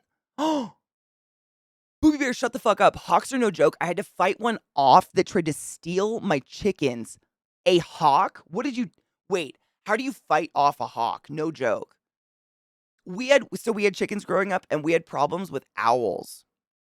And so my dad actually put, like, chicken wire over the chicken coop to try to enclose it, and they somehow still got in. Like, they would tear a chicken through the wire sometimes. It was insane, and I just don't know how. How do you fight off a fucking hawk? Oh my god. I'd be afraid it would claw my eyes out. All I can think of is The Last Unicorn and the harpy. Bald eagles on, like, squeaky wheels. Oh my god, I know. It's so dude, Trouble, I had a real moment with that with Zach. Back in November when we visited my parents, we flew to Seattle to surprise my sister for her birthday. It was her 30th because she's turning 30. And, so we had a couple days just to do whatever we wanted, so I drove him up to my old college town and was driving him around all of our little old haunts and whatnot. And, there's this place called Chuckanut Drive. It's such a weird name, Chuckanut, and it's up on the Washington coast. Beautiful drive. It's like a really old historic drive. I think it was the original road that went up to Canada, if I'm not incorrect. I can't remember. And then they, started to build and whatnot. But it goes up to the college. And we were driving on Chuckanut, and there's lots of little pull offs where you can just pull off the road and park and admire the beautiful scenery, maybe see some whales or whatever, because it's right on the ocean. And there was a bunch of bald eagles out because it was a beautiful day and the sun was out. And you could hear them. And bald eagles make that like, I don't even want to imitate it because my throat's so bad. I don't think I can do it. It almost sounds like a dolphin. I don't know. They sound like a broken dolphin in the air. You guys are very annoying today and nobody appreciates it. Shut up. No. You don't get rewarded for being a bastard. He's barking because I won't let them play in the mud. Um, I love you. Go be better. Do better. Uh, Anyways, bald eagles were like, I pointed them out, like you could see them. They were huge. There was two, and then I think a baby because it was like scruffy and didn't have the white head yet. It almost looked like a small golden eagle, like it looked real fluffy and kind of nasty. But they were doing like the weird eagle sound, and he was like looking in the water. He's like, "Oh my god, is that whales?" And I was like, "Those are eagles." He's like, "No, it's not." And Zach, as of this last November, learned that the movie sound for eagles is not the sound eagles make at all. What is that sound? What is the quintessential sound? Is it a hawk? Like a falcon or something? What do they use to like it was so I mean, he was blown away, he had no idea. I mean, unless you're around someone who's an animal fanatic, I guess you wouldn't know and it's not really pertinent to your life. Also, if you don't live in an area where there's just a shit ton of bald eagles, Pacific Northwest has tons. Is it a type of hawk? Yeah, it was so fucking funny I died. I mean, he loves it. He thinks it's the funniest thing now. Because they're not eagles don't make a cute sound. They kinda sound like they're choking. It's a red hawk. Oh, sick. Chuck, I'll type it in the chat. It's weird. It's a native name station. I believe it's a tribal name from up there. And Ryan Stiles from Whose Line Is It Anyway owns a house on that road among many other bajillionaires. It's Billionaire Drive basically. But that's like the first 2 miles of it, and then the rest of it basically runs parallel along the freeway. So there's a freeway that goes from Canada all the way down to the most south corner of California, all the way to Tijuana, literally. You could drive that highway all the way down, and it goes parallel to Chuckanut. Chuckanut pops out like 10 miles down the road. It's just like it's you could take the freeway if you're really commuting. This is just like for looksies road, but there are some big, ridiculous houses that they have to be billionaires just because of where they're built. They're literally built into stone cliffs because this road is nothing. There's no land. Like, there's no, like, flat area to build. It's cliffs, rock cliffs over the ocean, and these houses are built up into it. They're phenomenal to see, though. They're really beautiful houses, and I know Ryan Stiles lives out there. But Chuckanut, one word. That's how you spell Chuckanut. I know. Chuckanut Drive. It's beautiful. If you're ever up in Washington State, in the Pacific Northwest, please just drive safe. Drive really, really slow. It's notorious for people literally going too fast and they suddenly hit a very sharp corner and just go flying off in the ocean and die. Like, there's a lot of flowers on the corners of roads out there. Just drive slow and be safe. Don't go on an icy day. You were close. You were close. I use a rake and swung like a madman. Not my chickens, bitch. I could see it. Zucrayon, probably. I don't know. I've never heard a real lion roar. I'm sure they do it, though. I've heard, or I've read, and I think we've talked about this before, and you guys have educated me more on it, but there's certain big cats. It's like there's a general rule. If you can purr, you can't roar, I think. Right? With big cats. But, like, to make them scary in movies and shit, they always just put a roar, whatever. They just put generic roar over all of them. Something like that. Thank you, Kona. That's the one. Yeah. So, like, cheetahs purr and meow, but they can't roar, right? They're precious. They make they like chitter, like that kind of shit. It's fucking cute. They do kind of sound like a seagull. Yes. If you broke up a seagull's call into little like broken bits. Yeah. It's a real weird sound. But I mean, everywhere I lived in Washington State, they're just always there. So I was very familiar with the sound. But I mean, I guess in Montana they don't have them. Maybe you just need a lot more trees. I don't know. For how surrounded with bald eagles we were, I don't know a lot about them really. They chirp. It's so cute. I love it. Cheetahs are so weird. Tigers got that impressive roar. Aren't tigers like one of the most successful of the big cats in terms of like kill? Zach and I watched recently. We watched some animal documentary, and it was talking about big cats or wild cats, I should say, because the most successful hunter, like the best hunter of the wild cats, is a cat this big. I can't even remember what it's called. So cute though. I think it was called like a sand cat or something. So fucking cute. But it looks like a domestic cat, but it's definitely a wild type of cat. And it has a really, really good hunt ratio. But then it said, like panthers, jaguars, like big cats, most of them, they only get the prey they're hunting like 3% of the time or something like that. They have a horrible hunt success ratio. Which is why they just sleep all day. They don't want to waste their energy. It's crazy. Tigers, yeah. Tigers are successful in business. Fake news. House cats have the highest success rate. That's probably why it's that little cat as well. Does anybody know what that is? I think it's literally called like a sand cat. It looks, I mean, if you didn't know any better, it looks like an adorable little house cat, but it's definitely like a little stockier, like chunkier, and it has a very definite pattern. Like they all look the same. Oh, I love Maine Coons. Funny story, Matt. When I was in college, one of my dorm mates, her family, like a couple of her aunts and uncles, they were all involved in breeding Maine Coons. No shit. It was like their thing. So they bred them and sold them, but they also went to cat shows and like showed them. And no shit, because of this, I got a job every summer selling tickets to cat shows, which was a great summer gig in college. But it basically entitled just sitting at a little fold table, card table outside of the Seattle Convention Center, and like crazy cat ladies would come and buy tickets, and they'd go in and look at cats. But at a certain point, you close the doors so then they can all take the cats out. You don't want to have doors open when people are taking cats out, regardless of how tame they are.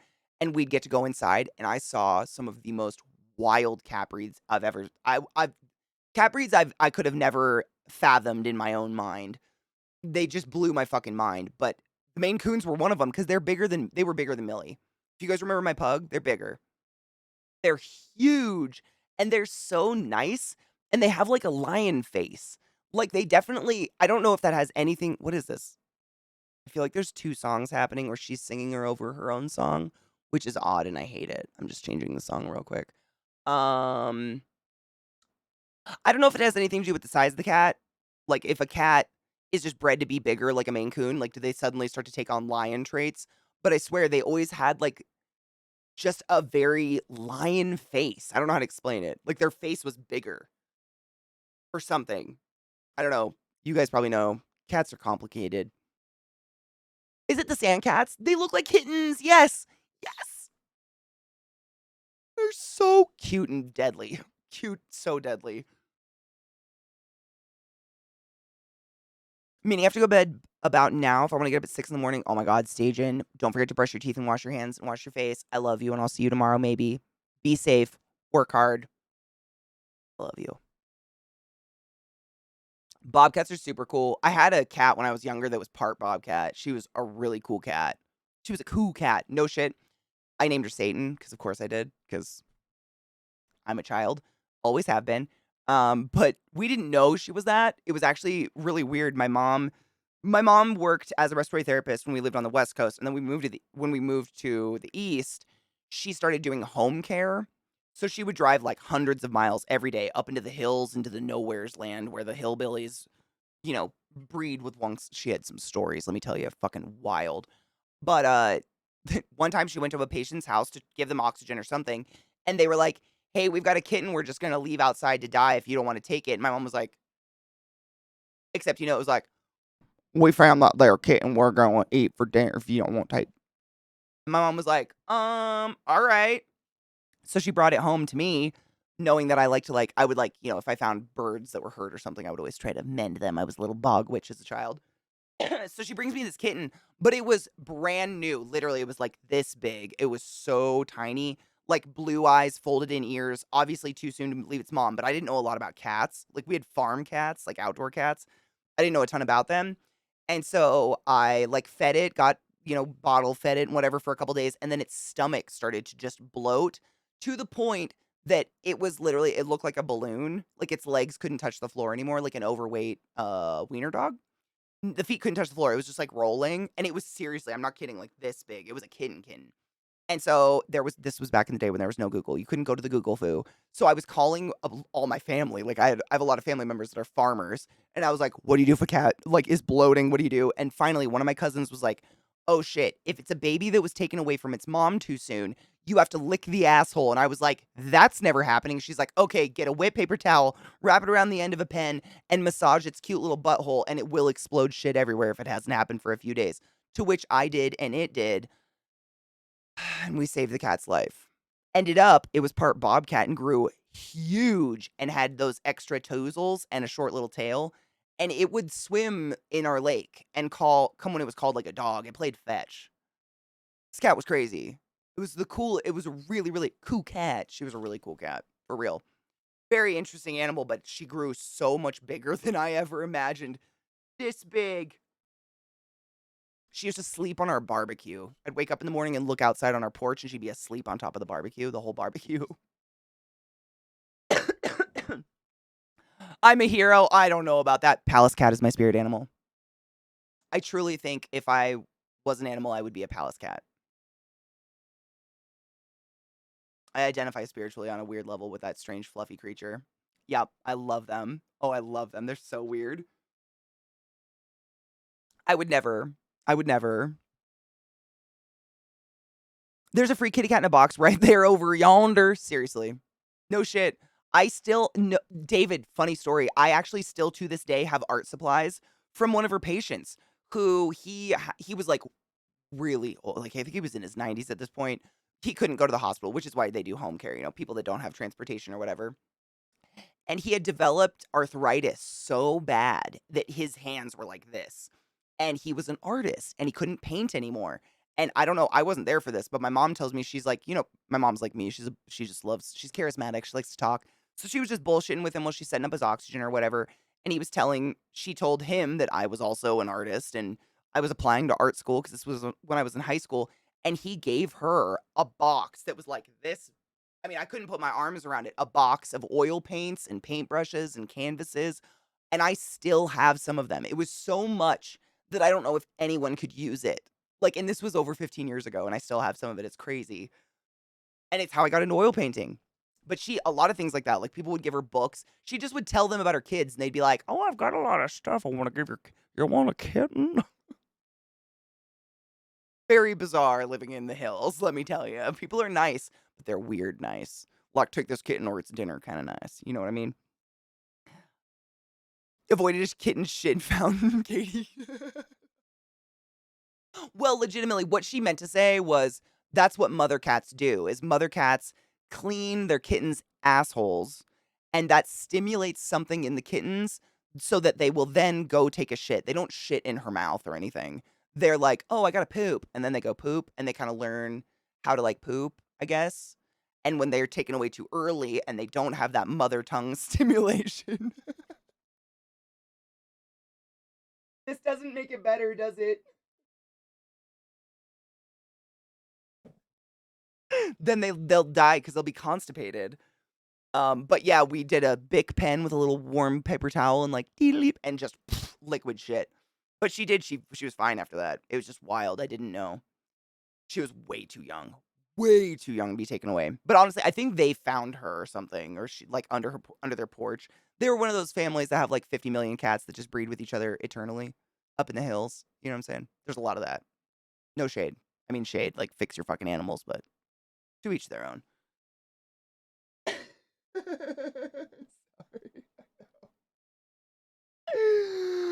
Oh god. Yeah, well, so there's within, like, the cat breeding, like, whatever, I'm not part of it, I just learned about it because I used to sell these tickets and, talk to people that knew a lot more than I. So there is a breed of cat called a pixie bob, but allegedly, what I've been taught by the cat people is that it has 0 bobcat in it. It's a cat that like just a domestic cat that was bred for the traits to look as much like a bobcat as possible. So they've got the short nubby tail and they've got the cool pattern, like that stripy pattern, and they tend to have like extra toes, polydactyl or whatever, polydactyly or whatever it's called. They have little extra toes. They look like they've got like hands. It's weird. My cat had that. But it's seriously just domestic cat bred for those, like selectively bred for those traits. And then you can also get like if you have cats and you live in the woods where there's bobcats, the size difference between the two is wild. Honestly, I don't know want to know which one was the pussy because I just they both were pussies technically. You know what I mean? I don't want to know because I feel like there was a lot of screaming going involved in that pairing because Jesus Christ, the size difference. But apparently it happens and it's possible. I don't know if the kittens are like if they're fertile or viable. I have no idea. We fix our cats like we didn't want rampant. We had barn cats, we'd fix them and they they held the rats back. Mother tongue simulation. I hate myself. God damn it, Katie. That's fucking gross. Check out. I'm done now. Oh my god, I would love your home. I've been told that, but all my pets are so small. Like yours are way more impressive. 10 cats, a dog, 2 guinea pigs. Oh, I love them. 2 parakeets, 4 chickens, and a redfoot tortoise. Oh, you have a nice little menagerie. I like it. Just eating my sweet potato leek and carrot soup. Parent uses mother tongue stimulation. Unlocks poop ability. Ding, ding, ding. Manx, is that literally what it's called? Dude, I've never known that. I'm gonna write that down. I'm gonna read about I had no idea. Seriously? I thought Manx was just a name for like, I've heard that used so generally for just any cat with a short tail. A Manx, I did not know that. Hold on, I'm gonna write that down. I'll do research on that later. That's cool. I did not know. You guys are smart. But again, we didn't have the Google foo back then. She died when I was in like college, so not something I would think to Google these days, to be real. Oh my god, Kinger, that emote's so beautiful. Donkey and Dragon from Shrek.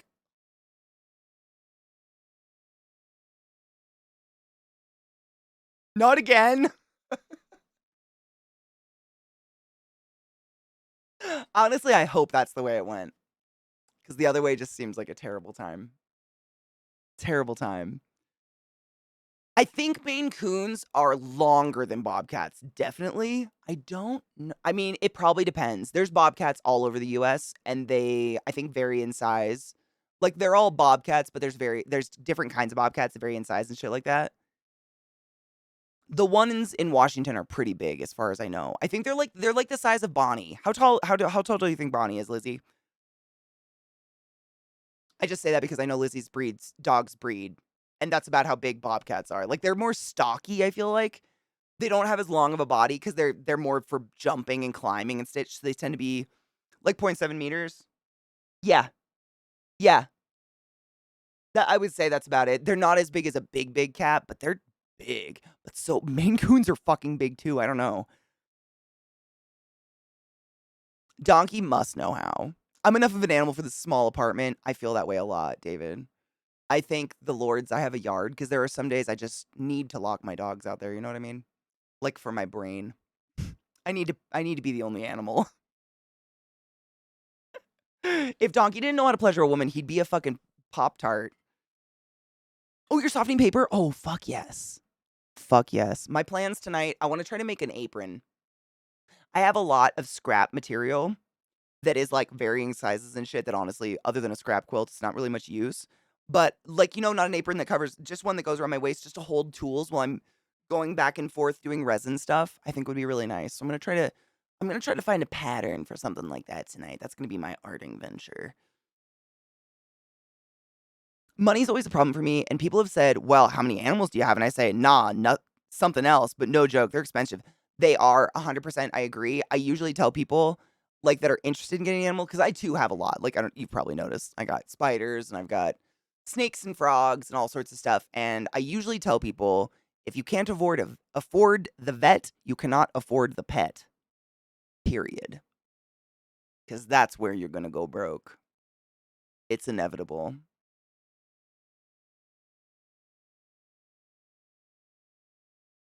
Sucks, but it's inevitable. You just got to be ready for that one. Donkey knows where the cloaca is. I mean, don't snakes have clits now? Or have always or something? Why do cats zero in on your most expensive electronics and puke on it? Anime dogs do the same thing. And I literally made a joke about it to my vet, and she said, no joke, they puke where they know you'll notice because they want you to know they don't feel good. So anything that you love and pay dear attention to, they'll be like, Dad will notice. Because in the wild, if they were to whimper or cry when they don't feel good or they're sick, that just alerts predators that there's a weak animal we can go eat. My dog literally will get out of their bed, climb onto my bed while I'm sleeping to puke near my head to be like, "Mom, I don't feel good." It's their silent way of being, "I don't feel good. My tummy aches, but if I make sounds, then something will eat me." I know. They'll also, so if your dog is injured and they're in pain, one thing I learned from my vet because my dogs have done this is they shiver. They'll shiver uncontrollably. Dogs don't shiver usually if they're cold unless they're really fucking cold. They'll be just sitting there and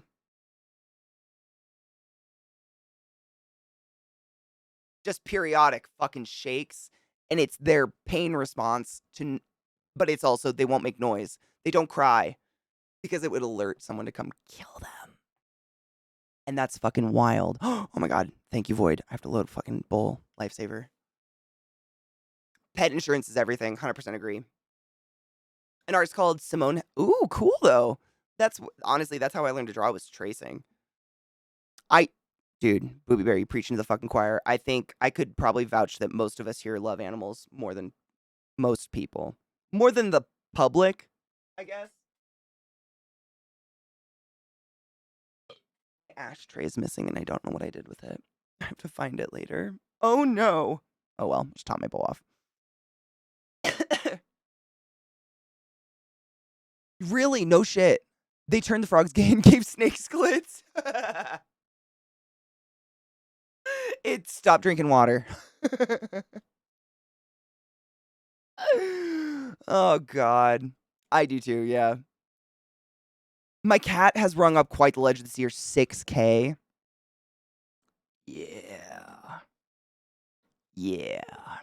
It's the best. I love when I find one of my favorite pieces of lingerie and pieces inside their dog bed. I'm just like, "Oh, good. Sure glad that wasn't lace. I'm going to kill you." Ugh. They love to eat things. My cat usually manages to puke on the floor. Lucky. Lucky. My dogs, they just do it in front of me. Like, they always come find me to do it. My cat jumped in front of me on my desk, and that was when I noticed, oh god, she had cut her paw. Oh, see? I think animals Trick will do the same thing. Like, he'll come and like, if I'm on my couch reading, he'll come and lay on me and then purposefully, like, turn his paw up and start licking it on me. Like, he'll crawl up me to do it, and I'll look at it, and I'll be like, "What is that, bud? You got a sliver or something?" And he usually has a cut or something. I think dogs know. I think they're smarter than we give them credit for. No shit, Greg. We can't we've invested 0 into the female orgasm, but someone out there's putting vibrators against the cloaca or some shit. I don't fucking know how that goes, to be honest. Seems very creepy. At the hospital, there were 2 TVs. One was politics, the other was cute animal TV. I learned that pit bulls are the most emotional of all breeds of dog, and they give you the silent treatment. I believe that. I think that's part of the reason they were used as nanny dogs, because they're one of the most, how do you use it? How do I say that? Like, they pick up on human emotions and respond better than almost any other dog. They're used actually to this day, I think, as dogs that will tell you if you need to take a medication as well, because they can smell it when you're like, it's medication time. They're insanely sensitive dogs. Poodles do the same. They train poodles to do stuff like that too. Like, they can smell if you're gonna have a seizure and shit like that. It's wild. Wild. Oh wait, oh my god, no. Glut, no.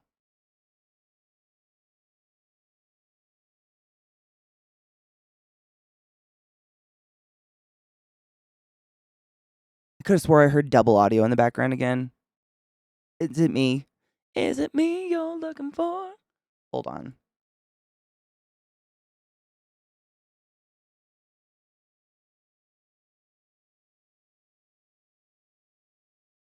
I think he was put under with bankruptcy and shit. I think you're right. My ex-wife had a pit that would get so mad when she went on business trip, he wouldn't even look at her for days. Oh, he held a grudge. Shut the fuck up. How did she get him to love her again? How did she fix it? How did she fix it? Teach me. I don't ever want my dogs to have a permanent grudge against me. Oh my god, I don't know if I could handle it. I seriously don't think I could handle it. Cheers. Happy 420 bitches. I couldn't do it.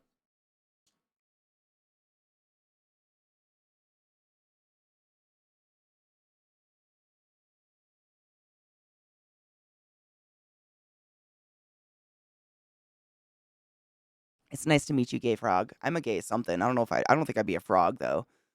I'm not that cute. My boyo gets everything he needs, and we're weaning him off of steroid use. Oh, to see if it helps with the diabetes. Honestly, it probably should, because I think even in humans, but I know in dogs, that steroids can increase your blood sugar, right? Or they decrease the amount of insulin in your body, something like that. There's one side of that. 8420, cheers. I gotta learn how to deadeye twerk. I don't have a tail, so it's never gonna look that. I don't have a tail, nor do I have that great of a bubble butt. It's never gonna work that well.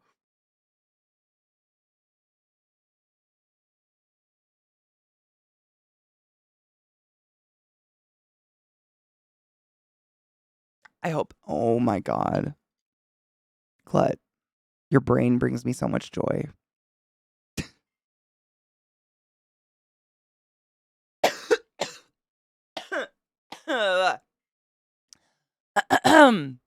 Words of wisdom brought to you by Gluttony. Yeah, I hope that settlement cratered his asshole.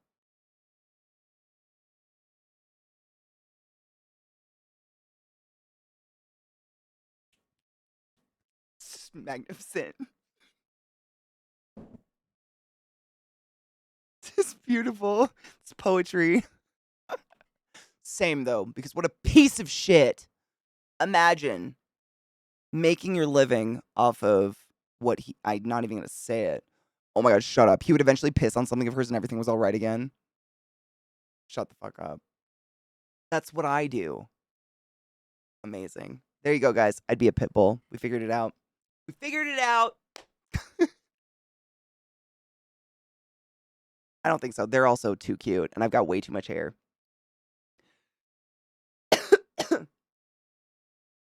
Alex Jones is a waste of oxygen. I think he needs to find the tree whose sole responsibility it is to make him air and apologize. In the frog versus rat binary, you're defo a frog. You think? I could see that.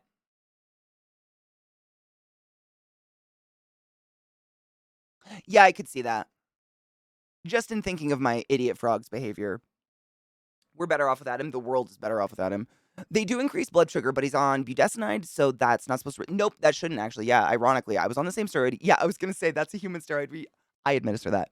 For Crohn's, they made me gain weight and my face round, so I'm pretty sure it's contributing. I really hope it helps him and helps elongate his precious life. A crater big enough for an omelet or whatever the fuck recipe. A Portuguese omelet. But maybe with frog legs instead of like sausage. Thank you. I smashed my hand in a door, so I fucked these two up. I'm pissed. Well, the wind did it. I'm going to blame the wind. But this one I was real proud of, man. I got those. Damn. Look at that. Oh. Oh. The best part of doing that I enjoy, the best part of doing my nails is literally sitting there with the buffer and making it so fucking soft. It's like you almost don't feel it when you touch it. It's weird. It's obsessive. It's crazy. It's kind of like doing your makeup. I can take 8 hours to do my nails or an hour. Just a massive hole. He walks sideways through doors. Wait, hold on, Glut. What movie is it where the guy shits pancakes? Because he has like a ping pong paddle shoved up his ass. Similar idea. Booby Bear, have a beautiful day. Dude, totally cool. It's rounding up the end of my stream anyways. My voice is fucking shit. But thank you for being awesome. Animals are the best. I love you. I love meeting people that agree with me on animals being better than people because we both can look at each other, have a really good conversation in friendship. And in the same note, in silence, we're both acknowledging that we would save a dog over each other and we're okay with that. Friendship. My bowl is smoking itself, so I'm going to take another hit because rules. Was that Beer Fest? No shit. God damn, dude. Oh my God. Beer Fest is fucking funny. It's made by the same guys that do like Super Troopers, if you ever saw Super Troopers. But they're trying to gather a team together to win this underground, more legit German Oktoberfest where you like have to do all these competitions and you win or whatever, and they're doing it for their dead grandpa's recipe of beer or some shit like that. It's so fucking absurd. But one of the team members they want to get is like their college buddy who used to be really good at playing beer pong because beer pong is one of the competition things you have to do. And he's actually like a sex worker on the street. And when they drive up, he like hangs up in their window and starts offering them all sorts of things. And that's where we get the $5 sucky sucky. Or like, what is it? He's like, it's $5 for a KJ, $3 for an HJ. And his friend in the car is like, what's an HJ? If you don't know, you can't afford it. Or if you have to ask, you can't afford it. It's fucking hilarious. It's the one-liners that come out of those movies. I mean, they're absolutely absurd, but some of the one-liners are beautiful. I quote those movies more than I probably even realize. Probably. Meow. Do I look like a cat boy? Was it the Z job? If you have to ask, you can't afford it. Oh, is he doing well? He's 13 and moving slow. Oh, IBD diabetes, just probably just getting old, and it's cold. At best, he was a hypocrite who didn't believe what he was saying and said it just to make money. At worst, he was a sociopath that believed what he was selling. Same. Yeah. Which is, there ain't no winning there.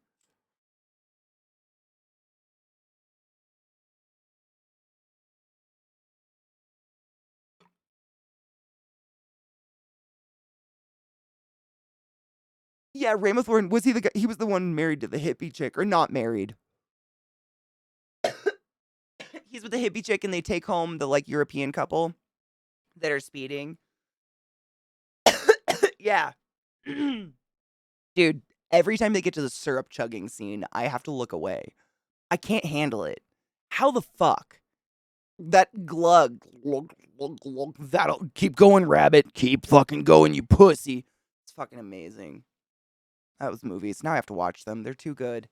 There's fucking, if you haven't seen those, seriously, they're just great slapstick comedy that is foul as hell. Foul. Would you like me to warm up your sausage for you? Grandmother loves a big sausage. Fucking kill me. You must watch it. It's just great. And terrible. They're the best. I love them. I watch them a lot. If you have to ask, you can't afford it. Yep, that one. Classic. But I think he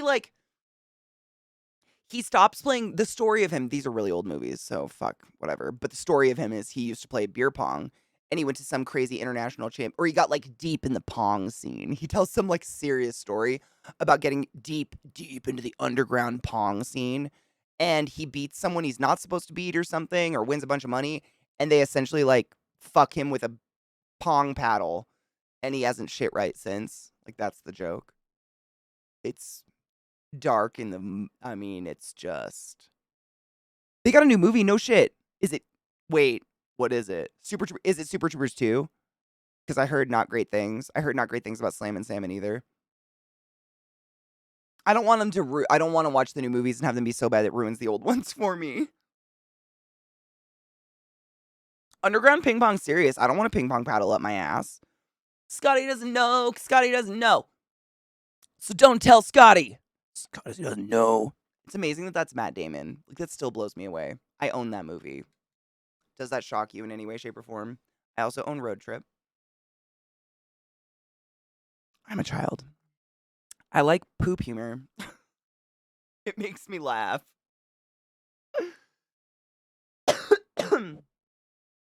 Club Dreaded Bill Paxton? Yeah, I think so, yeah.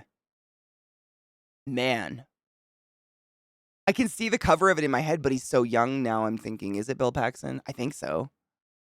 It's not Harrison Ford. It's got to be, I think. That is actually Matt Damon. I don't know if it's actually him singing, but that's him playing the, like, the band leader on stage, fucking the chick with all the piercings. That's actually Matt Damon, yeah. Oh, yes. It's a Eurotrip's a fucking classic. You guys are the worst twins ever. I haven't seen Super Troopers 2 yet. I didn't hear great things, so I just didn't venture into it. We'll know more about the new position later today. Ooh, I talked to the person in charge earlier. Do you feel good? Are you feeling excited? Are you feeling excited, C-Town? Really? Oh, I'm excited for you. I'm excited for you. Seriously. Honestly, I just hope you feel happier in the new position, because I know you just were miserable, for lack of a better term. You just seemed fucking miserable. They're never as good as the first. I don't understand why make a second one. Like, just come up with a better movie. You've done other good ones. Like, don't do these sequels. Like, I'm not into it. Farva? I want a goddamn liter of cola. I say that one a lot. Like, too much do I ask for a liter of cola. I don't drink cola.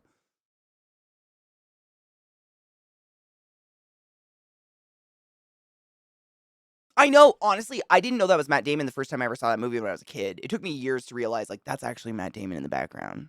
Because, you know, you just sing the song. The song was fucking hilarious. Quasi is Broken Loot. What's it about? I don't know if I've seen that one. I haven't seen any of these new ones. I'm gonna write them down. That's a bad sign though, right? If no one's told me about them or been like, "You have to see these, they're so funny," does that mean it's bad? Not really. Are they worth watching if I can find them for free? I love this one. This is Rez and Dead Mouse. Rez is that band that Rod's obsessed with. They are really good, but Rod's the one that introduced me to them, and this is Dead Mouse and Rez. They do a really good, they make good together. They make nice. Brain dead. Wait, my trainer reminds me of my old roomie that I had to get therapy for. Yeah, best get the yep, that sounds bad. Dude, you know that nun is Lucy Lawless? Like Xena? Xena's in Eurotrip as well. You mean the Flufferschlagen? Yes, the Flufferschlagen! Get the Flufferschlagen! Donch. And it's like a wheel of dildos. Lucy motherfucking Lawless is a queen. Another reason I own that movie. She's fucking incredible. I love her. She's in so much offbeat stuff just randomly. It's crazy. I've seen her in more things that I'm just like, wait the fuck. And it's because she's from New Zealand. So anytime a New Zealand film company or anytime like, the guys from like Jermaine, what's his fuck? And I'm so bad at this. Hold on. Why? They had a show on HBO and I'm just blanking on it. Flight of the Conchords. Why am I like this? Thank you. You knew from Jermaine. Please help me. New Zealand. It's them and like Taika Waititi. I'm really bad at names. Taika Waititi, I think. That group of people, anytime they do anything, they grab the most famous New Zealand actors and put them into it if they can, and she's one of them. So they always grab her, and it's just so amazing. I love them. Jermaine Clement, thank you. They're so funny. I cannot tell you how many times I've watched What We Do in the Shadows, and I couldn't tell you any of the actors' names because my brain is stupid and doesn't hold them. Ever. I know Guillermo. So stupid. I think I've seen Slam and Salmon, or if not, I've seen pieces of it, but I was so high I passed out because it just wasn't very entertaining. Yep, exactly, David. I think you're right too. No, I think you're totally right. It's also just a genre of comedies not really made anymore. Too much saturation. I agree. Yeah, and I don't know. Maybe it just feels that way. Maybe it's me, but it feels like the world goes through cycles of what's really popular. So sometimes it's like heavily drama movies, like or just action movies, and that's all that's in theaters. And then some years you just get a shit ton of amazing comedies. Like This Is the End. That movie is fucking funny.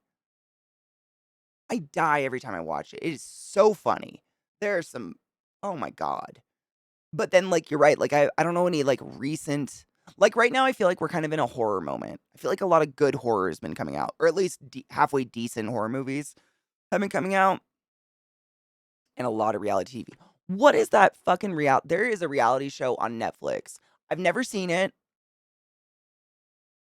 but oh my god, I cannot remember the name of it, but it's, like, under fire right now because apparently a bunch of the contestants are, like, coming forward and being like, "We were starved and treated like shit, and we were dehydrated and shit." Is it, like, Love Island or something? It's some reality show that a lot of people that I know that aren't normally into reality TV are obsessed with. Like, they think it is the show of the century, but, I mean, big shock that these people were treated poorly on a fucking show called whatever this is. Big Love no, Big Love was an HBO show. What is it? Is it Love Island? I don't know. It's one of those, like, strangers go to an island and fall in love or some bullshit like that. I don't fucking know what it's called, but they're very much, like, in trouble right now. Malignant, dude, Manny, I called Malignant literally the first, like, 5 the moment we found out she had a twin or whatever, I was like, "It's gonna be a Voldemort moment." And if you don't know what I mean, good for you, and if you do, you know what I mean. I'm not spoiling the movie for you, but I wouldn't watch it, it's just so corny. So corny. That was pretty bad. Well, David, I mean, it's like it was in the news. I don't watch these shows either, but, like, Philip DeFranco talked about it, and so did some of the late night hosts, so I assumed maybe other people may have heard about it, I don't know. Maybe. Me too, time and same. Honestly, most of the music in that movie drives me fucking up a wall. There are a few bangers, like Moana songs are bangers, and, Taika or not Taika, Jermaine Clement's song as oh god, what's the crab's name? But it's so shiny. I love that song. That's a great one. I cannot stand the fucking The Rock song. It's terrible. That one drives me nuts. I love how they hid Matt Damon in plain sight in Deadpool 2. Oh my god, it was beautiful. Zach pointed it out to me.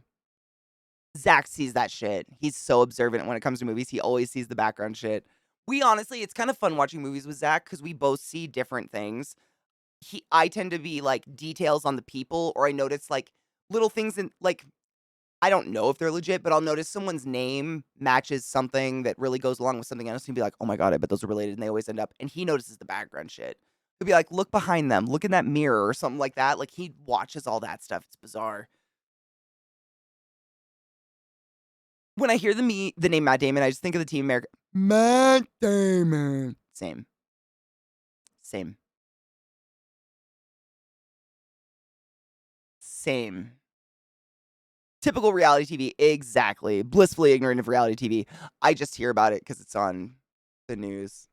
Tamatoa, is that him? I think it is. I think you're right. No, I think it is Tamatoa. I'm so happy you remembered that. Yeah. His song is great. He has a beautiful singing voice. I mean, no shit. Flight of the Conchords, he had a good voice. They just sang funny songs. Lin-Manuel Miranda's amazing. There's some really talented people out there right now. Like, stupid talented. It's pretty impressive. You kind of, like, it's like, where'd I go wrong? Like, what happened here? You already missed several minutes the first time you watched something from blinking. Town seriously, I had a shower thought about that ages ago, and I told Chat, and Chat thinks I'm stupid, and so does Zach. But like, do you ever experience an entirety of a movie with the amount that we blink? Like, is there a chance that you will blink the exact moments that you've never blinked before and catch the rest of a movie? Or are there some movies out there that we will never see the entire thing because of the amount we blink? Do you want me to give you the link? Hold up. The last one? This one, Drama Free, this is a really, really good song. The music video is actually really cool too. You should watch it. Oh my god, why am I like this?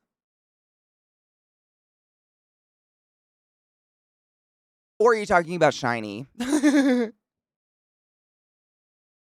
Lynn guested on Always Sunny podcast. Oh my god, their podcast is so great. I'm still listening to backup episodes because I did not start listening. I didn't even know they started one when they started one. Absolute, which I'm ashamed of because I'm pretty sure that show is the one show Zach and I have rewatched together more than any other show ever. We've rewatched. I mean, that's like our go-to. Like if we just don't know what to do, we're putting it on the background while we're doing stuff around the house. Always Sunny. Like it's just so fucking good. I just wanted to be clean.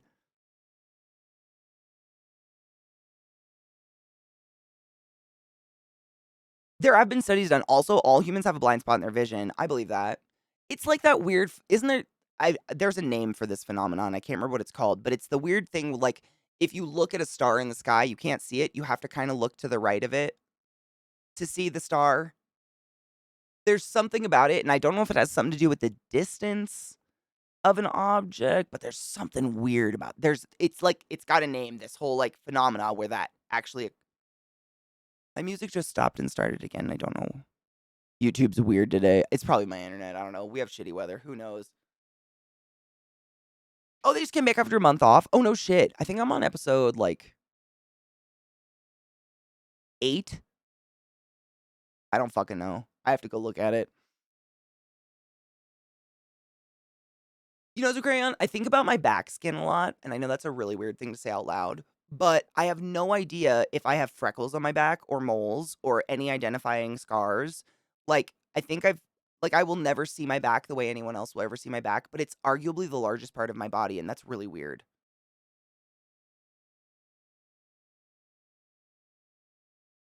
You know? I don't know what that shit looks like, but it's like my back. But how, Facts? How do you get a good like like There's a difference between getting to look at my skin and then taking a picture of it and only having a picture. Like, I can't roll the picture or pull the picture or change the lighting. I just can't look at it like I can the rest of my body. It's weird. Even in a mirror, because you can't owl that shit. It's weird. I take it personal. Thanks, evolution. I just want to see my back. Half my tattoo's there. I can't see it. Blinking is just editing your own life. Just like when the camera cuts to a different perspective to change the idea, people also tend to blink when they move from one thought to the other. Really? Honestly, I'd believe that. There's a when I was in college, I was doing some biology class. We were learning about just different types of communication in the animal world that's nonverbal. And one thing we were learning about was with birds, parrots mainly, the way that a parrot is paying attention to you or something in its environment heavily is its pupil starts to constrict and grow really, like, they'll just be like, "Wah, wah, wah, wah, wah, wah, wah, wah, wah." And that means they're computing and thinking really hard about whatever they're experiencing. So I believe it. I mean, we're not that much different from animals. You have more cones near the center of your retina, more rods farther out, and the rods are more sensitive to low light. Oh my God, that's so fascinating. I never thought about that. That's really cool. I knew about rods and cones, but I never thought of that's really cool. Never thought of it in the context. That makes total sense. That one of the ideas about why editing works, David, I would believe it, honestly. I'm not sure what that's called, but scientists can use stars as lenses because the gravity well behind the light traveling around past it, that is fucking wild. Timon, it's very bizarre. I do think about that. I read it wasn't a meme or something. Maybe it's an anxiety inducing meme. I don't fucking know. I was flipping through Instagram the other day and I ran across something that said someone out there has a story that heavily involves you as a main character that they tell regularly as one of their hit stories. Like that baffled, and you don't know about them, and you two have not talked for many years. It was something along those lines, and I was like, it's probably true. I know I do that. There are people that have been major players in my life and are no longer in my life at all. But when I tell a story, like they're a major character, and I remember every fucking detail about them, how they smell, how they sound, everything. Someone does that about you and me. At least one person. That's creepy to think about. You're still kind of a major player, even though you're not in their life. You know what I mean? Rods, cones, heyo.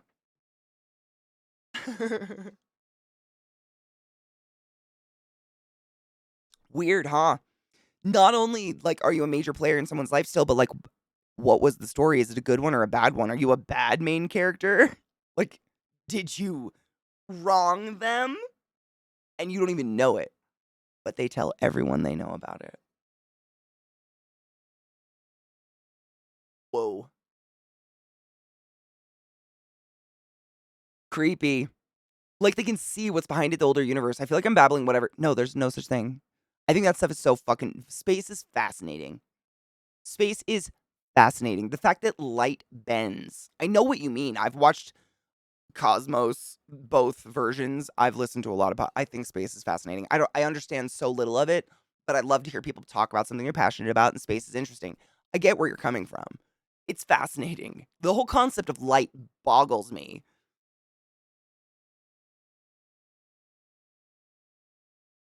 I'd love to be an NPC. That'd be nice. It's kind of comforting to know there's at least one person who remembers me fondly. I hope it's fondly for me. I try not to be a bad person. This song's fucking great, dude. Anderson .Paak's just fucking amazing. They're so talented. This is a perfect. I'm gonna. You know what? I should try to make a cone suit, and then I could dead twerk. I just need a little spike on my ass. I don't have enough ass, but the dead eye twerk's gotta happen. Every time someone emotes it, I really want to do it, but I don't bend that way. I don't know how to twerk. Fuck yes. Oh my god, Faded Friday's 2 days away. That's really what time is it actually? I have therapy today because I moved it from Saturdays, so I don't have to fucking take Sundays off. Excuse me. I don't have to take Sundays off anymore, so I moved therapy. But that means it's after, like almost directly after stream on Wednesdays. But honestly, I hate taking an entire day for therapy because it's right in the fucking middle. It's stupid. It's just a waste. It's a waste of day. But Faded Friday, for those new to the channel or don't know about Faded Friday, just like most days, we get hella high. Or just do whatever fucking makes you happy. But mostly, I encourage you to bring awesome music to streams so that we can experience new music together and laugh, because that's what it's about. All the music. So I saw someone earlier today ask for the music list, and someone did the exclamation playlist for them, and they were like, "Holy shit, there's X amount of songs on here." It's huge. I know. It's so many Faded Fridays worth of awesome music that these fuckers have given me, and I cannot remember the last time someone gave me a song that I didn't add to the list, that I didn't like. Like, these fucks have good taste. And I'm, like, relatively picky, like, a little bit. I wouldn't consider myself, like, "Oh, gross, other music," but, like, if there's a sound I don't like, I can't get into it. These fucks are good. It gets us in a mess of music. Oh my god. I mean, I think I'm seriously thinking about it, like, it wouldn't be hard because and this is crazy, really weird reference for why it wouldn't be difficult, but I've told you guys before, when my little sister was little, she loved Barney, and she had a BJ outfit.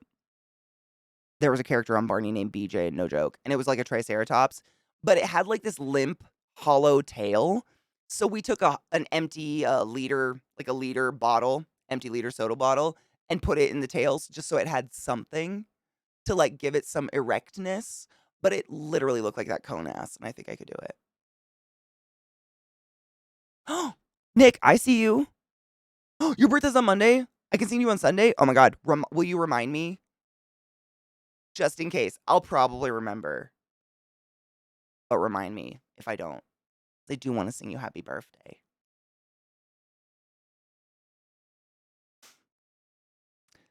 Abophobia is the fear of palindromes. Is that common? Facts, they actually came out pretty good, and I did another set.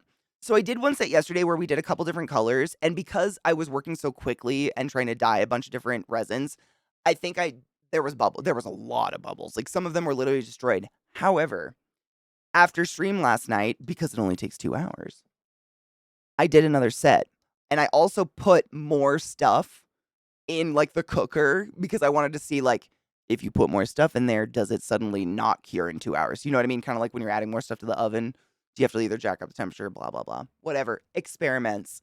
Let me turn on the autofocus real quick. But I did another set, and honestly, I need to, file down and finish off, like, the top part, but for the most part, they came out really well, and I'm really excited. I did all different colors just because I'm trying to experiment, like, what because they're so small, if you make the pigment too dense, you kinda lose all the details in them, so I've been experimenting with, like, how much pigment to add with different colors. Um, Autofocus. This is my favorite one, I just like that color. I did pink alcohol dye, and then I did a green holographic, mica in it, so when it hits certain lights, you get a green, but it's pink, but then you can see that's where the fucking cap sits usually. So that part, I'm gonna have to stand down and see how much has to come off for it to be okay, if it's too much, whatever. It's just they're so much better than the first batch, I can tell these are gonna be great. Like, I have really high hopes, just because it was so easy to improve them just in 2 tries.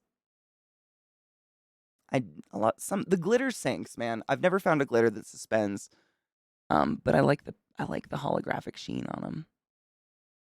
This one's pretty too. It's like red with green, a green holographic glitter in it. It kinda gets a cool sheen on it, and you can see what I mean by it's like the foamy bubbles, but it's got the one, so I just gotta see, like, how far do I have to sand down before it's not viable anymore, you know what I mean? It still bugs me out that it takes 45 minutes for sunlight to reach Jupiter. The fact that it takes time for light to go anywhere is really fucking weird. Makes me feel stupid that I don't think there's any time in my life I'll ever be able to grasp that concept. I feel you, it's weird. Thank you. Someone told me that the palette I tend to gravitate towards is called, retro wave or something. I just really like pink and purple.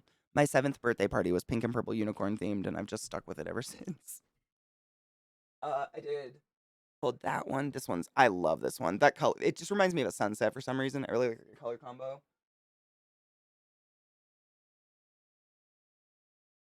This one, you've probably seen these before. I've made a couple of these. I have a couple more to make for the charity giveaways we did, but this is, I'm just bragging. I think this is the most perfect one I've made. I haven't trimmed it or anything.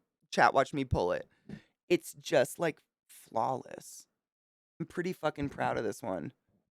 There ain't no bubbles, no weird, no spillover. It just looks nice. And I like the color combo I did. It reminds me a little bit of Sailor Jupiter, kind of. Those were my successes.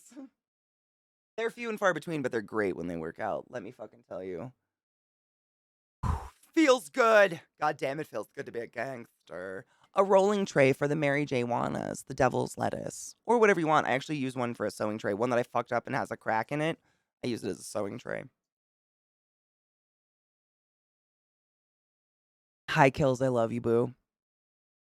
I gotta find someone cool to raid and then go make tea for my goddamn throat. I'm so pissed. I keep losing my voice. I seriously sit in silence after stream. It could be a dice tray. It could be anything. It has a giant weed leaf. I mean, honestly, the only giveaway is the imprinted weed leaf, which isn't too apparent on this one because it's like an indent. That's about it. That's it. But it could be whatever you want it to be. I use them. The ones that I fuck up, I use on my own. I just patch them up and use them for whatever the fuck I want. Is that to you?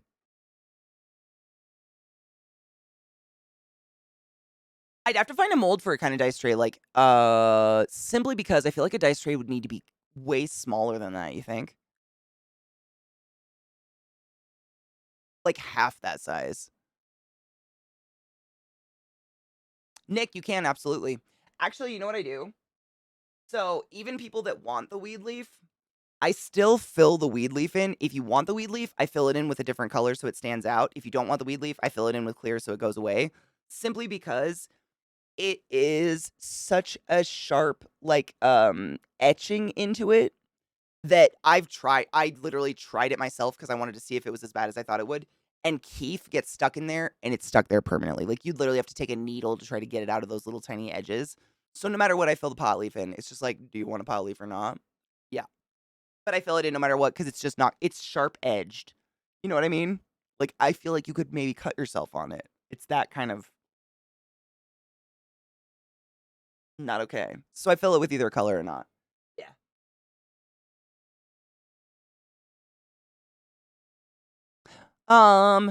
Dude, kills. I mean, if you find a recipe for the 3D printing, I'll pay for the supplies to 3D print it. That'd be sick.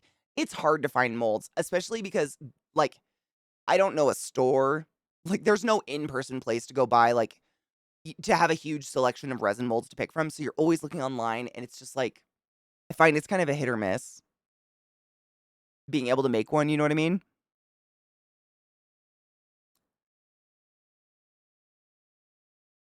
Nick, so I have a coating that makes them safe to eat on. Yes, I have a coating that makes them food safe, and then I have a coating that makes them heat safe. Like, I made ashtrays.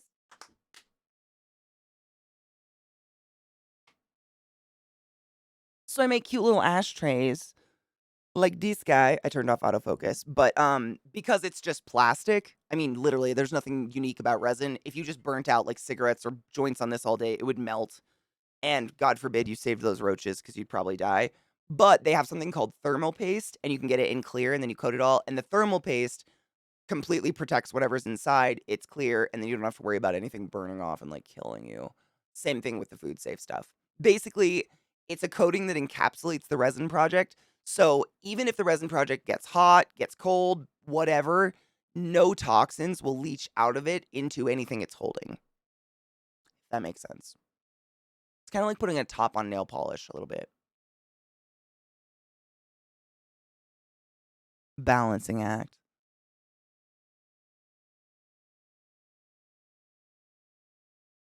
You really want a haunting thought. According to Neil deGrasse Tyson, the universe is so massive that there are an infinite amount of you out there doing the exact same thing you are at the exact same time. Man, I just feel bad for her. Me too, facts. That's the, honestly, not to pull it over again. That little spout right there, this is the best thing ever. Why all weed trays or why all rolling trays don't have something like this, I'll never figure it out. I'm obsessed. When I first made one, I didn't even realize it was part of the mold, and I was like, oh, I can just like pick it up and do that. Oh my God. Because, we've all, that. It's just what we've all done forever. Don't deny it. Don't deny it. I see you, bitch. I see you, bitch. It's very annoying. Ginger Bay, you're very kind. Thank you, Blup. No worries. I'm actually looking for someone to raid because it's my time to go take my dogs into the mud. But I gotta wear them out. Just because it's muddy outside does not mean they don't need to use every ounce of their fucking energy they have. And my poor dogs are feeling tortured right now. But today was fun and I had fun with you guys. Thank you for hanging out with me and talking about literally everything under the sun. I don't mean to get sappy every day, but I'm pretty fucking grateful for y'all. Tomorrow's Thursday and the next day is Faded Friday. So we were talking about music. If you have some cool music that you're like, I think Katie would like this, or I think the community would like this, bring it by on Friday. You don't like, I've lately, just because we've had like an influx of new people joining the community. No, I don't require you to be a sub to share music. I don't require you to pay me to share music. I don't like, if you're not a sub, you just have to ask a mod for permission to post the link. That's it. Simply just protects us from the prawns. That's it. I ain't one of those people. Like, I just want music. I want the music. That's your payment. Bring me good music, and we'll be chill. Bring me shitty music, and I'll send someone to your house.